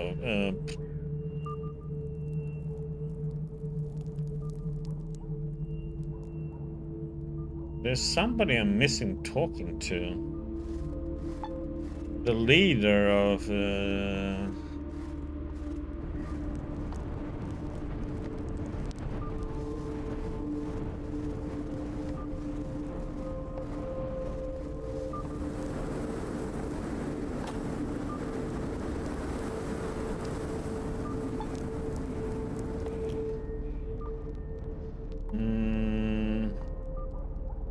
companion told me there's an Indian said we can connect me via radio with some kind of KGB bunker. Is any of that true? Theoretically, it's a possibility. What about practically? Well, if it's possible theoretically, it's also theoretically possible, practically speaking, theoretically. Okay. Edward. Medic. So where is the leader of this gang then?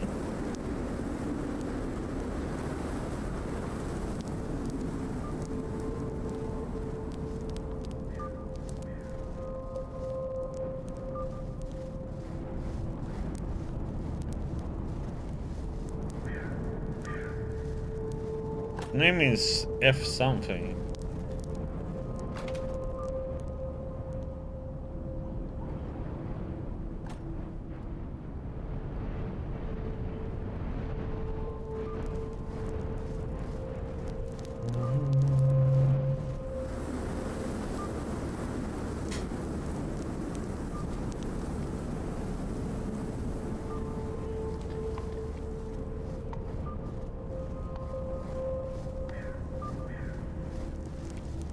Maybe that's him.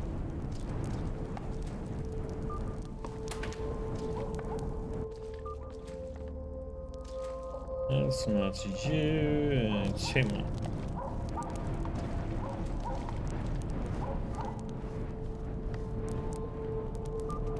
That's Wet Willie.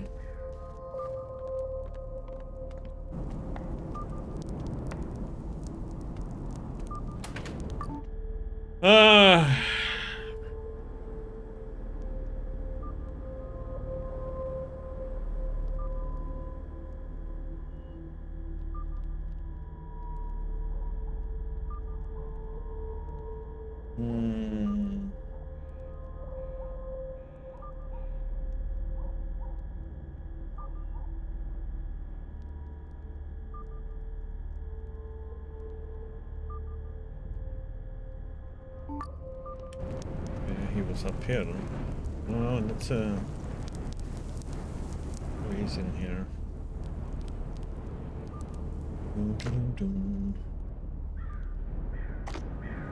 2 hours still.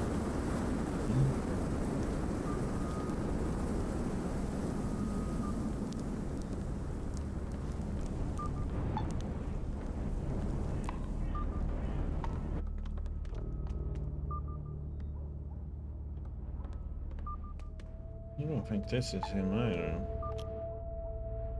It was an impound. Molchanov is what they called me. God, what are you doing here? That's my main mercer. He calls the shots in our group.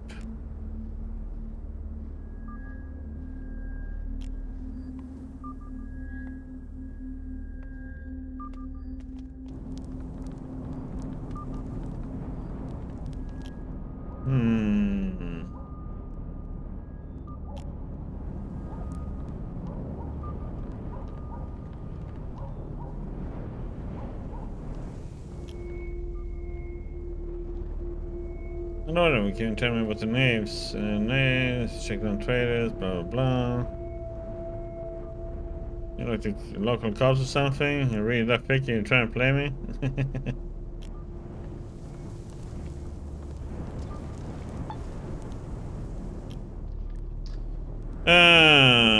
What's up? You fried Theodore? I need to release homeless Misha to go work at the factory. Tough luck. If he leaves, he's gonna make me fake vouchers. No, that won't do. You can either scram or make me an offer I can't refuse, you know? Something that will really dazzle the brain, yeah?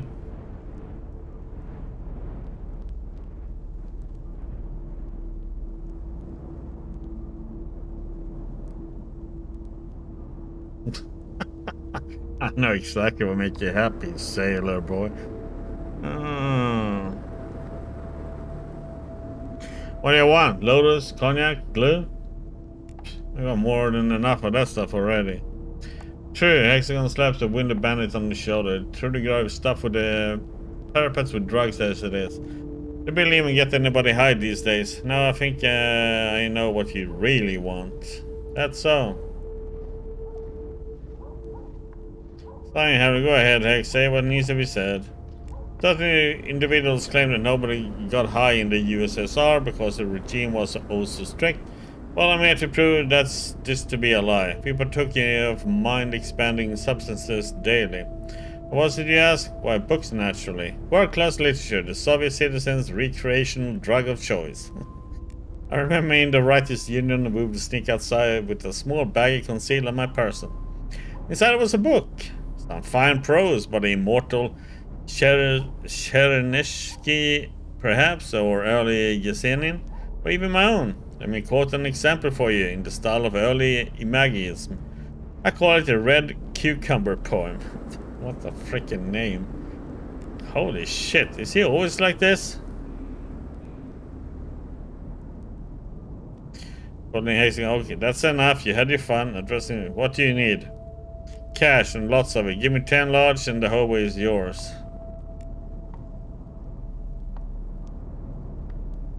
$1,000 rubles, and that's my last offer.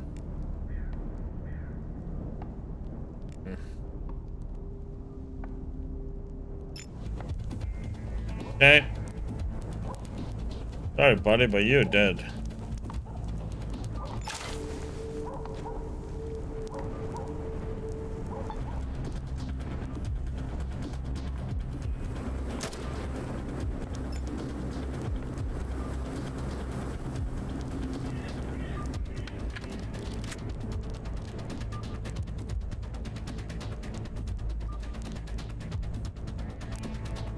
So are you.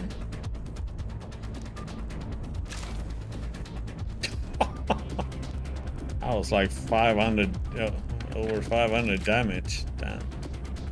Next to the slaughter.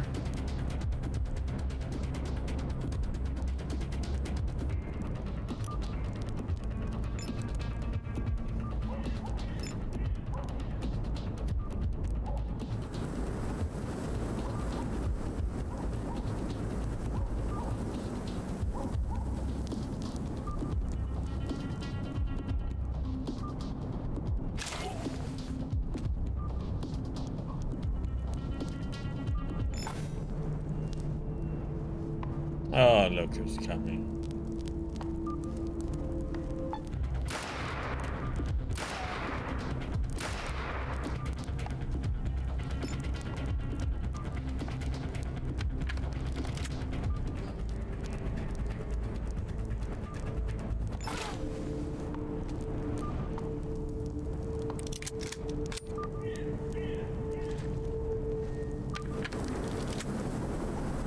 Cleaning up this joint, man.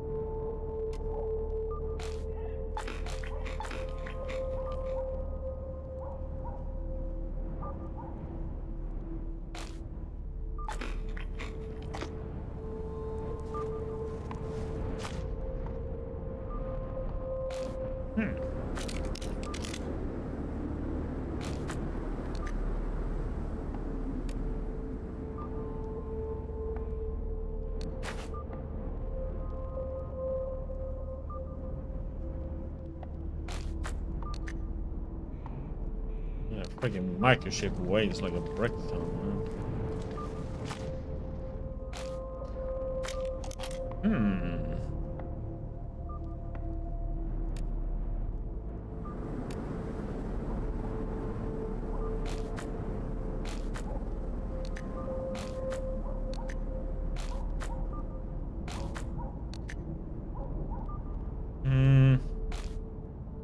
if anything.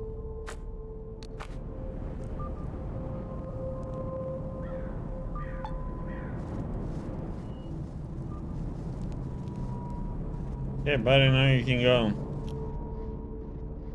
Wow, I've never seen that one before. Must be Indian. Frederick no longer has any objection to you leaving for the factory. Oh yes, he's dead now after all, and dead people really object to anything. Thank you. I'm heading over to the machine factory this very instant. Look for Albert Cousin. He's the guy who decided to hire you. So who is it this guy?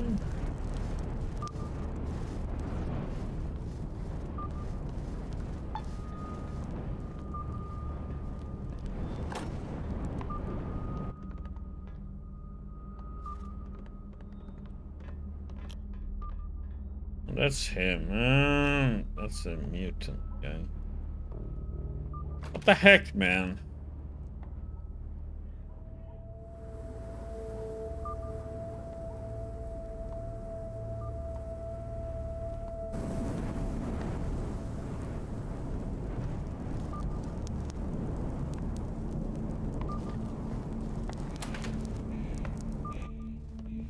That's Oleg. That's Wet Willie.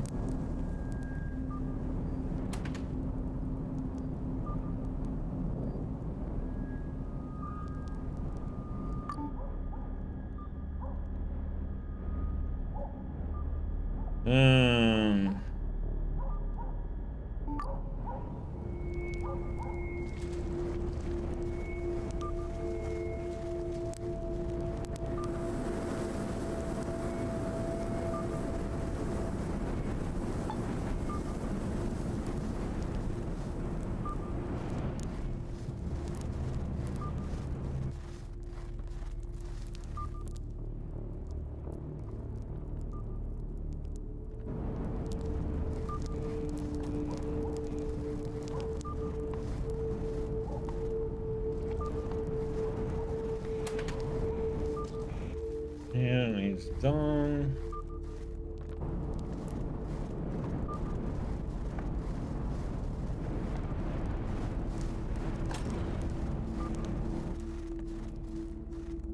Chemist. Where the freaking heck is this guy at now then?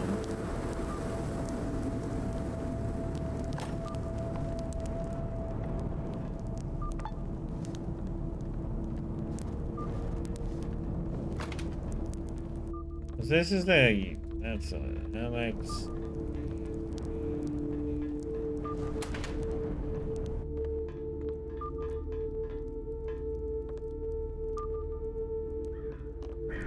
It blocks the path again. Where the heck did he go?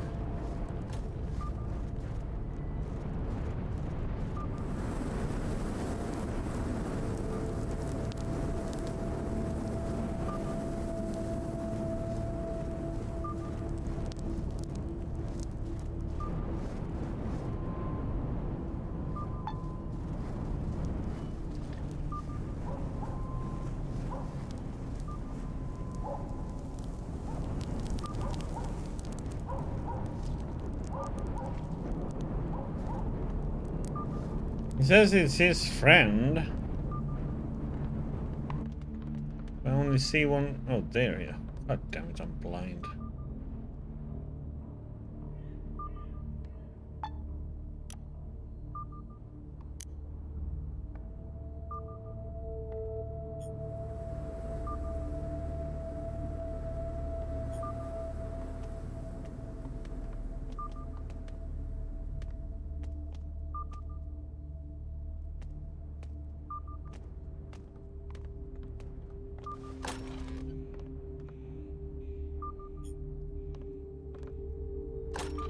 Are you gonna come in now?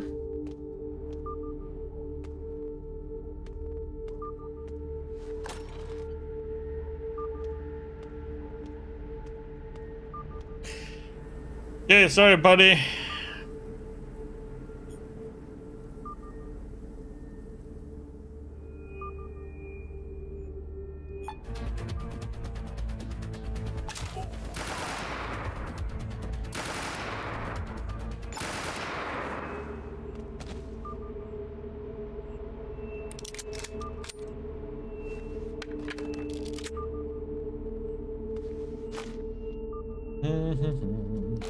weaknesses.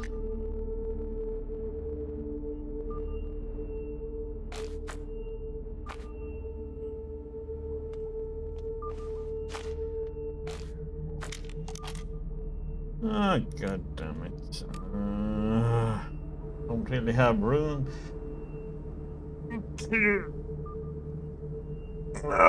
Need to move something.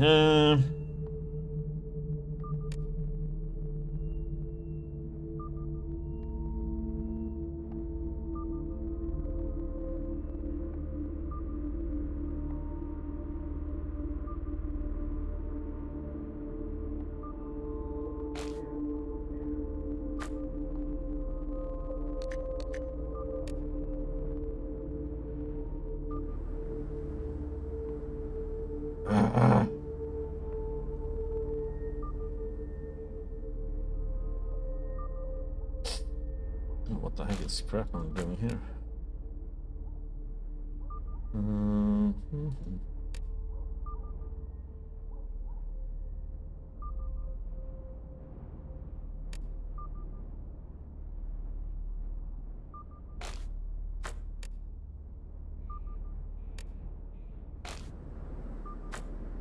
Go.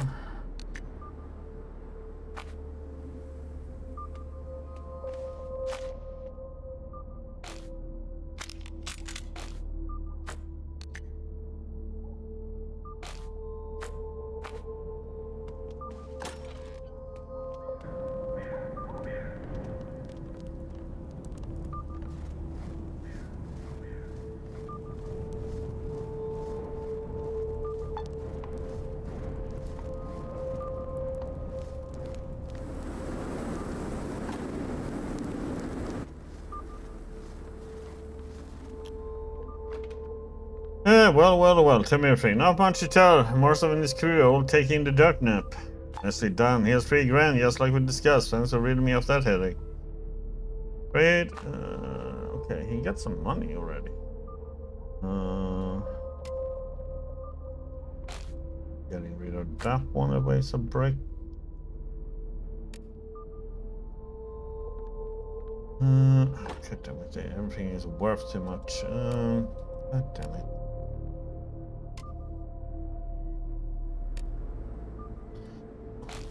Spoons, glass, junk. Get rid of hats. Get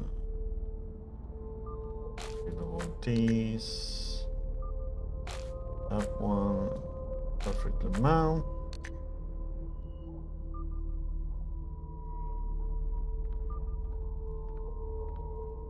Yeah.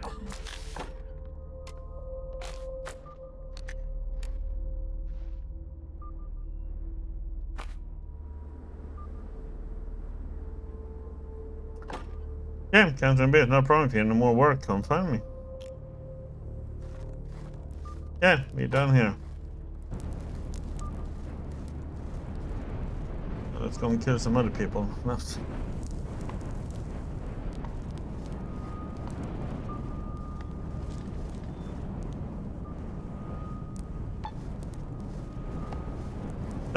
see, where are we gonna go? We have failed quest. Okay. Well, that's because we picked the other choice.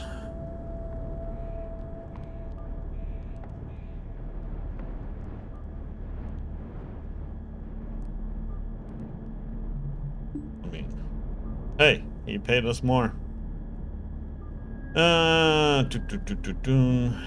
Let's see, dogs factory. Got that. For helping send a marker to this body sink. Yes, we need that one, and we have this one. Okay, so we have these 3 to do at the factory.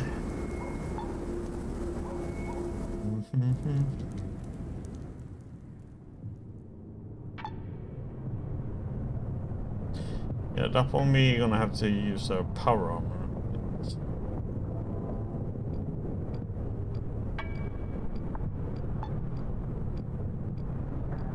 Nothing happened on the way. Absolutely usual. Tends to always happen something.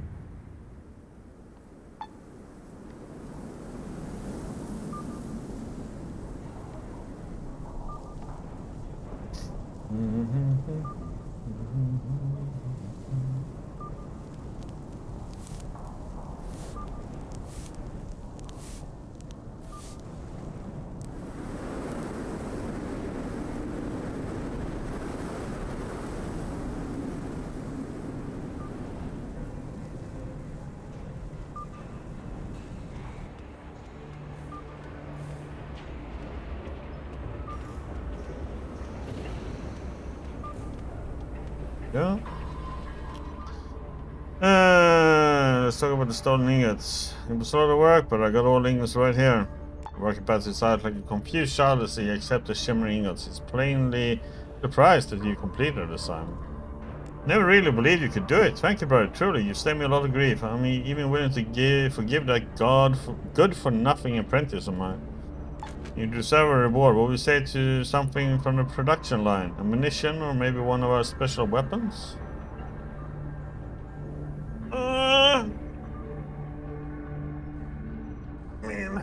Guns are...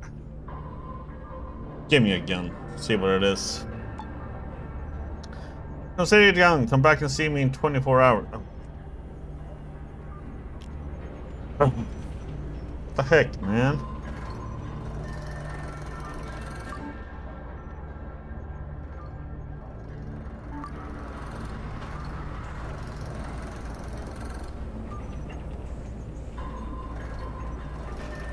What time is it now? 13. Missions or assisting me with something, I don't know. Whatever it is, I'm 100% certain we get me a promotion. Now, regarding your reward, I give you a lesson about the wonderful world of modern technology, or we can save some time and settle on 1k rubles. What do you say? Knowledge. Okay. Thanks, right? And we need to find one more person now.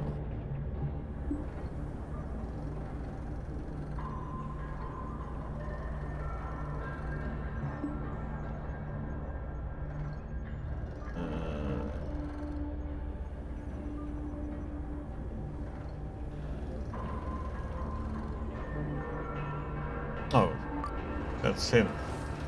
Yeah.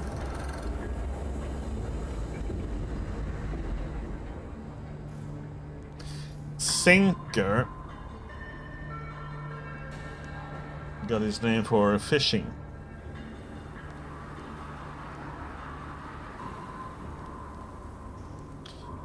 You footy games on yet? Bad of Buddha Glimt.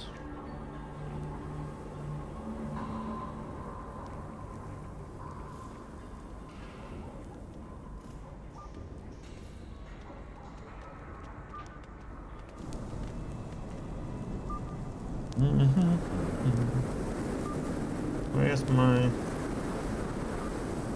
Hey. Why are you so freaking slow? Oh. That's why. Food.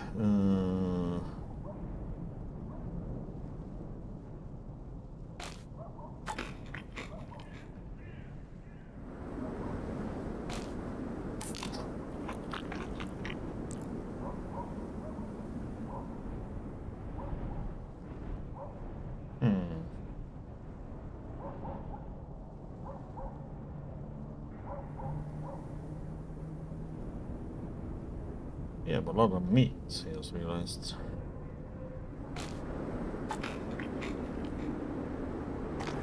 Way too much meat.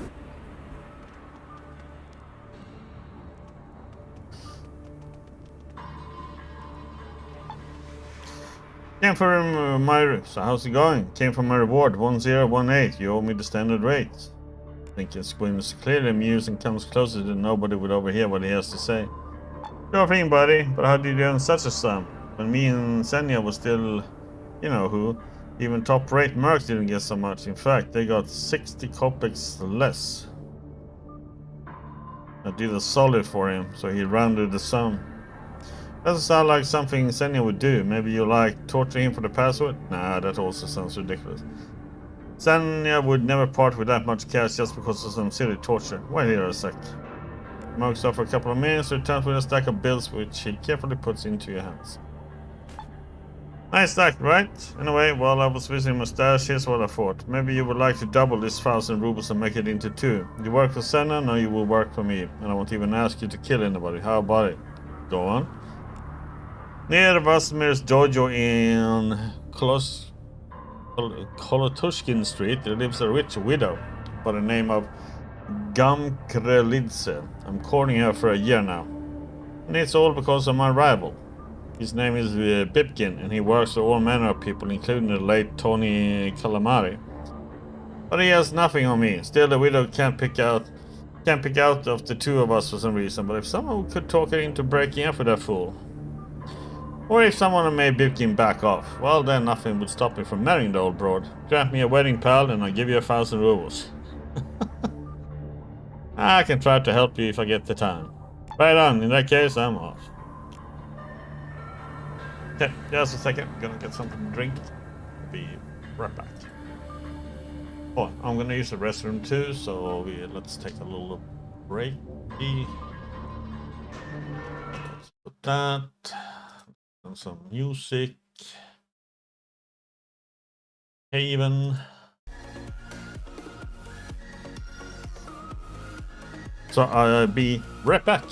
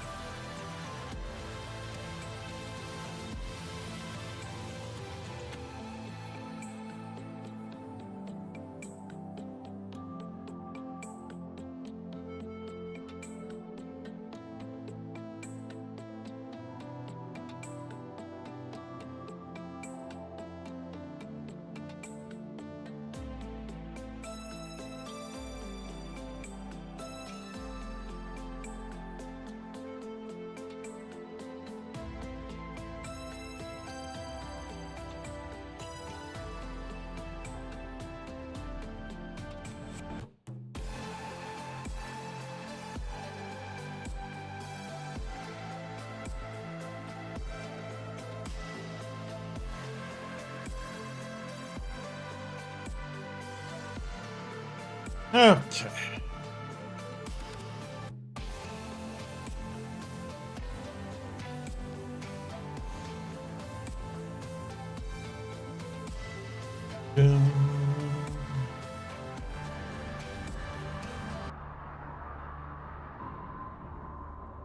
Here we go.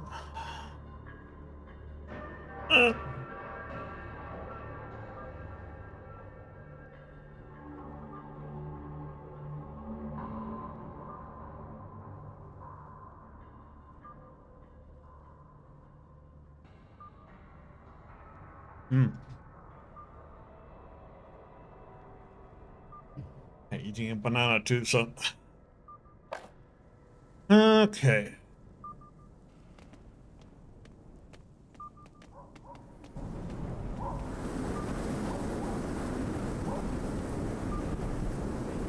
Hexagon doubled up.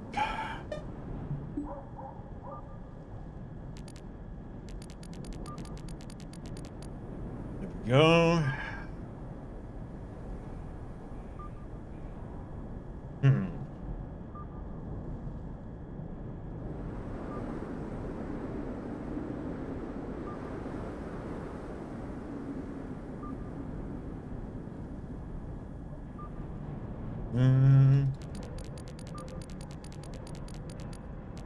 100? Let's see.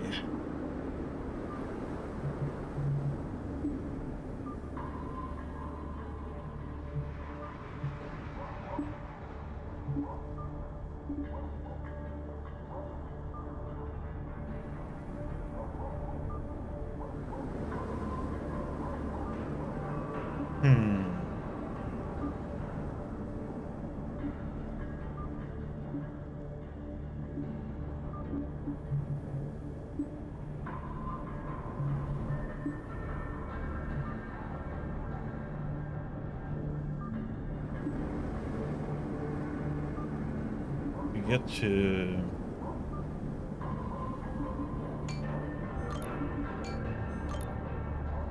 Master.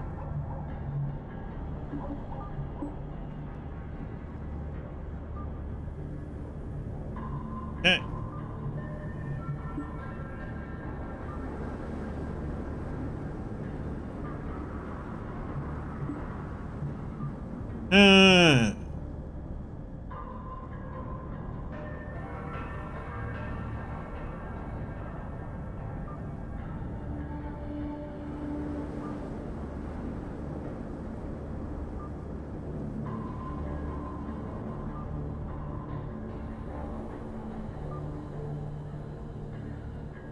Pipkin at the the brothel.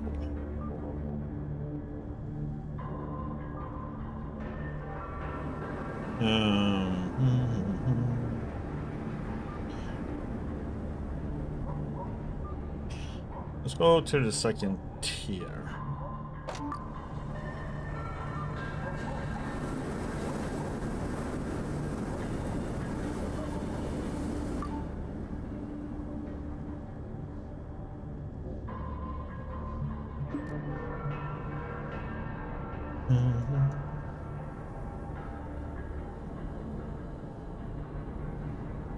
Oh wait.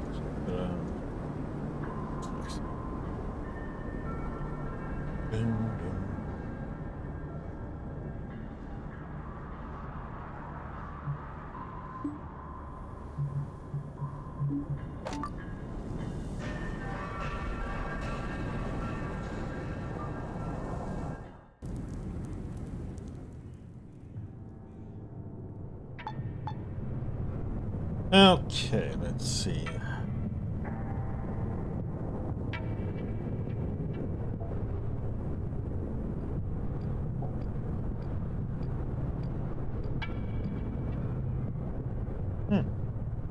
This time either.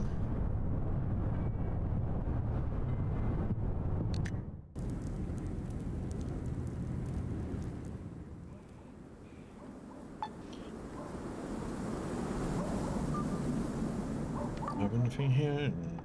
No.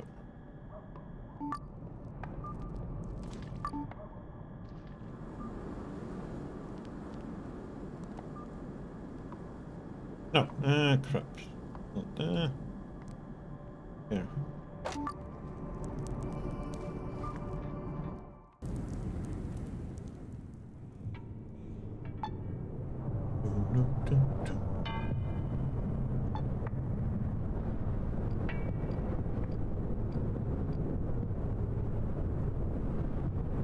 There.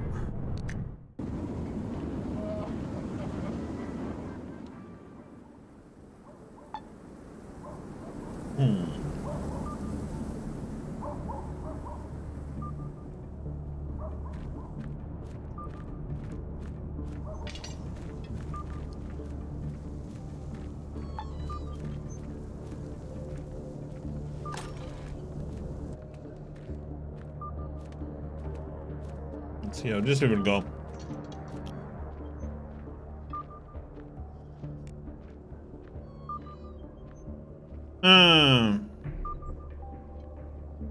One test were given to make the motion show is true. Man, I just remember quite a story. Oh, I don't have a personality. Oh crap. Tell a funny incident from your youth in the ranks of ATOM.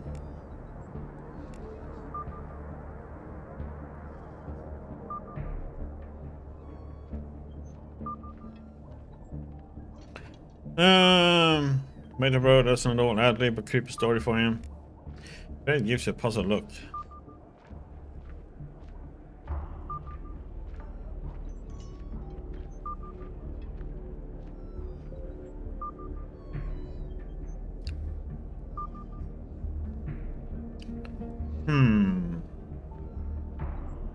Oh, woman used to live here. One time she was coming back from the market and asked a couple of neighborhood kids for help with the bags. Maybe.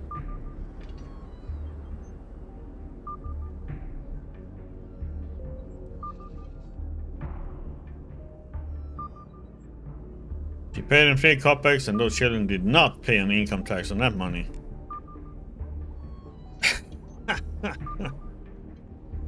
No, I just warned me out. Come up with a funny story on the fly.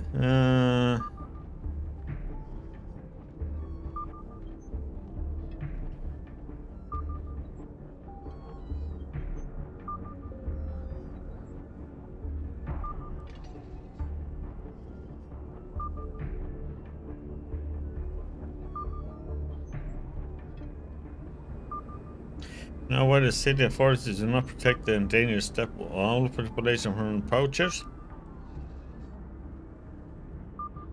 It's cause they don't give a hoot. Being like that, because he falls into a fit of laughter and his face completely changes. Aha! Goodness gracious me! Oh! In a panic, Will grabs his loose eyes and Benny tries to push them back into the sockets. That's not what you think it is. I'm not a mutant. Oh yeah?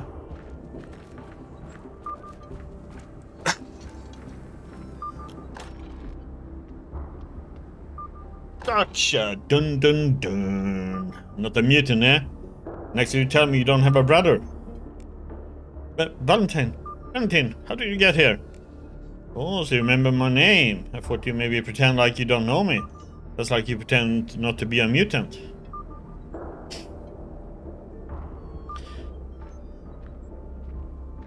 Finally, watch the exchange?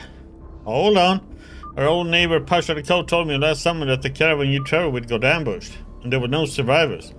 I warned you ever since. I was planning to name my firstborn in your honor. Kaya always loved to milk every 2-bit room until it was dry. Damn, I wasn't actually that bad. I survived and made my way to the city. Decided to pay my brother a visit, but all I found was Judas pretending to be a normie and chasing mutants out of his precious store. The minute time I ran Gurgurla out of the store, that was because I caught her stealing. And I only disguised myself as a normie because I'm not sure if the locals are okay with our kind. And because my wife doesn't know. Whoops. What's going on here? Oh, Bill, your face. I can explain everything. I bought some of this feather grade makeup at the market. It's an interesting effect, right? Almost looks real. Damn it, alive. Oh, jeez. Yeah, it's time to stop with all that. Don't be ashamed of your own nature. Come what may, my dear, I'm going to come clean. I am a mutant, also known as a Gorgonton. And this here is my brother, the same one I thought was dead. Even if his revelation spoils the love we share, I can't hide the truth any longer. Spoil our love? What the gods will? Why would you think such a thing? You see, I haven't been completely honest myself. Oh boy, this is getting good. Of course, she has another eye. I'm also a mutant, known in certain circles as Zenta Evil Eye. Now that was wholly unexpected. My love, I haven't been this happy since the day I met you. This means I don't have to hide my true visage from you any longer. It also means we can welcome my brother into our home with open arms. A happy ending for everyone.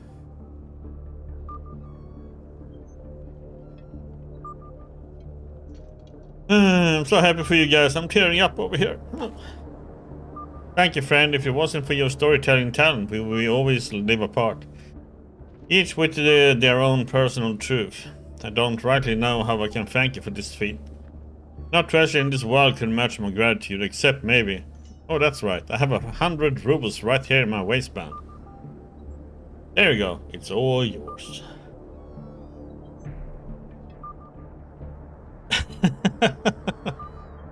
Yeah, that was one of the comments you could say before about snail heads.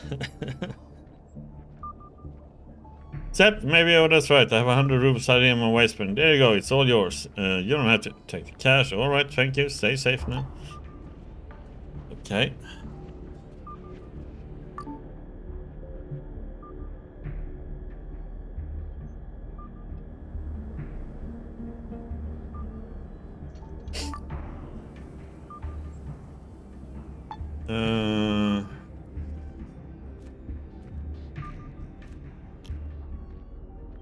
Oh damn, you one clever cookie, you know that. The reward I promise is well deserved. Yep, so what are you offering? In exchange for your help, I'll teach you the basics of stealth. Now listen, I have to march you. Yeah, stealth, yeah. On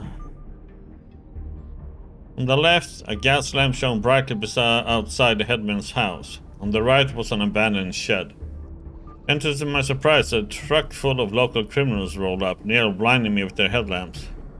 How would you react in a situation like this?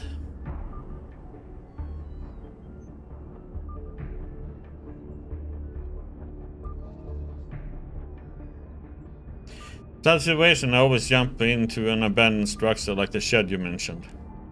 But what if there were chickens roosting inside, or the floorboards were creaky? For me, the best option is to dive into the mud alongside the road. The mutants love mud. It's warm, moist, and nobody's gonna look for you in there. It's also fairly easy to dig yourself deep into the mud if you know how to move. Let's keep doing pelvic thrust until you disappear. Got that? Sure you do. He pats you amiably on the shoulder. But that was just the first lesson. Now I'll discover a couple of really useful techniques. Okay, we're gonna listen carefully.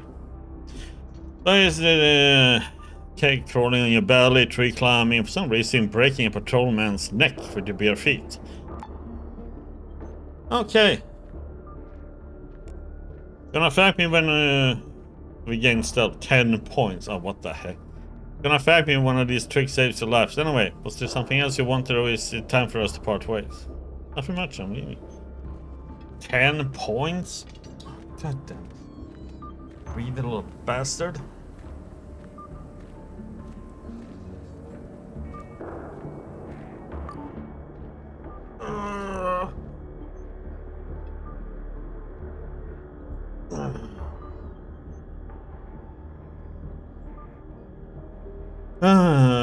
Okay, it's the next day, you think now? It should be, right? Yes. But I don't know if I talk to him, if these will disappear, but we'll see. We can go and talk to the widow, I guess. Yeah.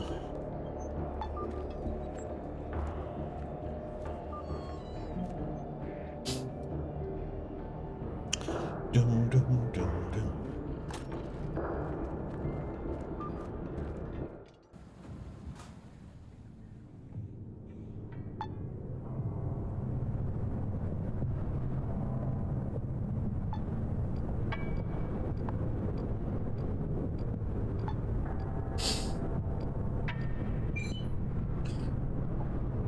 crap.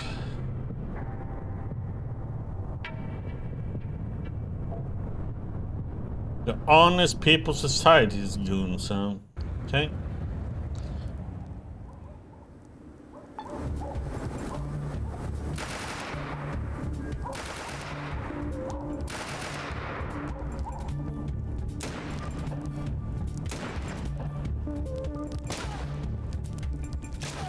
Oh, what the heck? 2 critical hits in a row?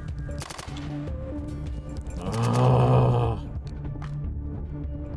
that is that bullshit.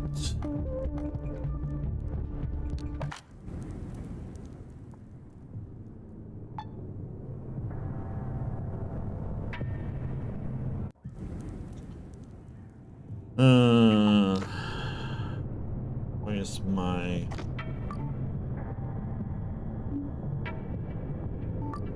No, wait.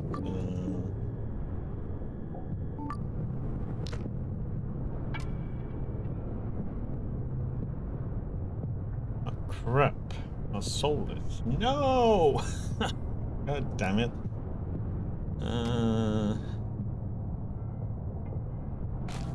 can sold my helmet.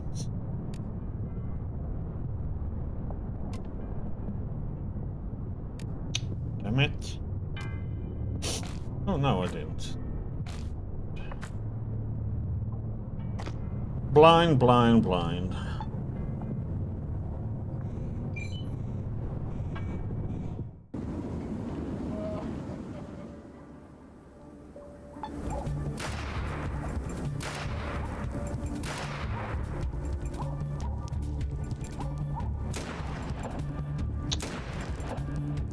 Why are you running to... God damn it, this is so frustrating. She just runs towards them, you know?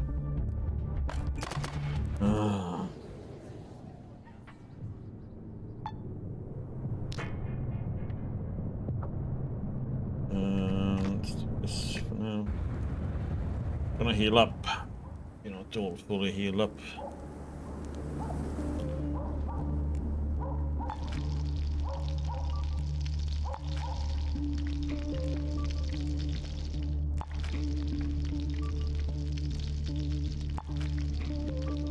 Now we are. What the heck is this?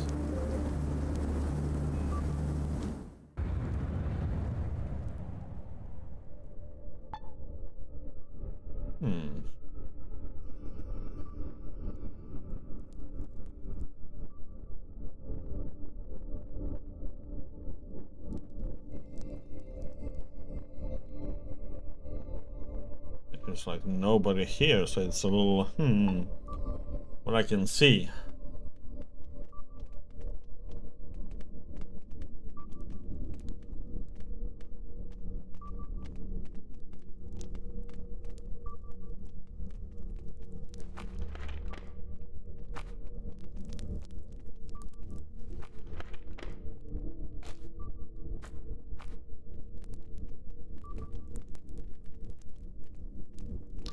How are we with the wires?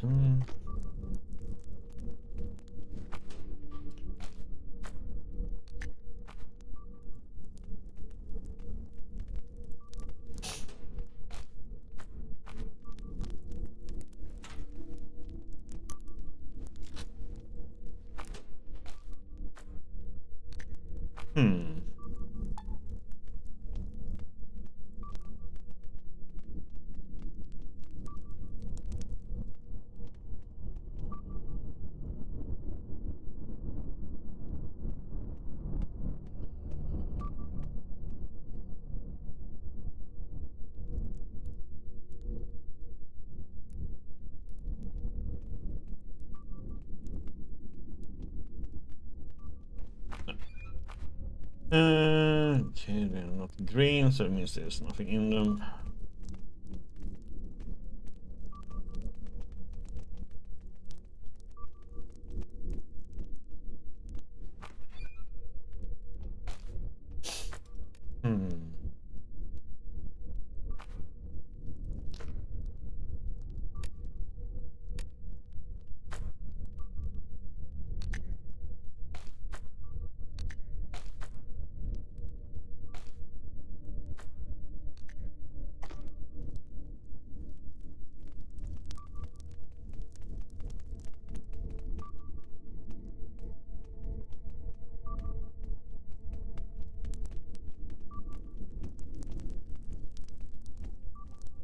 Do, do, do, do.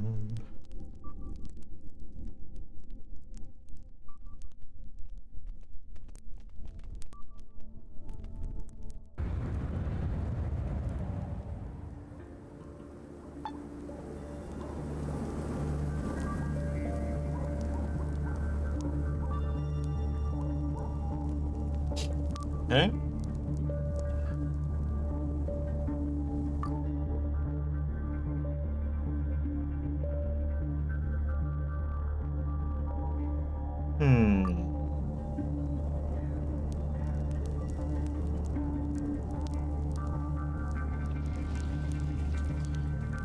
Exit.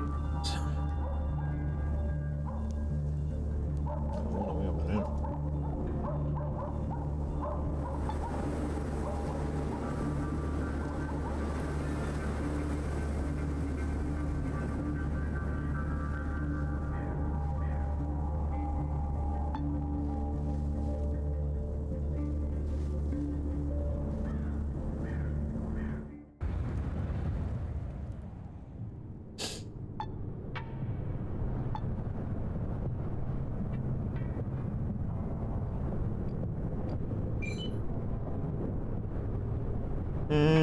Speechcraft.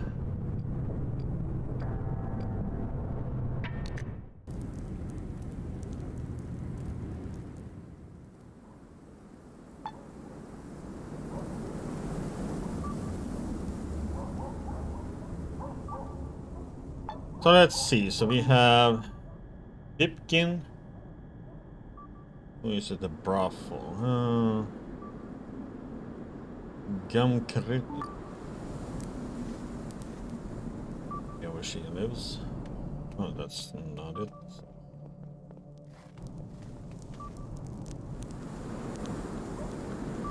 Isn't that the one with the two brothers there?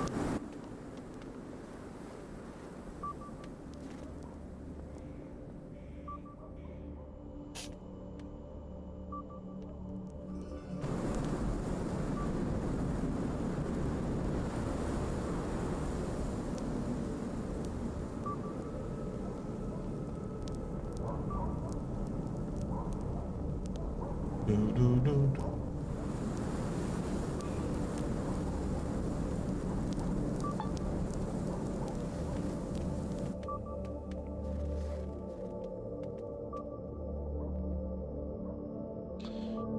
That's that one.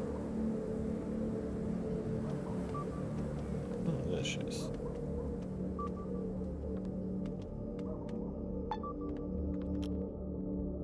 What is this time, fair youth? Why are you stalking like a cat trading a pigeon? I'm here on business. What a twist, sounds like standard road. But no matter, I hear you out.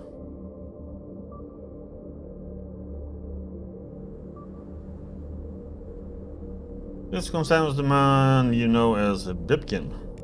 The way you say that implies he has other names as well. Speechcraft. Lie. He is known to some people as Slavik the Singer Lady Mutilator. No, I don't have it. Oh, god damn it.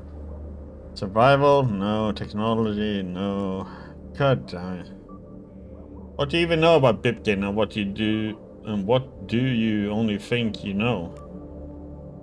Bipkin is a pure soul. You will accept people who are good at economics to be dry, tedious, and cheap, but this accountant was once driven to tears by birdsong. He likes to surprise me with sonatas and serenades.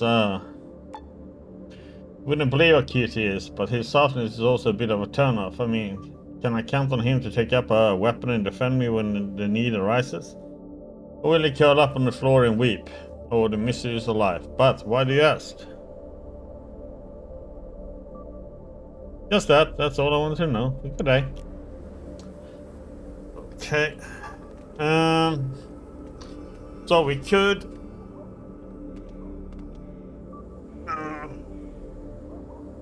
pump our personality.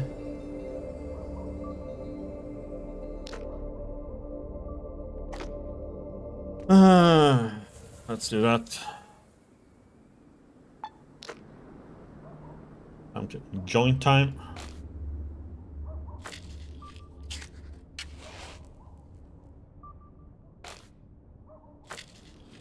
more perfume, so we get 6 at least. If that's enough. Here on business, it concerns someone you know is Bipkin. Oh no, it has. He's not some people Slavic. Doing is a pure soul. You would expect people good at coming. Yeah, lie.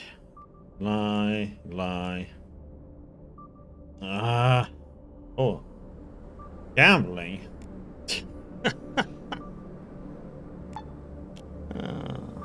God damn it.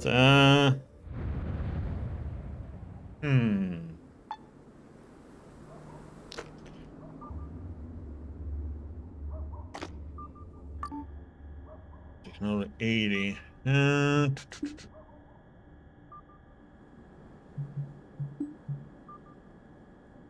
Could pump it up a little bit, but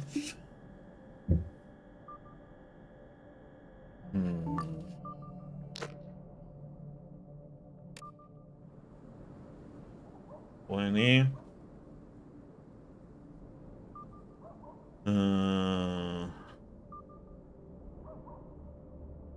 I think there is any other thing that does.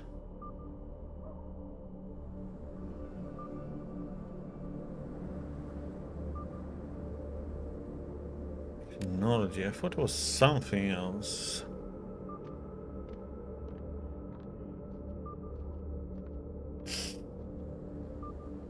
So what is this doing, by the way? Strange serum. Still haven't tried that one.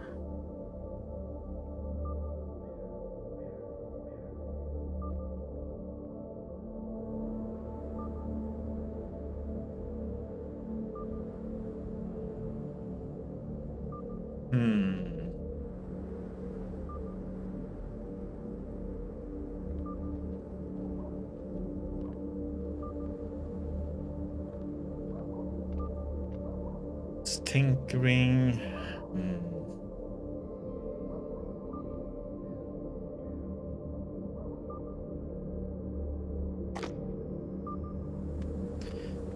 God damn it. Okay, so we can't really affect her.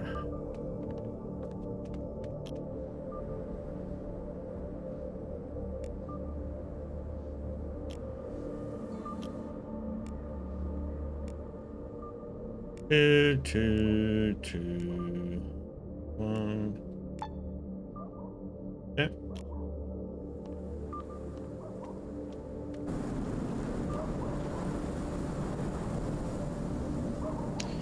Damn it.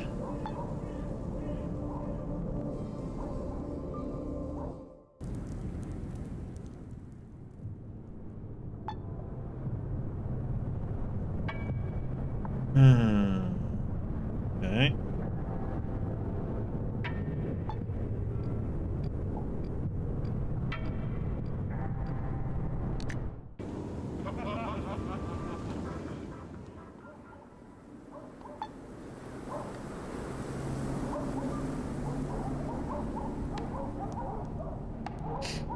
Love some stuff.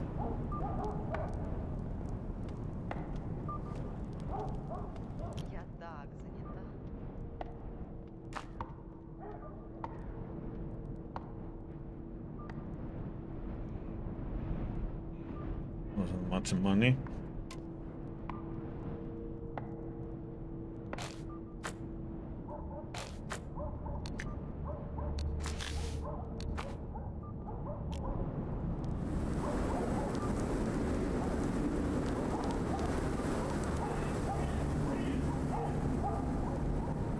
Oh yeah. We have him. What about that?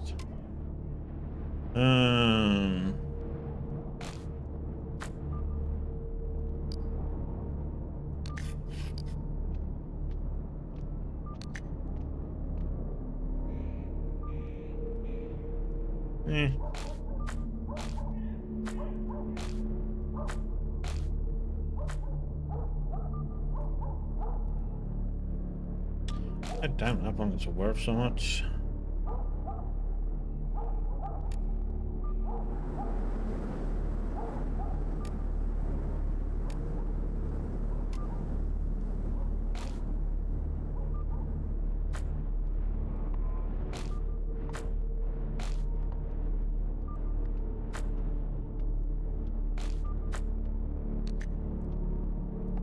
Hmm.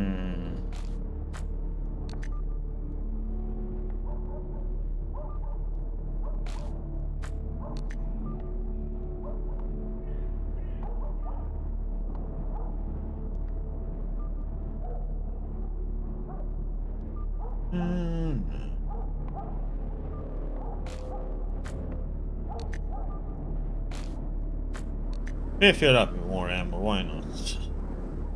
Not that we really need it, but.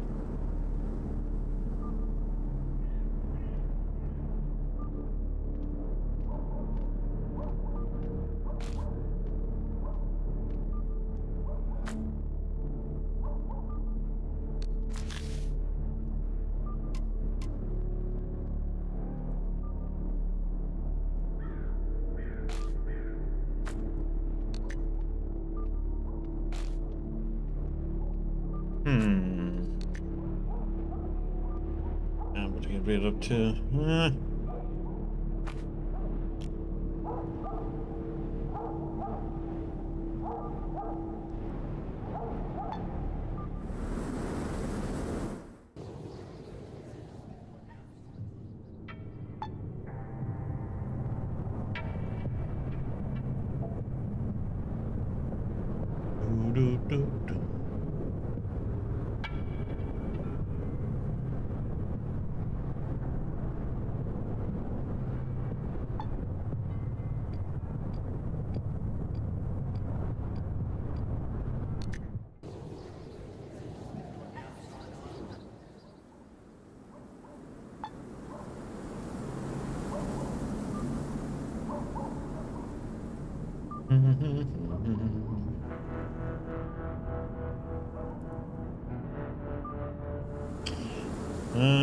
Let's see.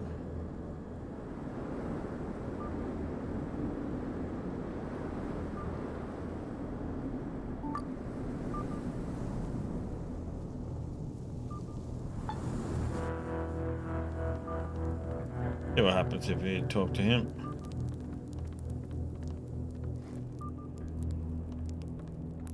Right.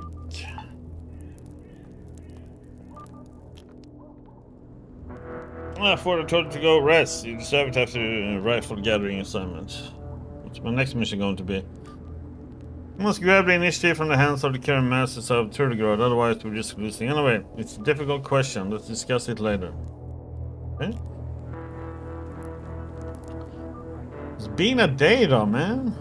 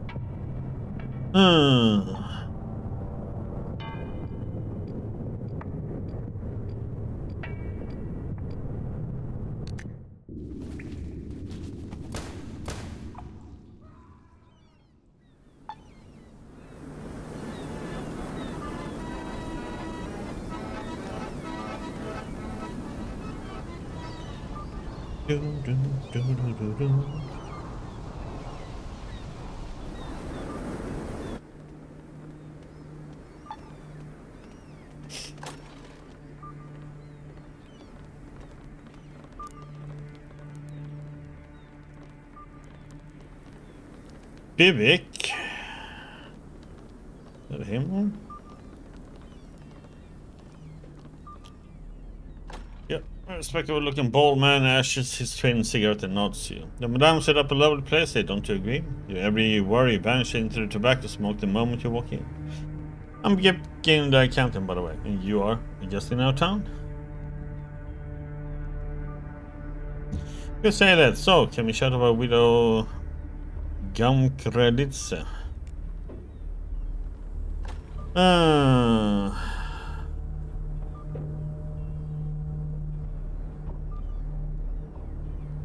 Suitor number 2, strength. A lover perhaps, but in no fate the fighter. Pipkin backs away, keeping as much distance as he can between his bald head and your humongous knuckles. Don't hit me, please. I'm too much of a businessman to lie down and die for love. Let's find a peaceful solution to this situation.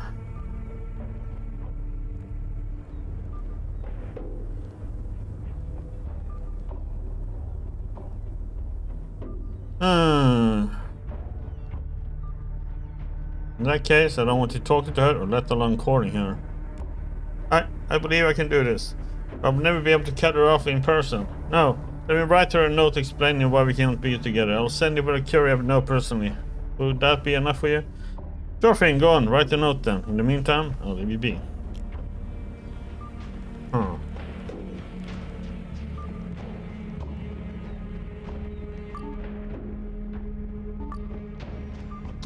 Oh yeah,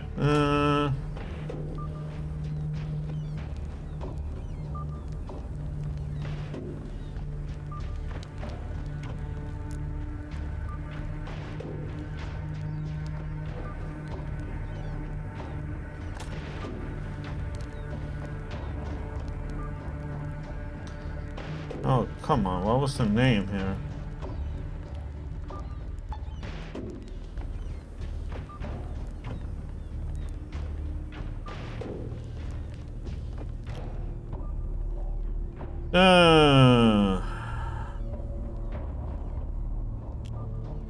Not her. There she is. What would we say to a little trip to Grey Corner? I would say no. Mom always used to warn me. Taking walks around drug addicts is the shortest road to bodily and mental trauma. Why are you even asking?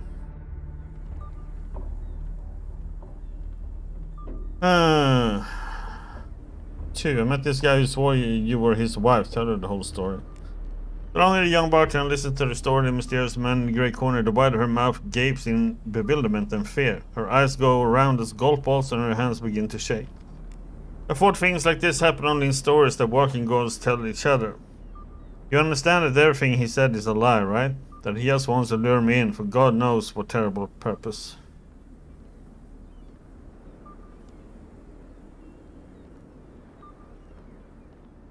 Can you prove you don't have amnesia?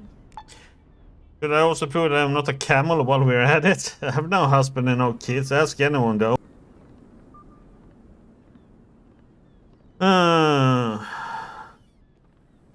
Yep, then stay here while I ask her.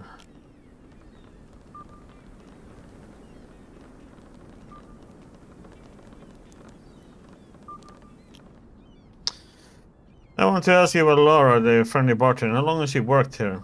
5 years now. Laura is very important to this establishment. She spends nights and days on the job. Never even had the chance to start a family.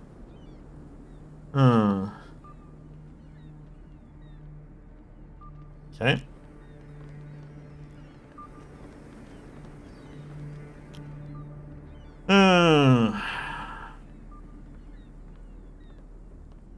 Tip the Grey Corner. But I were told to stop it.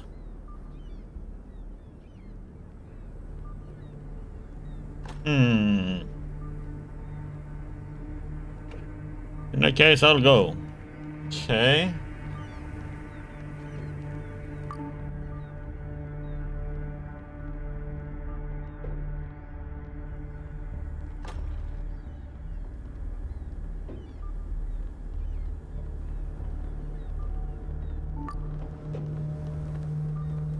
But I mean, it can be a story these two have cooked up too.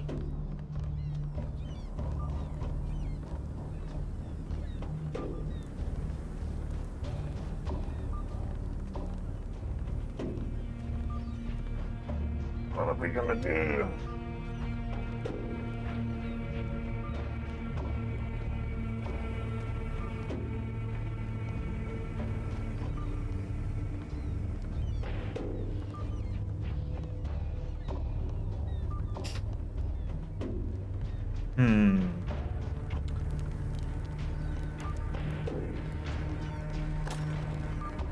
Yeah, and that other guy didn't have the kids either with him, so he said they are with his mommy.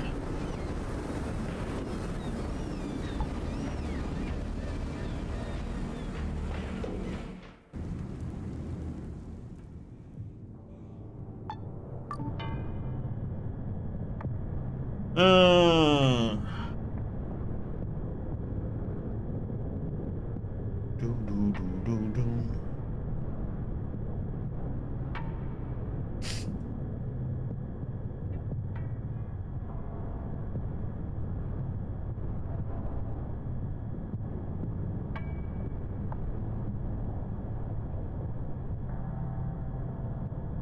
Okay.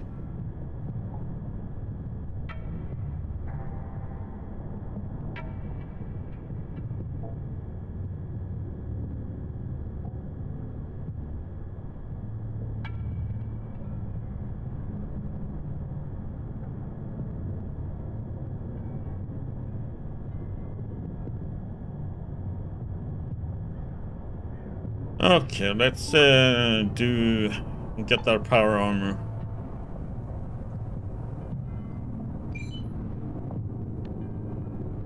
Speedcraft.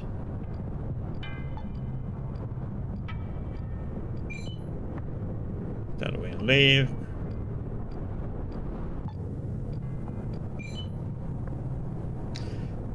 Oh, crap.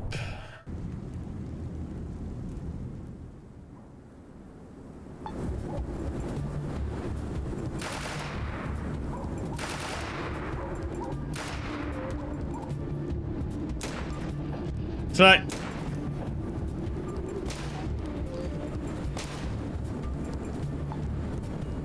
Crits, crits, crits.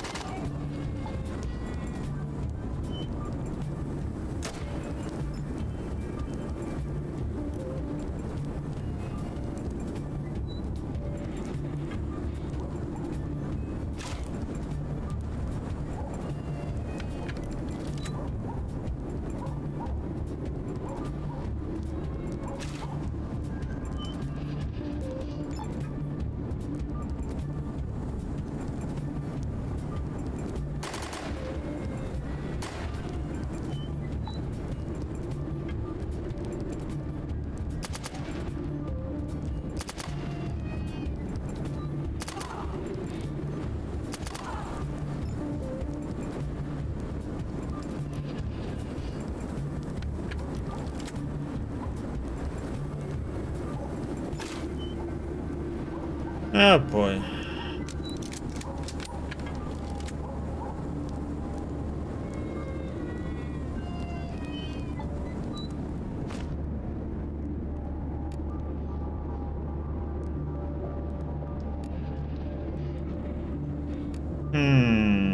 God damn it. Full. Yes, damn it.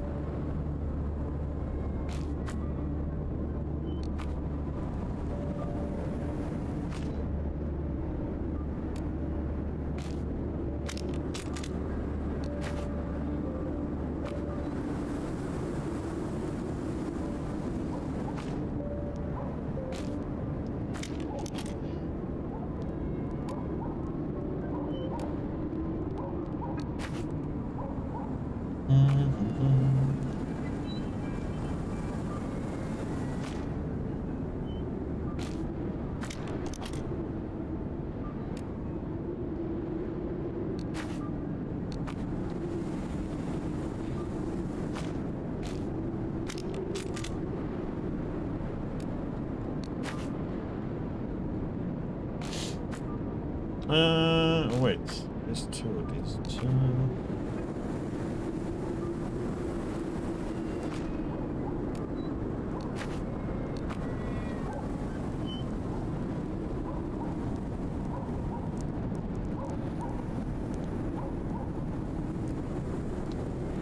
There's some metal bolts.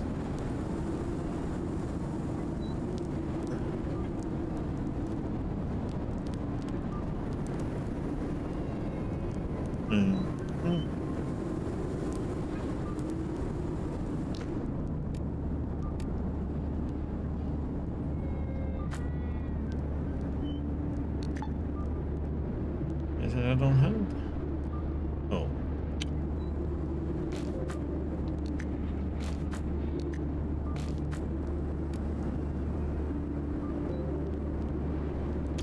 Missing an empty tin can.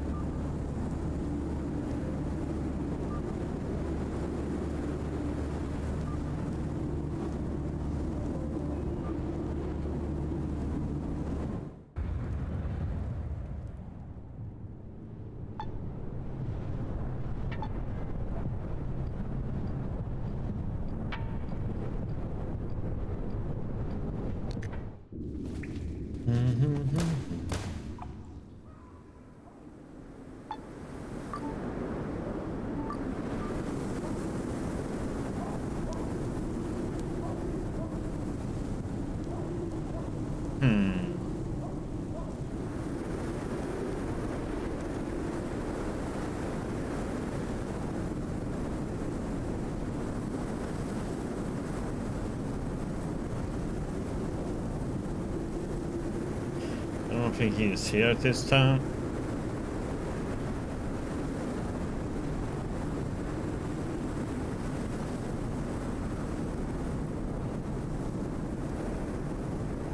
Let's go and see.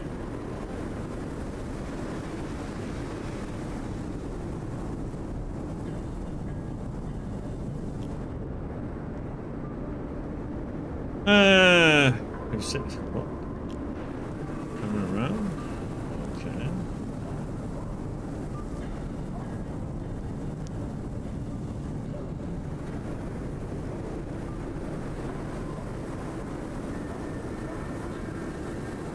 The heck can I get in?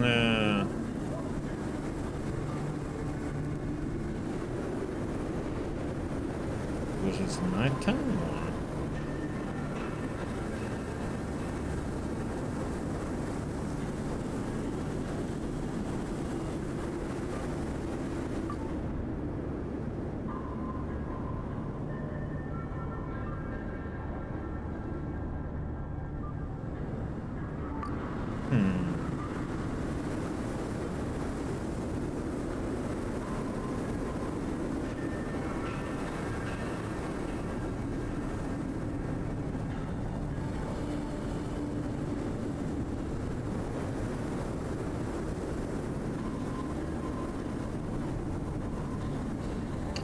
Damn it.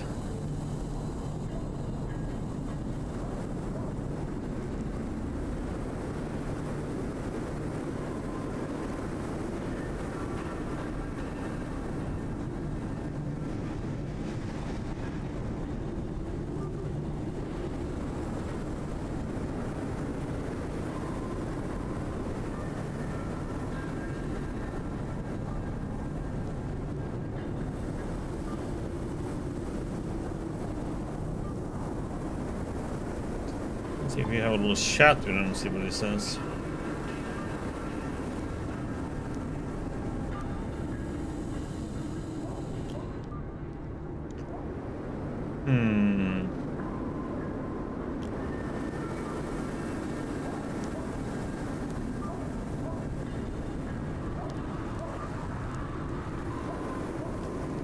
I wonder if it's because we are overburdened.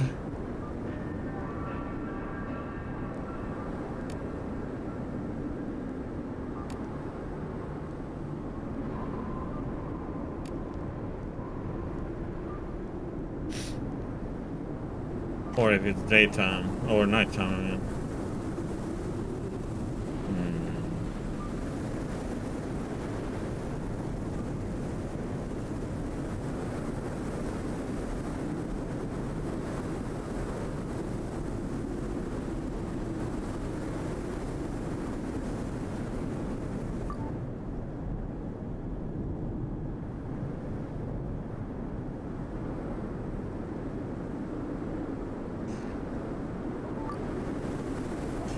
Well, I guess that is the only one we have there, so I guess we can go then. Do, do, do, do.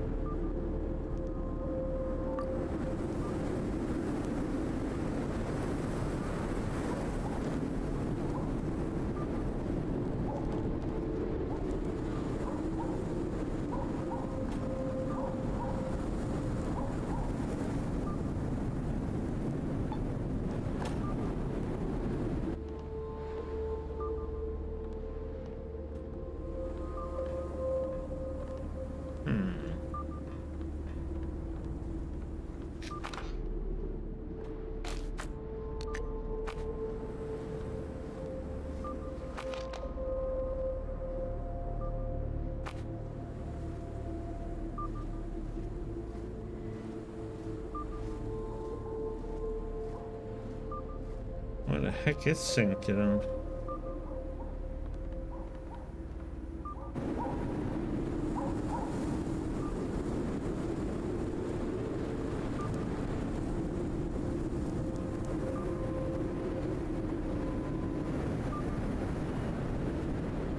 Maybe he's over here.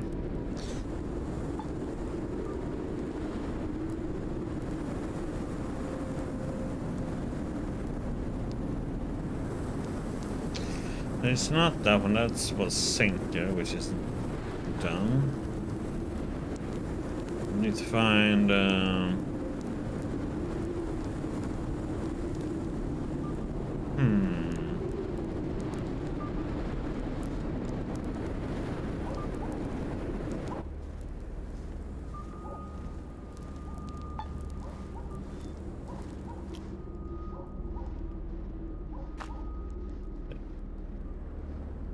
no money.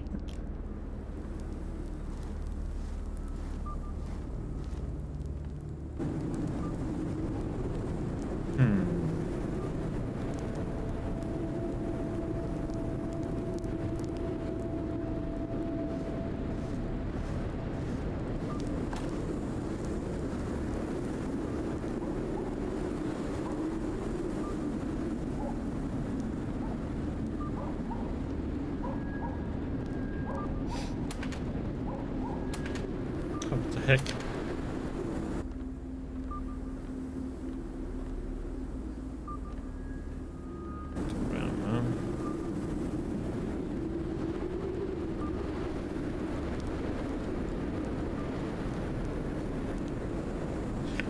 Well, this place is gonna be empty, right?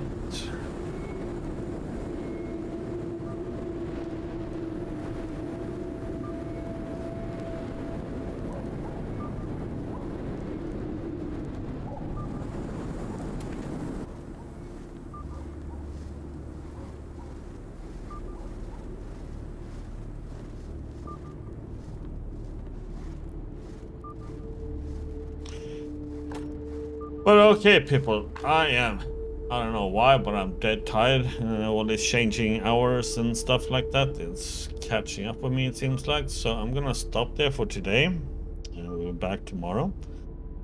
Then we'll continue with our journey in Trudograd and see how we get. So thank you everybody for stopping by today. Much appreciated as always. Hope you all have a great Wednesday, Thursday, and I'll see you all back on Thursday, and then we'll continue our journey. So you all take care, have a good night, and I'll see you back tomorrow. So you all take care. Good night everybody.